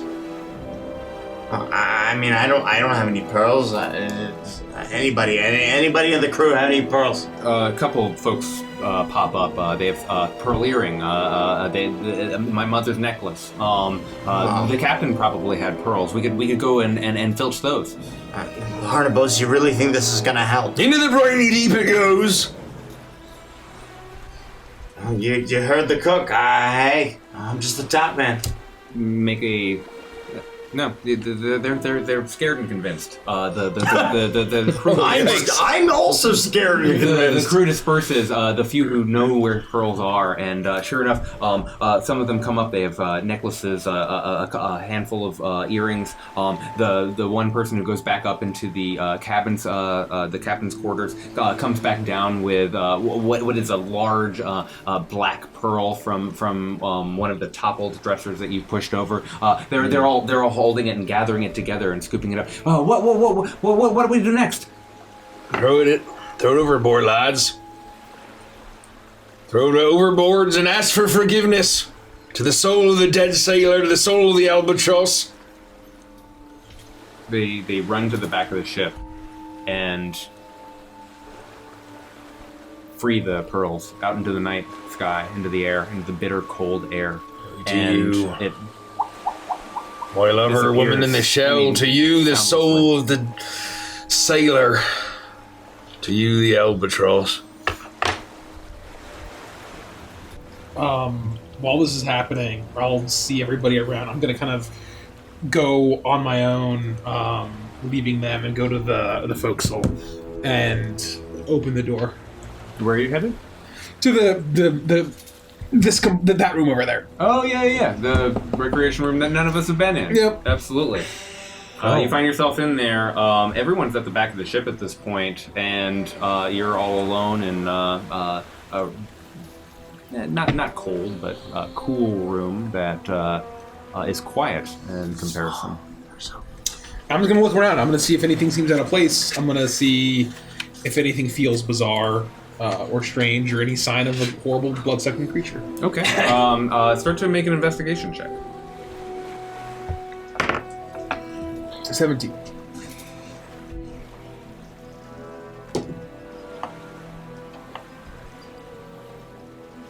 Uh, 17. This room is completely undisturbed. There doesn't appear to be any tracks or marks, smells, blood. It's been largely unaffected. It's left in the same, as you imagine, it's been left in the same condition that it was left in when people started to make their way to bed. Where's Queenie? I went downstairs. What are you doing instead? Oh, where did he go?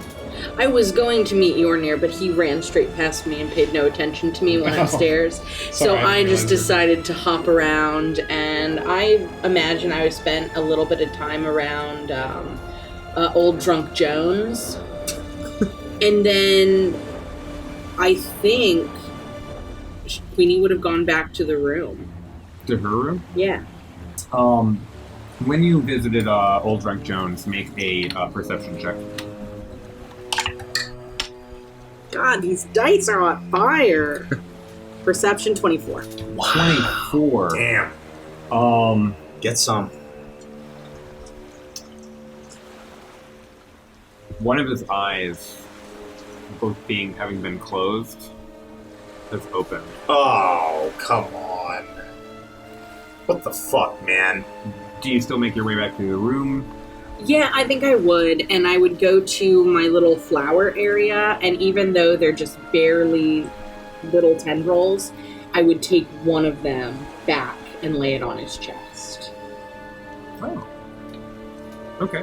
You're able to pull it free from the soil. Do you try to maintain the dirt ball? Or? No. It's almost as like I know it's not a full flower, but it's almost the way you would lay flowers on the grave of someone who's recently passed. You lay down this small little sprig onto his chest.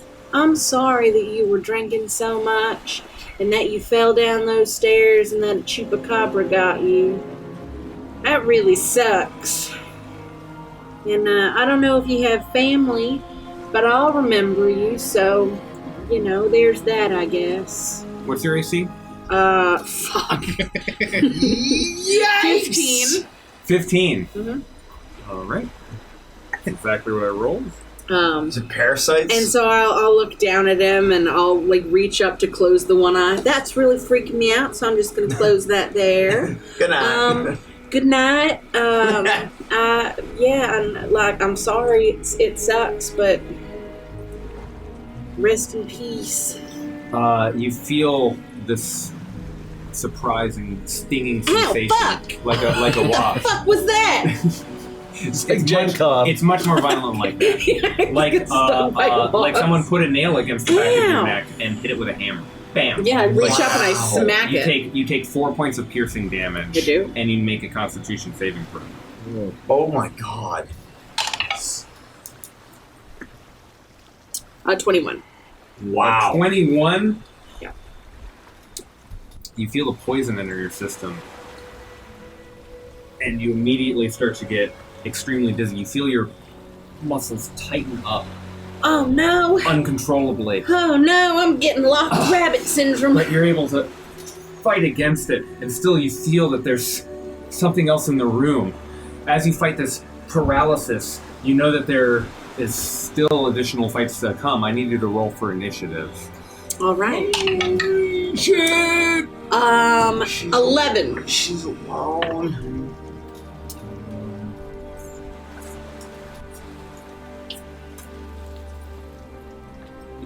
Well, I'm headed down there, so hopefully it's not I'm too not. I don't know any better. We'll do a round, and then you will make it there. I whipped up the crew into masses. Because I was headed down, or at least I don't know if I mentioned it or not, but I wanted to head down there once I found there was nothing interesting. So I was going to head down one of those chip centers. You would be doing that with your next action, Okay. I would say. As you turn to see what foe... What the fuck just poked me in the... Tashi, is that you? You turn and look up, look around, there's nothing in front of you, and yet... What the ever-living heck? I feel woozy. That's going to be... Shit on a shingle, that hurt. Good old SOS. that's going to be an additional 4 points of slashing damage. Instead of a pierce, What? This strikes you across the neck and collarbone, cutting into you. All of a sudden, a huge gash appears. That's my and you best look down. fur. How could this have impacted you when there doesn't seem to be anything in front of you? It completely invisible, whatever is struck you. I want to attempt to attack it back. Okay. So I'll be at disadvantage because it's invisible. That is correct. I'm not going to hit it. With my dagger would be 11. 11 is not enough. You swing out with your dagger after having drawn it as quickly as you can, with one hand holding the blood into near your neck. You hit nothing but air. I'm going to use my bonus action for Rabbit Hop, and I'm going to jump 10 feet away towards the stairwell without provoking an opportunity attack because I'm a bunny. That's outstanding. Extremely good for you. And then I'm going to make my full movement To run, away. run the fuck away. Let's put you where you're going. So Like, she was the here, map is here for a right? reason. Yeah. So it's there's 10. there's the bunny hop. And I've got 30. She can go up the stairs. There you go.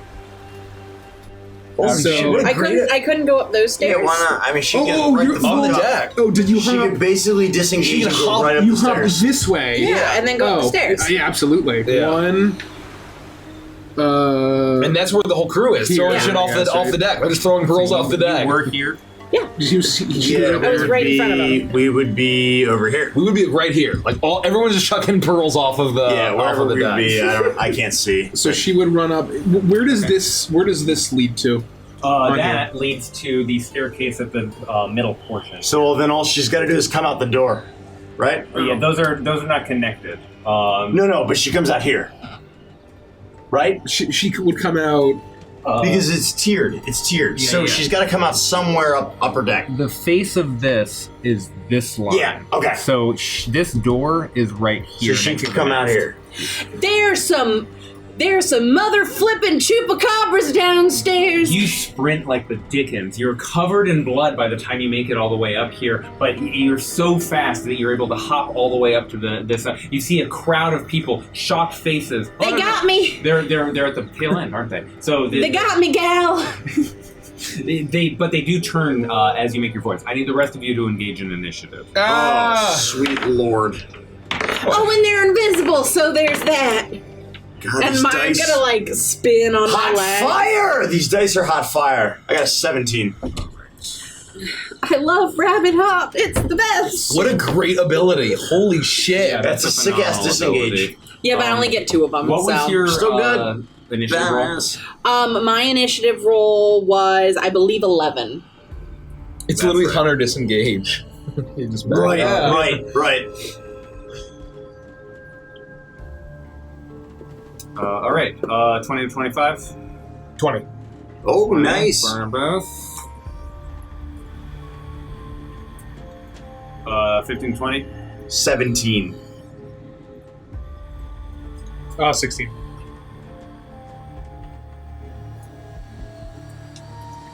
Session. 9. That's what I get for trying to give that poor old drunk a few. And That'll teach you. Fucking burn them alive. And let's see how this works. I guess we'll do some action music. Let's go. Okay. We just finished your turn. Uh-huh. We're gonna go to the top of the round. Barnabas, you make your way down and you see the feet of He's Yornir. wow, Yornir. My apologies. Oh, me. Barnabas is You first. roll. You're first. That's fine. They do It's look okay. the I same. do that all the time as a DM. I've never it's done that fine. in the years and years that we've been playing D&D. Go ahead. I'll look at Queenie and called him your all of the That's pearls what I now keep off the almost calling ship, him. and nothing happening. I'll have my anchor, and I'll say, Queenie, where's the chupacabra? It's right back where it came from, Barnabas. But it's invisible, so good luck. Well, I'm gonna kill it! And I'm going to say, I call upon you, my lover! And I'm gonna get completely covered in seawater as I am drenched. There's gonna be kelp and barnacles that all start to grow all over me. Shit. As this strange deep sea power comes over me, is I'm going to just rush in and just see where Queenie's going. And rather than just swinging my anchor wildly, I'm just going to just look at the direction and pull a harpoon off of my back that's in the netting and just chuck it in the air, just down the stairs. Okay, move you where you would be. So he would be at the top of these stairs. So we'll Okay. just Yeah. put him there. And you're just gonna chuck it down at the bottom of the stairs. I'm just gonna chuck Make an attack roll at in- disadvantage. Yep. Not very good. Not very good. Actions. That is going to be an 11. No. You throw the javelin in, and it barely misses Corliss's body as it wedges itself into the wooden floor. And I am going to just stand at the top of the stairs in an attempt to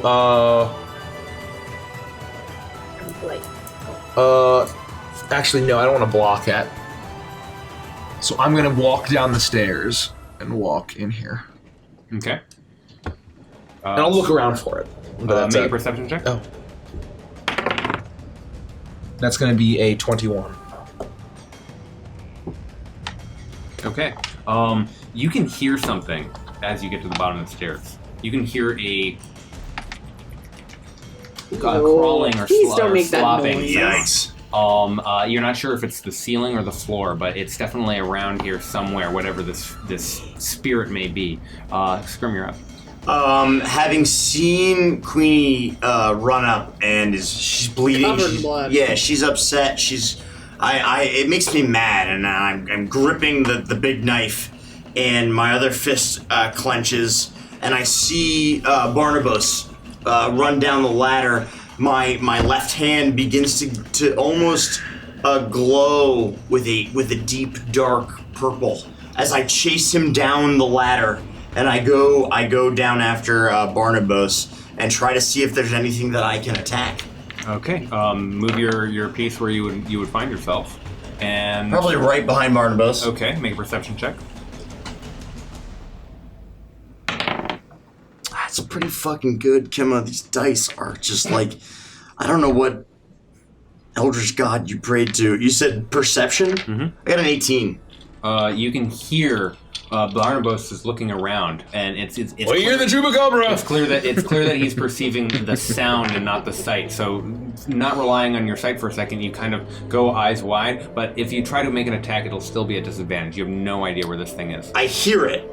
I hear something. You hear something. And in my frustration, from my left hand, shadowy magic bursts as I cast Eldritch Blast in the direction that I think that it is. Okay, make an attack at disadvantage.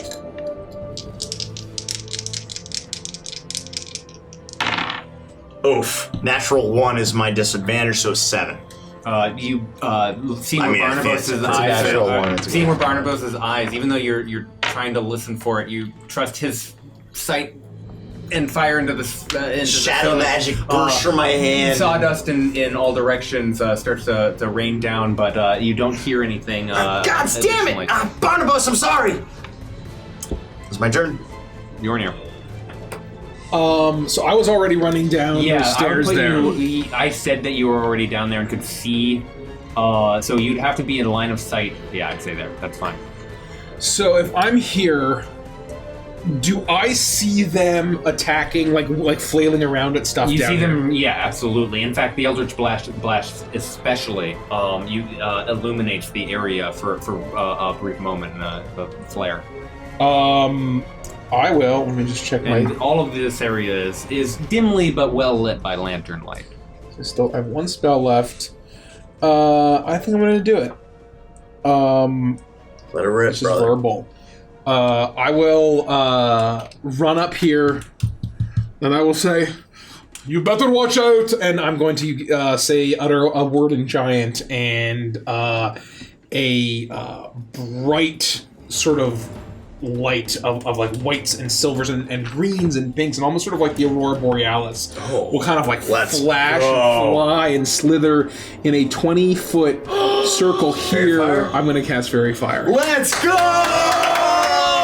Yes! Let's fucking go! So you all have to make dex saves. That's fine. That'll be a natural 1 for Barnabas. It's a dex saving throw. And a plus. My dex save. Did you get a natural 1 too? Yeah. Well, 4. I got a 17.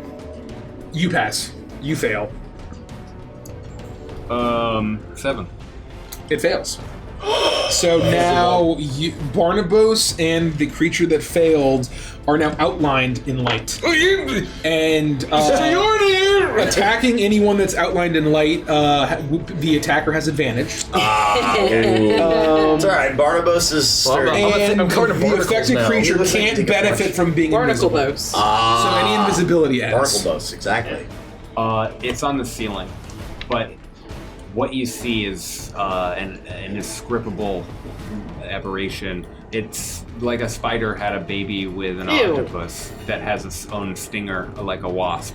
It's flailing in all directions and clearly looking for some way out of this situation. You don't see what it is made of. You only see the outline of this creature. So as it turns, and one arm, turns around the other, it's like looking at a shadow of this shape. But it is able to somehow suction itself to the ceiling while also angry, like a wasp or a bee, with this nasty rear end that it clearly has hit Queenie with at least once. There it is, kill it! I've shut out. And it's my turn, I think. And thank you so much, Jordy P91 and Fluent Synth for the follow. Thank you for the follow. Welcome to Icebound. Join our Discord if you like what you see. Unhappy with its new lot in life and sudden visibility. That was okay. That was a good fucking spell. Question: if you're fairy fired, would you be able to look at yourself and see that you're fairy fired? So yes. So what it says? Let me read it.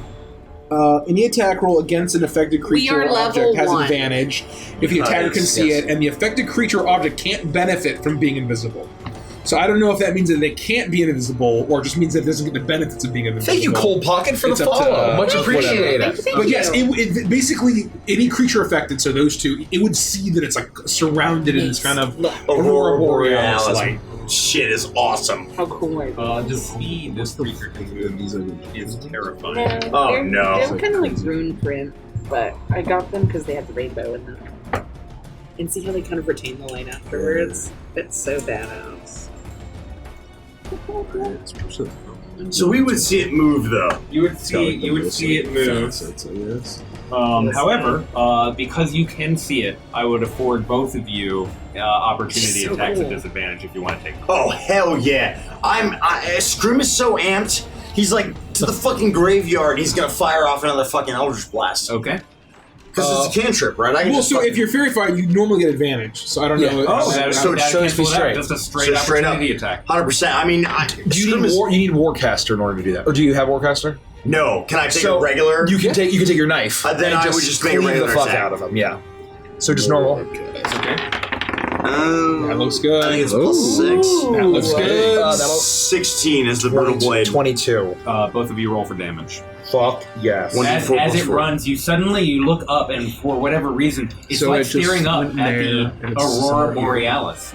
You've heard, maybe you've never seen the sky do 7. this, but you've heard tales of the lights in the sky. And when you look up, it's almost like staring at that same starry sky. These moving, waving lights, and you see this shadow, this outlined shadow, and it's as easy as hitting a drum at this point. Smack, smack. 7 totals. 13 points of bludgeoning damage. So I swing my anchor and attempt to smash this thing. Oh my gosh. Is this pointer? I guess a little bit more octopusy. I guess not. It's not as octopusy. I don't think you can say that word on stream. It's a Gene Bond film. very James Bond fans. Ellis That's is fine. like, what? I love Roger Moore. Yeah, Roger Moore is a great James Bond. There's this splattering sound, and you can see it limp, and it makes its way across the ceiling and then drops down through the open hole into the lower cargo hold area, and it disappears from view, at least to the outline of it. But you both get a sense that you did a significant amount of damage to this terrifying creature. Tight. And that'll be its turn. Queenie, you're up. I am going to... Shit. I'm gonna basically go stand... I'm gonna... move-wise. I'm going to use my full action to dash and just run this way down behind Yornir. Okay. And then I'm gonna tug, and then I'm gonna tug on his cloak. Mr. Yornir, I don't feel so good. And that's my whole turn. What did you run down in order to get there? The stairs, the same ones that Yornir took. Those stairs don't connect. They're here. They connect technically. So she could run in here, connect there, come out here. That's correct. Okay, Or you could run down. Either way. But then I would have to run past There are them, and I lots don't of want to do that. interconnected activities. Got it. So yeah, you can. And I want to be behind you. It works. You're able to do that. You still feel stiffness in your body as you're pushing through and making these unbelievably hasty dash moves. That poison's working its way through the system, but you're able to fight it off. Is that the conclusion of your turn? Yeah. Shen, what do you got? It. Yeah, I guess I'm trying to follow along. I don't have my bearings so much though, but I don't know. So you could come in through here. Yeah. Which comes out put here. You Comes here. here. No. You got to go this way to get to these bad boys because there's no stairs you here, can right? make it here. No. You were with us, so you can just So come if down you're here. here, you go 5, 10, 15, which goes into here. 20. Is that it? Oh, okay. 25. Okay. Yep, yeah. yep, So you're right. You You're can right. get down here. Yeah. Okay. You find yourself staring at Scrim and Barnabas. They are both heaving, breathless from clearly fighting something. Mr. Fireblossom, the chupacabra! It's getting away! And I point wherever it went. You can see He's it. pointing into the hole. Oh wait. Did you? So it's just right down here. Can she look down and maybe shoot it with a bow? If I used my full action. I mean, like, but if you we're up can here, you can make a perception check. Shoot. I just figured, so we can get. I don't know. Does it need to stay inside of a radius for fairy fire? Or No, once it's on it, It's as long as I basically maintain concentration. 24. Does it repeat the saving throw? I don't know. 24. You can see that it's Nice. just starting Oh, that's to right. enter. It's Yeah, just starting you're to right. enter this area through the open door that is the sleeping area you all. Oh, it also sheds a dim light for 10 feet. Oh wow. So it makes it really easy to see. So you know its location. I didn't bring mine. Taishan, you have made it to the bottom of the stairs. And actually- you can see Barnabas and Scrim. Do you say? What do you say? How do you- As a bonus action, I want to use my honey pot and throw honey at it. Oh, okay. And so I essentially mark it with Hunter's Mark. Oh. It's legit. Okay. So now I'll know where it you is have all a the natural time. sense of where this thing Yeah. is now, Ranger style. You get $2.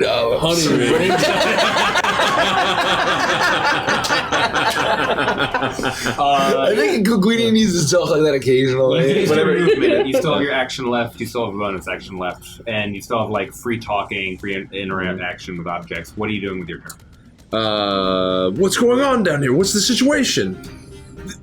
It's getting away that way, Mr. Fire Blossom. And you'll turn, you'll see me. It's right there. It's down there. And I'll point to where it point is. to the open hole just past these massive barrels. Okay.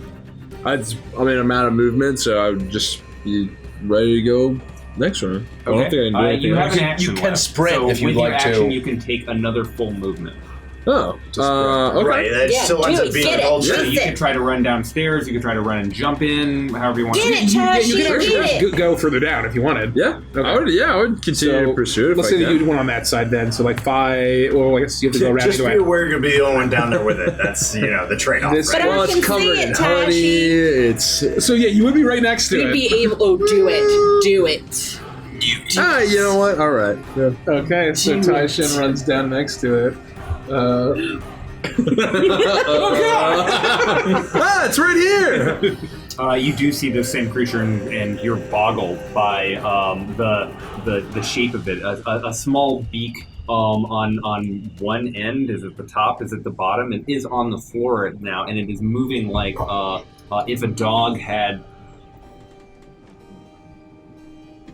If a dog had 8 rubbery legs. Ew. We certainly don't have these in you long.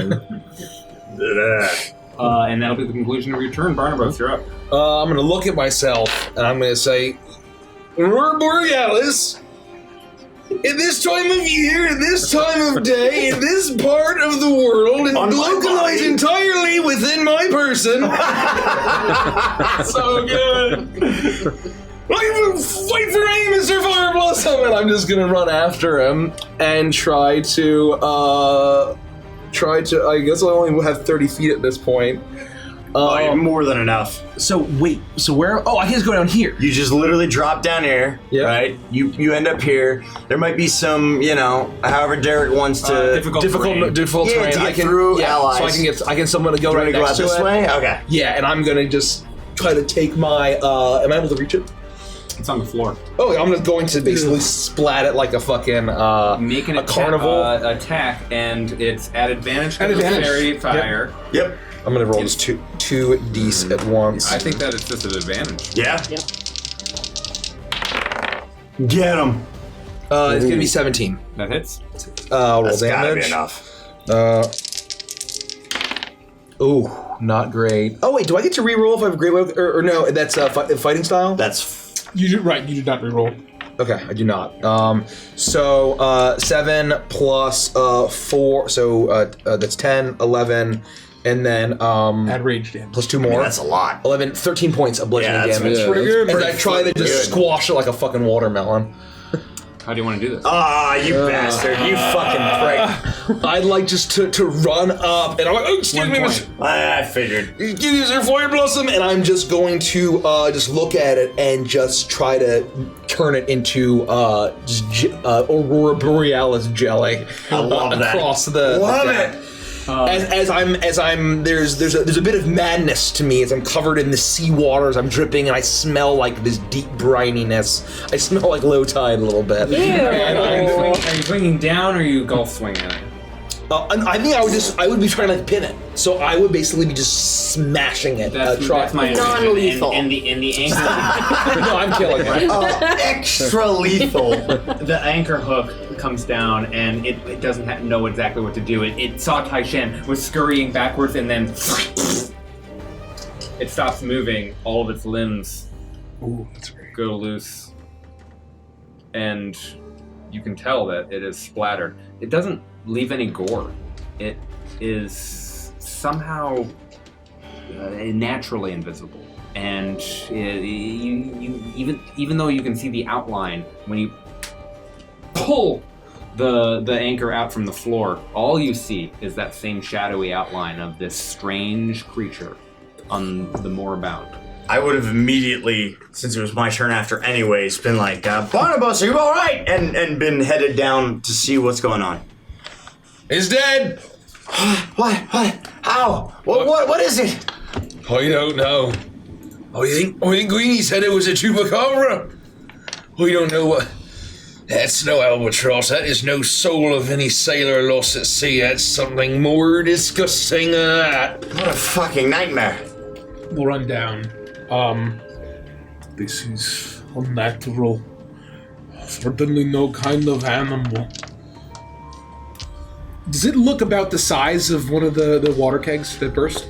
It looks like it would absolutely be able to fit, if balled, into the hogshead barrel that it had burst from. It must have been heavily pressurized if it did fit in there. But at the same time, given its like octopedal nature, it looks like it could slip through even a gap as thin as your fist if it needed to. I don't like this campaign. This was hiding in the barrel. Almost I don't certainly. feel very good. There's poison in my blood. Are you? Mr. Yornier, take care of Miss March. I'll turn aside from them looking at the thing. I'm gonna look in your eyes. Are you feeling? Stick your tongue out, please. All my barnacles will just completely fall off of me and we'd cloud be to the ground. And We'd be absolutely dissipate. foolish to not assume that every barrel on this ship contains one of these monstrosities. You can hear the sound of footsteps on the top deck above, and there are folks who are starting to make their way down to the hold where you were in. You expect in a minute you'll be joined by company, but right now it's just the five of you. And how long does The last 10 minutes. And I'm gonna maintain concentration. You've so got they can more than say- enough time to see this creature broken against the wooden floor.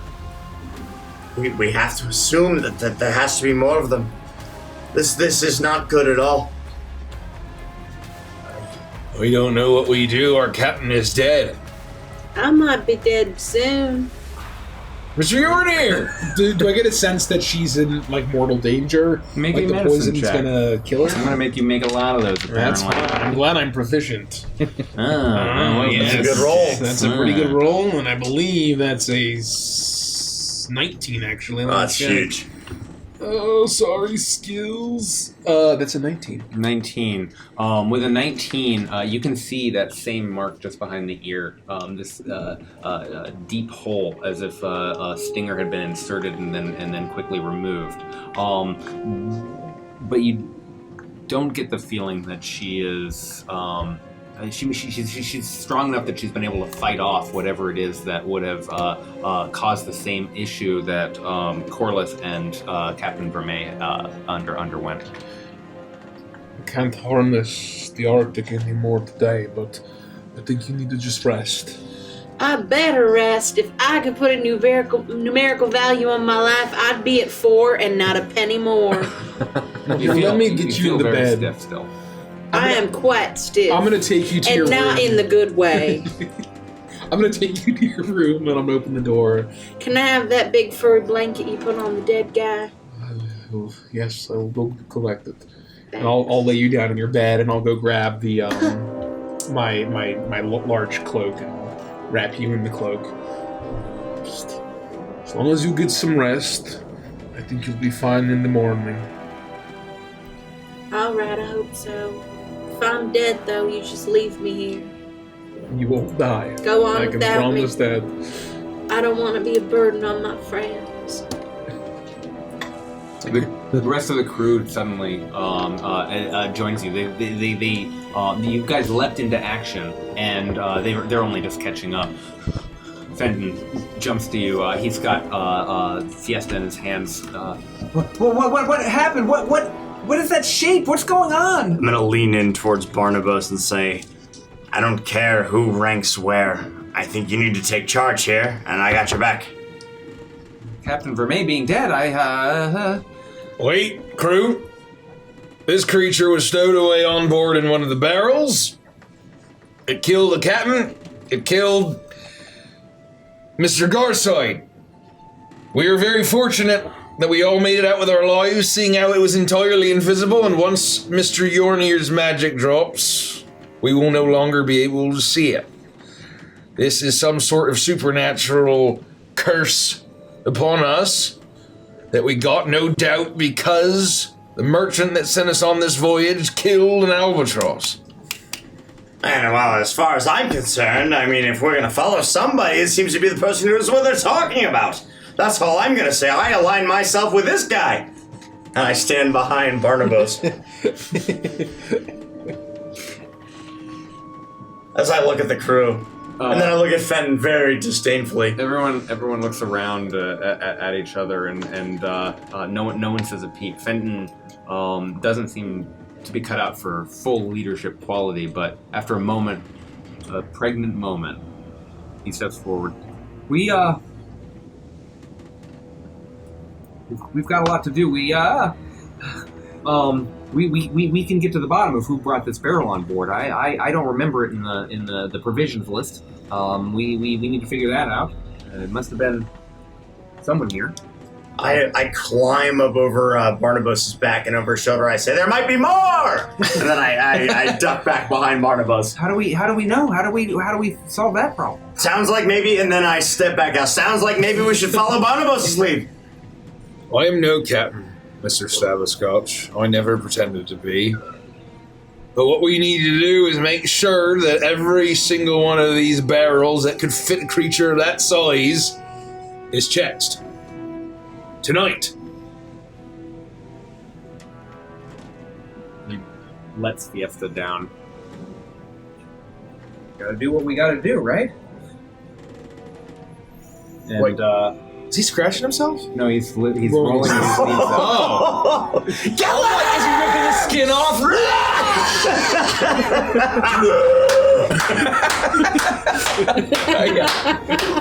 I'm going to move in. Kill the child. Destroy the child. No, he rolls his sleeves up and is preparing to get to work. You heard him. Every hogshead, every barrel. Well, I think so. Unless we are able to, if there's some sort of log, who's the quartermaster? Which one? We would know who the quartermaster is, right? Walker Clemens. Mr. Clemens.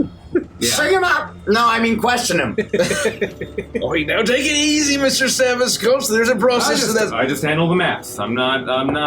You don't need to be pointing fingers. Who's the bosun then? Oh, the bosun is Fenton. Okay, Mr. Fenton, check your logs, check the cargo. The manifest. Check the manifest. The provisions list. Is the seagull? Was it? It's in the captain's quarters. And what I'll say is, for the purposes of brevity, you guys spend the morning now, going through barrels, opening them, whimpering in pain resealing on them. death's door. Whimpering in pain on death's door. Yes, you're hurting, right? Yeah. Mm-hmm. You go could use and a hit die after, presumably, if you could get a short rest after an hour. yeah, you could get a short rest if you wanted it. If you're going to go to sleep, though, you would enjoy a long rest. Because Oh, I'm I trying am. to push us to some sort of a Both morning. of my ears go down over my eyes, and I just go straight to sleep. At some point, you would scoop up the remains of this creature. And what do you do with the remains, Yornir? I would assume that you'd be there because you'd watch the magic of your fairy fire fade. Yeah, I would probably. I would definitely take the remains, and I would. Do I have anything? I would probably take it. I'm sure there are all kinds of containers and stuff. I would take it to the sick bay and put it in some kind of container with a lid that I could lock. So if there's some kind of latch lid, I would keep it in there. I'd say that there's a latching locked lid container that you could put the creature in. It's a very strange sensation after the verified fades because you know you're holding on to something, but you absolutely cannot see it. It doesn't even have like an outline or something like that. It's like holding glass underwater. But squishy animal skin glass, right? And you are able to slip it, and it slops in. You can hear it; it's in there. You can feel it, and then you cap it, and it goes away.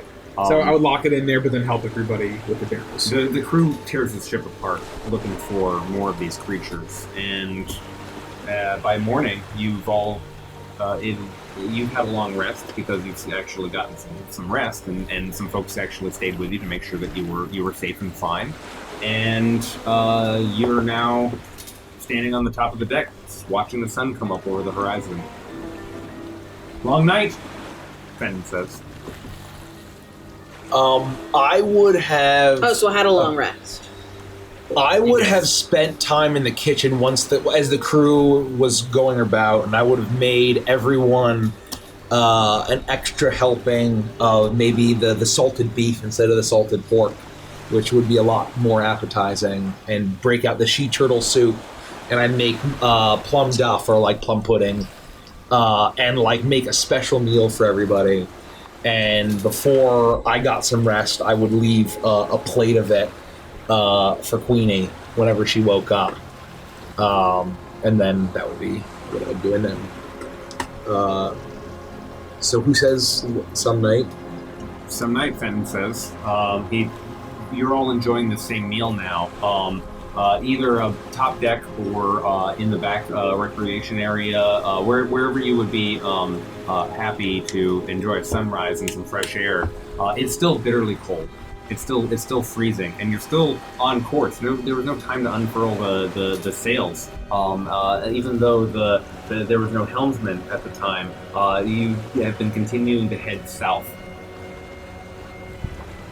What are we gonna do with Captain Vermeer's body and Mr. Garsad? Oh, who's the first mate? I have written down Mylan, but he hasn't been very first matey. String him up! We can say that it's. I kid. We can say that it's Kendrick Yardley. Did we find anything in the provisions log as far as who brought it on board? It's not the Hogshead barrel is not listed in the provisions log. It was clearly brought on by somebody in the crew. Bullshit. Just the one, like everything else lines up. You were able to line up everything. You pull everything open. There's no just like water-filled container that looks like feeling around inside the water. I mean, you guys tore this place apart. It took you the better part of 12 a.m. to 8 a.m. tirelessly with 17 other people, or 12 other people. Damn. Well, I think we should. What if this is respectful customs for burial at sea? Queenie never told us about the open eye, did she? No. I can't wait to die. Oh no! I'll go. I can prepare the body. I'll go to the captain's quarters and see what I see. Make a medicine check. 18. 18. You see an eye open. It's not open. It's like fluttered, and it's unclear whether or not that would be because. No, his eyes were open, weren't they? Mm-hmm. Yeah, his eyes were totally open. They continue to stare at the ceiling. He seems as clammy and cold and stiff, dead-like as poor Corliss downstairs. I'll kind of give him a once-over. I'll clean him, and I'll take a little bit of water and I'll I'll get some sort of cloth and I'll just sort of rub him down. And I'll take his bed sheets or something clean and fresh, and I'll wrap him up, and I'll bring him out. His burial at sea, appropriate for the culture. I'm sure it's what he would want. It's what we do. Sometimes we don't wait this long, to be completely honest. But it's better to do it a day now. He's fully dressed in his captain's uniform. It's an honorable burial. We'll have to be more vigilant about this sort of thing. There could still be creatures on board. I know we checked the whole thing, but this thing scares the shit out of me. I'll hand the body to Barnabas. I think you are the one that should do it. Well, we suppose. And I should be able to. This is Captain Vermeil that you have? Yeah. And I'll walk over to the. I'll probably take it to the captain's quarters and open the windows and stand towards the back, and I'll just say, fair winds and following tides, wherever you may go, my captain. And then I'll just. As you were saying, fair winds and tides, you hear a voice behind you. Stop! It's the voice of Corliss Garthide. What? He's standing, having pulled himself up at the stairs. Stop! He's awake! We were awake! We were paralyzed! Oh, fuck! Oh, you butterfingers! I'll have the captain be looking in absolute horror. His eyes unmoving. His body stiff, his body cold. Seemingly unbreathing, undetectable. I will then go and just turn 5 feet to my left and put him in his bed. I'm gonna rush up to him. You're alive. You are dead. Are you? Could you perceive everything that happened? Yes, I've been awake. Ever since you put me down there, I was drunk and I didn't know what was happening. I felt like I was just getting the spins. And then I couldn't move. And I couldn't move. Then I couldn't move. My eyes were closed. I could hear all around me. I felt you touch me. I heard the voice of everyone talking, everyone speaking about this creature, this beast. I knew what had happened to me. I only just shook it off. Captain, I don't know how long it was after me, but...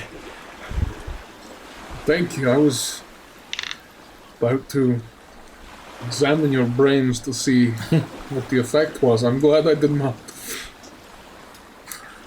I'm glad. I almost drowned the captain. You couldn't have known. I'm gonna have a little bit. No one can. Captain Herb. The captain eventually wakes up. Mr. Firebrush, would you mind? Thank you, sir. Well, he's talking to you and the crew all standing around now, wiping sweat off of his brow. His bald head now starting to get a little bit of its color back, even in this bitter cold. Well, that one's on me. That one's on me. I brought the barrel on board. It was supposed to be a gift. A gift for a noble house in Chalk. They even said that they wouldn't see it coming. We were sabotaged. What you're saying is that this was a gift from one of the other racers. From what you tell me, it exploded because the water inside of it expanded because of the cold. It would have gotten out when they tried to open it as a gift when we got to Shock. It was a complete coincidence. You know that there was a chupacabra inside the barrel? It's called a shadower, for one thing. I don't know about this chupacabra business, but no, it's an elemental creature of sorts. Has a natural invisibility. It's non-magical. It must not have. Yes, Chen. I had a frog in my throat. This tea I had a is chupacabra in my delicious. throat. They must not have expected us to go through the cold waters of Drakkar. They must have expected us to take a different passage. They must have expected us to go through the sea of fog. That's right. So no one is dead. No, thank goodness. And that had to have been the only one. Otherwise, there would have been more barrels. There would have been more creatures. They all would have broken. My understanding is if it kills something, then another one will emerge from it, and so on and so forth. Thank God that you guys were able to act so quickly. So I still have the remains. That is fine.